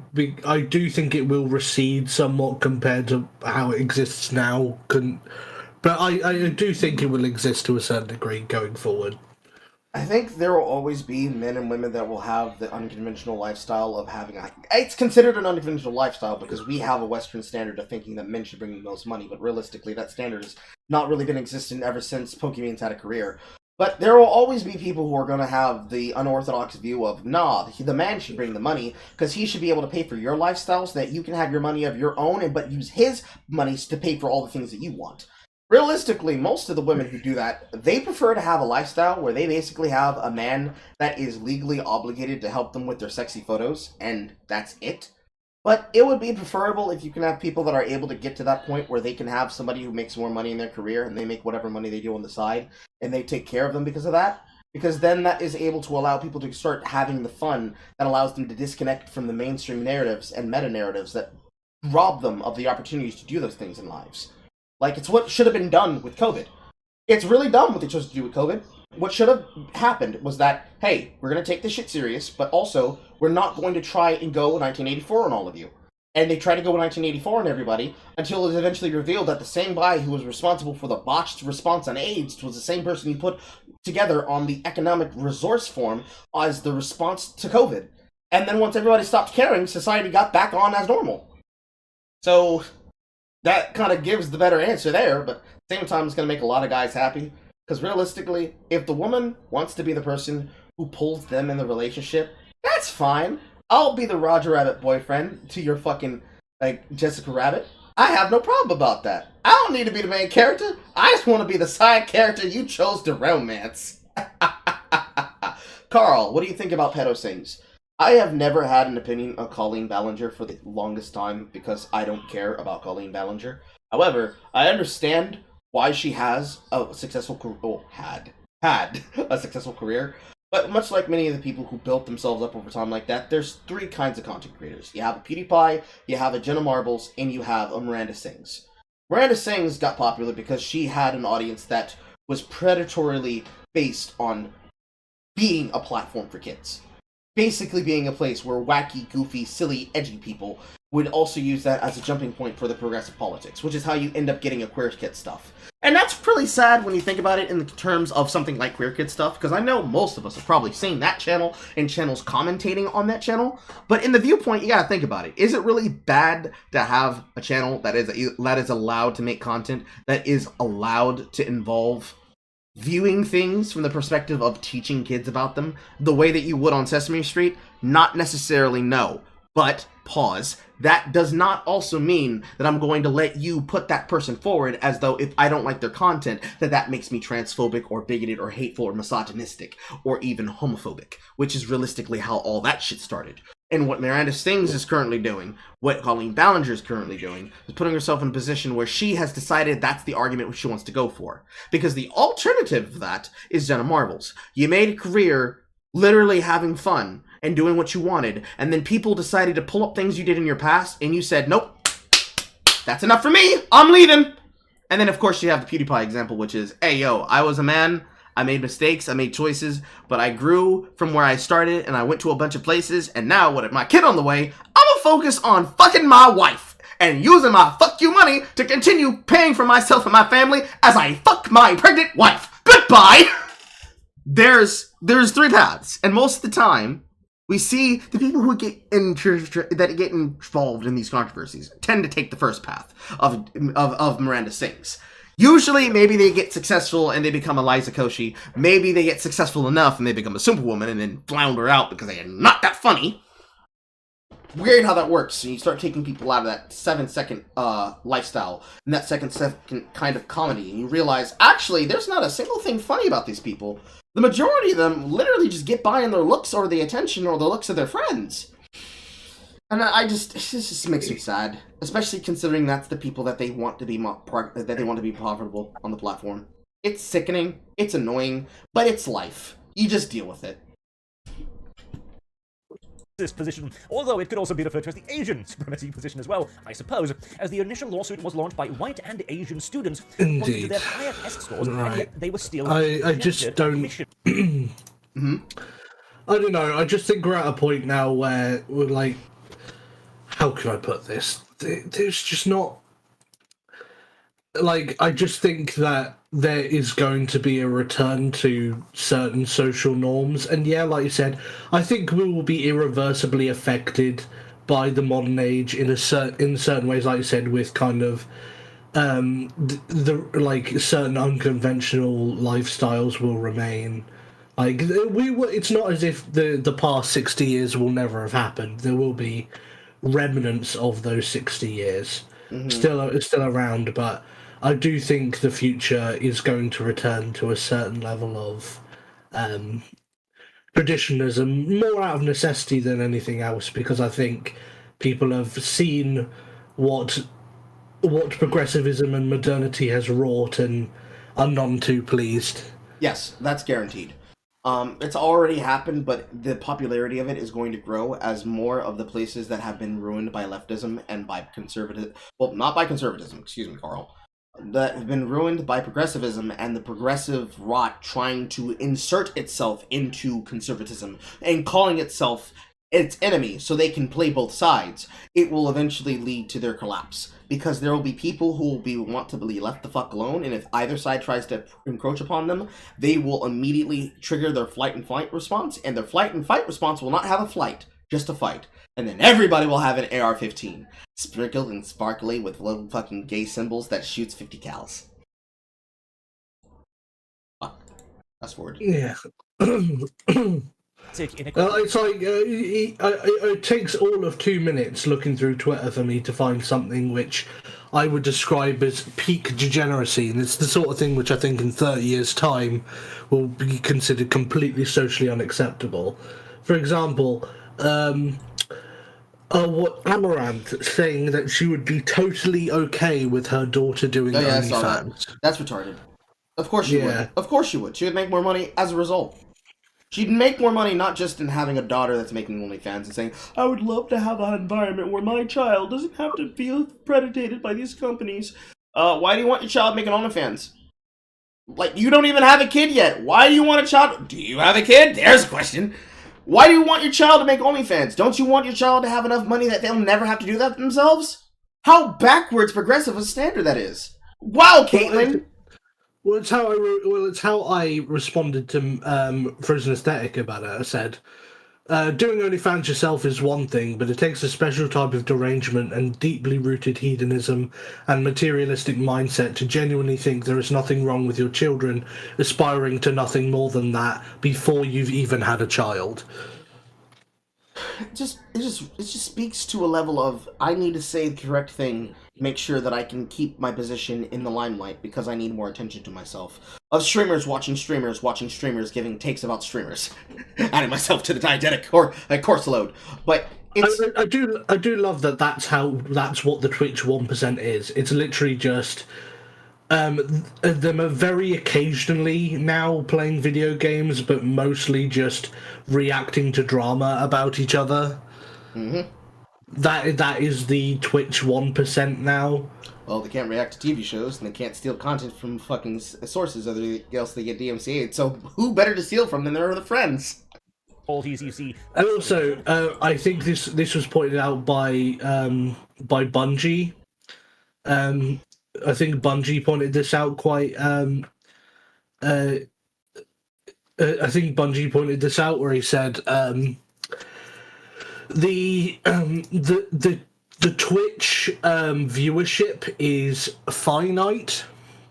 Like, not people who just watch someone who's someone who watch someone dedicatedly, and they watch someone on YouTube and Twitch or whatever. The dedicated Twitch viewership, they are very finite, and they are split across multiple creators, and so it is in the Twitch 1%'s best interest. Is in the Twitch 1%'s best interest to cannibalize each other, because every time they do, the audience of that person is split between the other Twitch 1%ers. That is correct.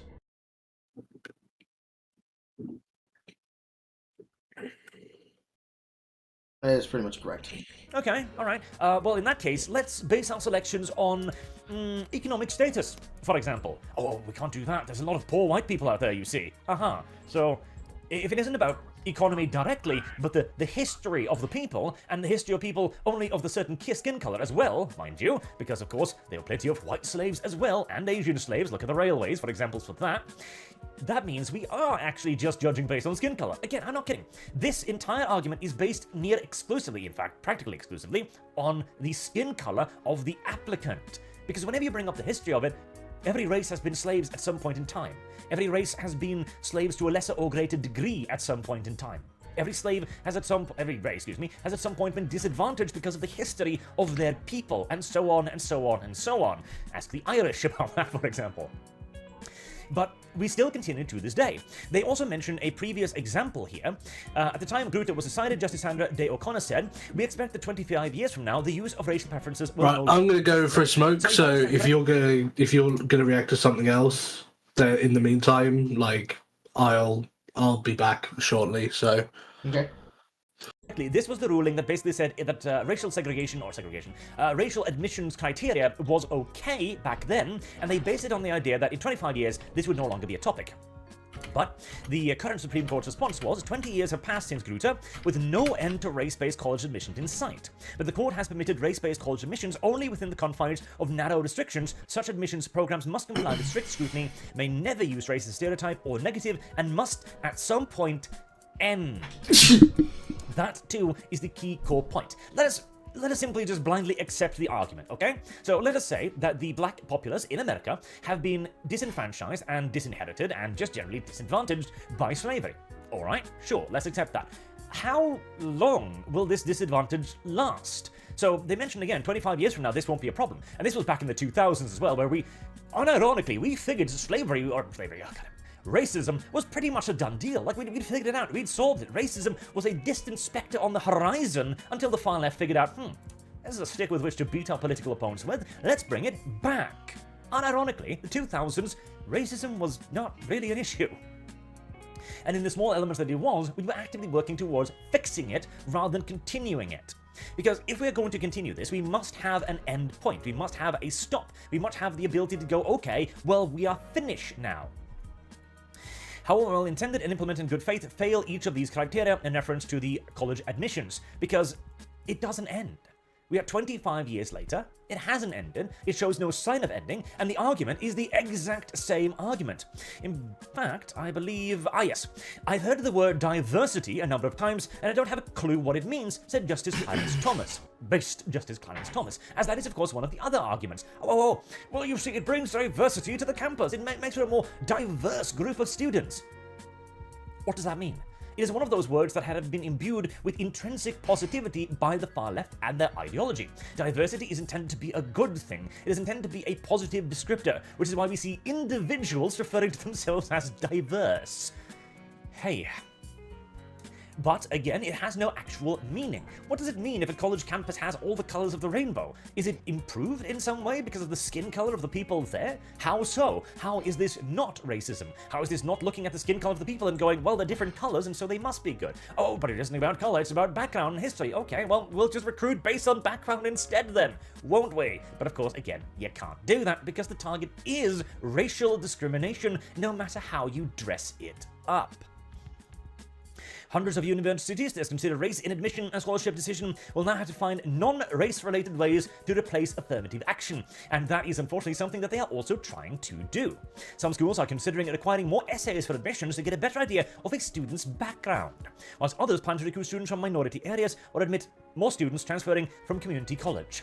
Now, again, in theory, this isn't necessarily a bad thing. Like, a student's background, okay, so if you are historically, you had a rough start to life, you know? You were born into a poor family, it seems like you're always going to be poor, but you're smart and you're going to apply for a big-name university. Okay, that maybe should actually be something taken into consideration. It shouldn't be the only thing, and it shouldn't be overriding your test scores, but maybe it should be taken into consideration.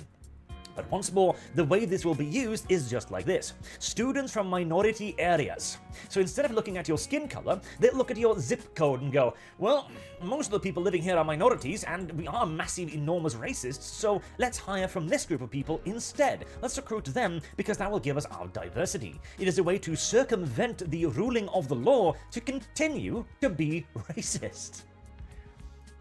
There is still a long way to go on this nonsense in America, no doubt about it, but this is a crucial first step to make it very clear, once and for all, in the public consciousness, in the consciousness of universities and students, that no, you shouldn't be discriminating based on race, because there is no such thing as positive discrimination. It is all discrimination. And also, this whole ridiculous mention as well, what was it? Colorblindness. Yes.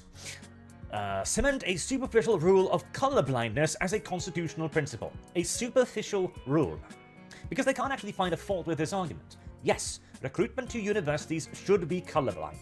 Admissions to jobs, to public sectors, to government, everything should be colorblind. This was the solution we were working towards in the early 2000s that you rejected because it would provide a solution to the problem you require to seize power and authority. Because if you simply don't care about the color of the person opposite you, racism won't be a goddamn problem. Colorblindness is the solution to this problem, and we need to embrace it again, rather than reject it on the basis of ideology. Based, true, obvious. Where was the last piece of detail I had? Let's see here. This is the Emma Voglin getting dog walked by actual Justice Warrior. This was the Advent Preach video, but we've already talked about them. Already talked about that. Oh, yes! Skullgirls. Mm-hmm.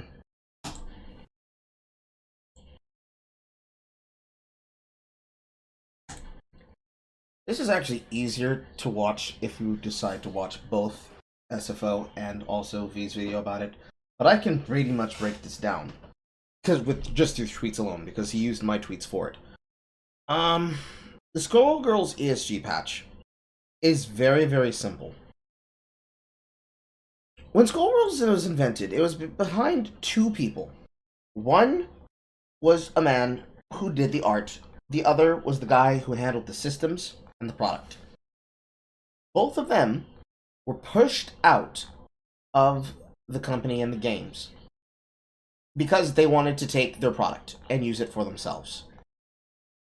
When they were pushed out, I'm trying to find my goddamn tweet. Where is it?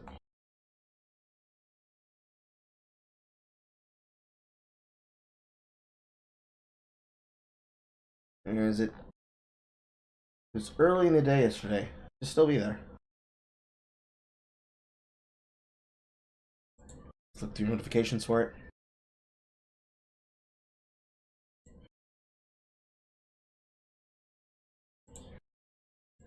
Yep, found it.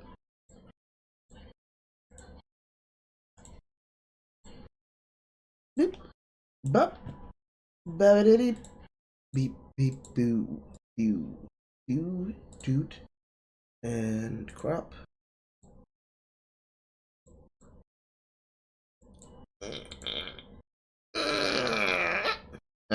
Strap.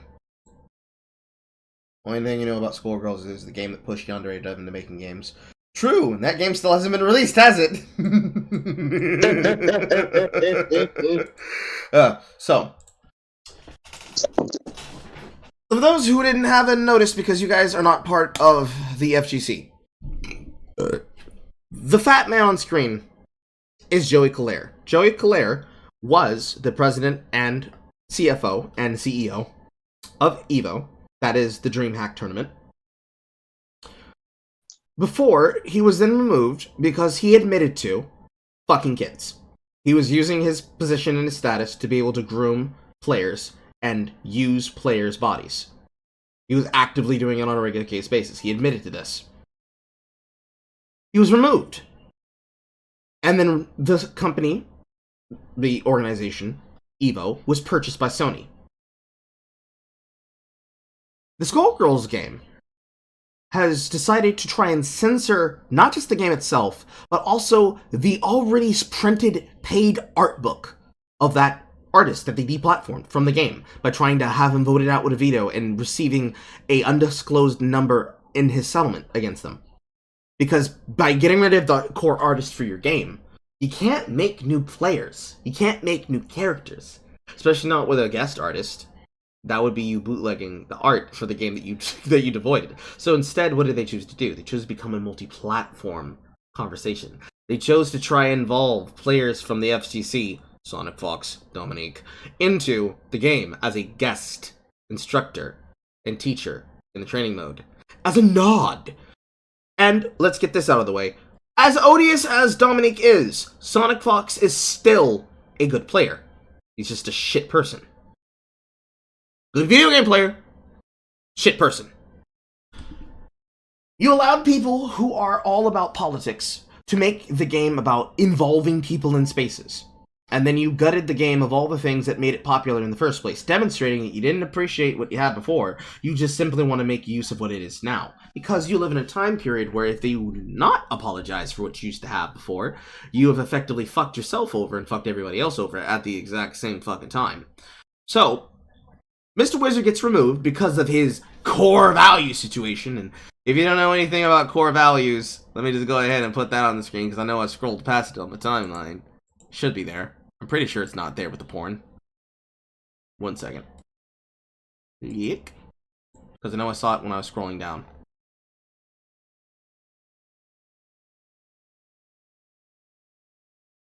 Here we go. Because people have particular core values that they actually care about. and those core values are video game characters that they want to play and they want to fuck. They do not appreciate somebody destroying their desire and want for those things in place of those things that they had. And as V has been demonstrating multiple times when posting these clips and these things that have been used in his takes that have gone viral multiple fucking times because people keep showing themselves to not like this. When a McDonald's cashier is more attractive than a modern designed video game character, it's clear that the problem isn't, well, you guys just want to come to porn on your screen for your video games. It's more about the perceived notion that if you ESG the game, that you'll be able to get something profitable out of it. And so, we end up with the case example of this retarded shit here. I can come back. What I had. It comes back to the realization in the clips being made and the takes being made and the changes being made here. You have people who buy a tournament. They then host that tournament at Las Vegas, Nevada, after trying to make censorship changes to the game and its art book, a paid art book. So you digitally edited what people already paid for on Steam, no less, thus disenfranchising them of a product. And don't you worry, babies, in my Discord, I have already posted a link to the unedited content. You are very welcome. You have censored and changed product that people have already paid for to host a tournament that is going to be 4,000 to 5,000 stay a night on the ticket, and the pot at the tournament for Evo is $5,000, a $5,000 prize pool for a game that no one is playing. Why is nobody playing it? Why do you say that, Carl? It's because it's not even a sponsored tournament. It's not even a sponsored tournament. This is a tournament that's being had that is a part of Evo, but it's not one of the main things being done. It is an event that's happening inside. What do I mean by that? I mean, it is an event that is not actually a part of any of the games that are being had. It's a part of a showcase event, which means it's community ran. It's something that people are doing because it's not a part of the mainstay shit. You want to see what's part of the mainstay shit? I can show you what's part of the mainstay shit.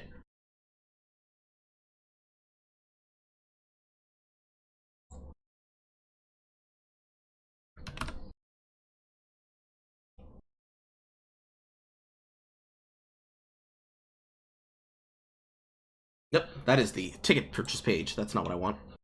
This is what I want. The mainstay events, the things that people are coming for, that they're paying for, that they're sponsoring here, they're not paying for that. They're paying for something entirely different. They're paying for the true mainstay esports experience. They don't want all of those classic games that all of us play, which is what they have here in this community section.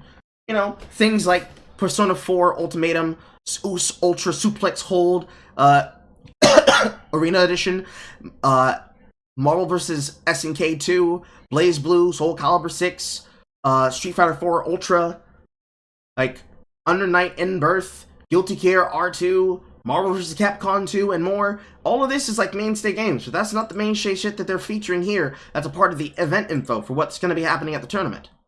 What's going to be happening at the tournament? The games that are being hosted at the tournament: Street Fighter 6, King of Fighters 15, Mortal Kombat 11 Ultimate, Sacrifice Fighter Z, Tekken 7, Ultimate Marvel vs. Capcom 3, and Guilty Gear Strive. Modern day games. So you have a culture clash between two sides. You have the people who just want to play the games that they've been playing for years, and you've got the people who are going to be going there for these competitions for the actual official tournament.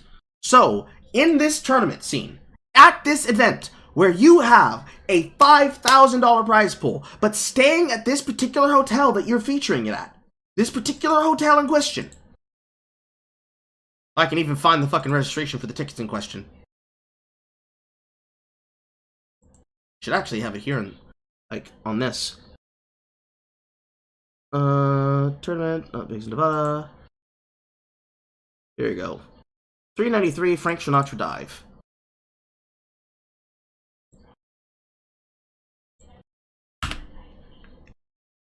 393 Frank Sinatra Drive is the address of the Mandalay Bay. Ironic, huh? The Mandalay Bay MGM Resort and Casino.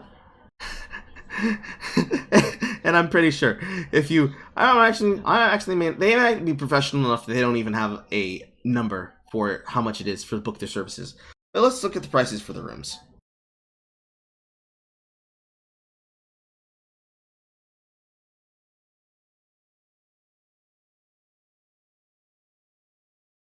Let's see here. This is for August 4th to 6th of 2023 at Mandalay. So let's go to August 4 to 6.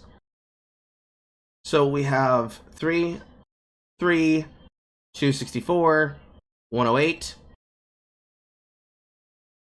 Let's cross all of those days. So 1, 2, 3. 3 nights. Carl's bad at small math, everybody.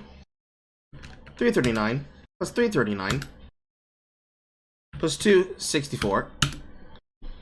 That's at least $1,000. Easy. Now, assuming that you're going there for other tournaments as well, and you're going to be registering to other tournaments as well, and you're also paying for the convention pass bundles and also the tickets for the EVO tournament that's happening in Las Vegas on August 4th to 6th. Because I already know that this shit is much more expensive. I actually looked deeper into these numbers. These tickets are around about the same price that you're seeing for BlizzardCon. Those of you who saw those numbers. The $300 basic ticket and then the expensive package ticket being about $800. You're spending at least $1,000 a night for your room packages, along with everything else that you're doing for the tournament, for, in one game, a prize pool that's worth $5,000. A final prize pool, not you get a consolidation prize of $1,000 plus something else, or $5,000 for second place or third place, and then a bigger pot for the beginner. The entire thing is $5K. You censor your game so you can whore out for a community showcase spot at EVO. You're not even a part of the main event. All the people who are going to be there are probably going to be old fags that have no interest in being involved in the event if they don't get the ability to make it about something special. Which I can guarantee you, considering that the last time that an event like this was had, Sonic Fox was one of the people who showed up to clown at the event because, again, he's still a good player and this is one of the games he came up on. All the people involved are not going to get anything out of this. You're effectively selling off what was left of your credibility to try and make money on an event that is not even going to recoup the losses of the people who get involved in it. That's sad. That's fucking sad. Everybody involved in this should be embarrassed. Every single one of you. Every single one of you. And the worst part about this is that even to get involved in this community showcase, you must have an EVO 2023 pass. So you don't even get to do this as a person who wants to just show up there to run somebody's fade real quick. To play in any of these games, you must give them money. Which is the reason why it's not going to be worth it. And this is just August 4th and 5th.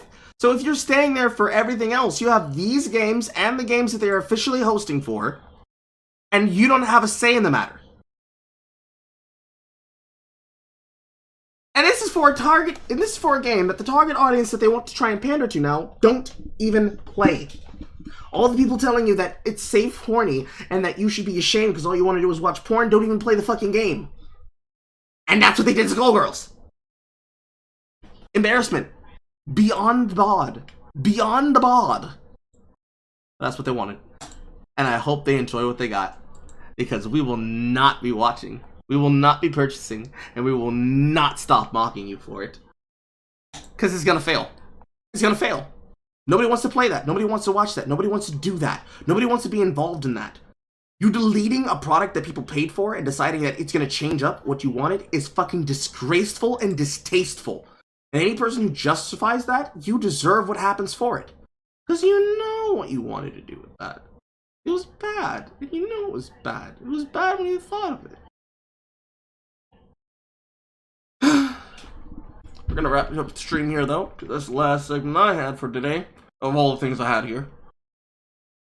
So instead, I would like to present to you all the Carl posts. And by that, I mean the things we've re-recorded for Radio Carl. I actually have a folder of them here. Some of these actually have not been featured on air properly. Some have been used intermittently since they were recorded on the few last streams. Some I did make on air, but I want to play some of these for the audience because I know everybody hasn't seen them. Imagine if Lethero's at EVO with his Phoenix Wright, Beautiful Joe, and his Dante lineup. I don't think Lethero's gonna go. I don't think he wants to be involved in it, even if he was to make money off of it. That's how bad I think it is for them right now. I don't think they even want to be involved. Because he wouldn't make as much money off of anything as anything else.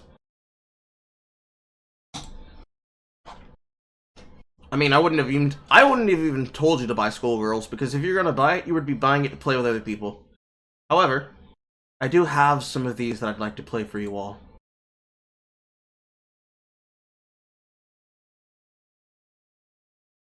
I already played the sponsor read. Let's play SCP Bumper. When you come to a SinglePlayerCarl stream, you're not expecting this man to make fucking sense. This man is completely fucking ignorant. Insane. Crazy. One could say that somebody let an insane asylum victim out and just simply start talking on the microphone. But you stay anyways. Why? Because you are enter-fucking-tained. There's not a single moment where you don't feel something that might be finger-licking good. Just don't let him find out what your mama's first name is. He will try to fuck her. SinglePlayerCarl's, home of the nappiest. This motherfucker crazy. And of course, for those of you who are here for this, Big Bill House. Fuck you, YouTube! If you're cool enough to watch a new streamer this week, you're a big enough Chad to watch SinglePlayerCarl. Bad words, Carl's a breakdown, memes! If you think you'll find a bread tuber at SinglePlayerCarl's, you can kiss my aunt! It's our belief that if you're such a base mother lover, you watch this guy's stream! Guaranteed! If you don't find niggatry cool, you can shove it up your subscribe list. You heard us right. Shove it up your subscribe list. Bring your friends, bring your pets, bring your mom. We'll love your mom. That's right, we'll love your mom. At SinglePlayerCarl's, you'll catch 6 ways to Sunday. Take a hike to SinglePlayerCarl's, home of challenge laughing. That's right, challenge laughing. How does it work? If you can catch Carl being ignorant as fuck and not laugh once, you'll get nothing but shame. Don't wait, don't delay, don't fuck with us or you'll whip your weave off. Only at SinglePlayerCarl's, the only stream that tells you to fuck off. What are you waiting for? Go to SinglePlayerCarl's, New Orleans nappiest, an exclusive home to the meanest sons of Cajuns in the state of Georgia. Guaranteed! Also, I agree with you. I think that EVO, as a company, and as it currently exists in its state, is trash. That does not deserve to exist, and does not deserve to matter, and deserves nothing but degradation, pain, and suffering for what they have chosen to allow to happen. There will be more tournaments, there will be other places, but it is something that for many people was a point of nostalgia, especially for someone like myself who competed there. But it's okay. It's for the best. It's for the best. Things will be better, things will be different in the future, but we have to let it burn. We have to let it burn. Let it burn, let it burn. However, that is going to be the end, my friends. It's the end. This is the end, my friends. Because I would like to play video games. I'll probably be back later. Also, those clips that you just heard are Radio Carl spots. I will be making those more tomorrow. I don't know if I'll be live while I'm doing it, but I will be making more of them tomorrow. If there's any ideas that people would like to submit for something they think would be a good Carl post, please post it inside of the Discord. Post your ideas inside of non-podcast chat, and I will look at them. And more than likely, I will bring them up, and I will try to flesh them out into funny Carl posts live on air. If you would like to be able to request a particular personal Carl post that you want to be made into one of these, I think I'm going to start the amount at $15 to $20.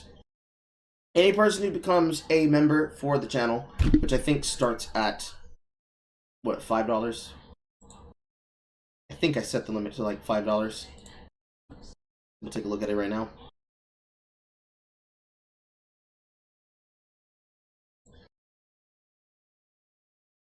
Yes, membership levels start at $2.99, then go to $6.99, and then the big N. I believe I'm going to make the limitation either 15 or 20. Those who become big N level members for the channel will get the permission to have a personal one made for them to their specifications. So if you are interested in that, and you'd like to do that, you know where to find me. Consider joining the Discord, consider subscribing, etc., etc. Play us out, Jethro! And I will see you all next time. Mwah! Goodbye, everybody. I love you dearly. When you come to a SinglePlayerCarl stream, you're not expecting this man to make fucking... That's the wrong one. Sponsors for SinglePlayerCarl and Radio Coon are provided by Sloppy Top, Cajun Crackle Seasoning, making motherfuckers mad on the internet, and viewers and haters like you. All of which is provided by the United Negro Carl Fund, because remember, a Carl is a terrible thing to waste. And if you'd like to support Carl, consider leaving a wonderful donation at Ko-fi.com, Subscribestar.com, YouTube.com, and Twitch.com/SinglePlayerCarl. Make sure to support your Nicktree today.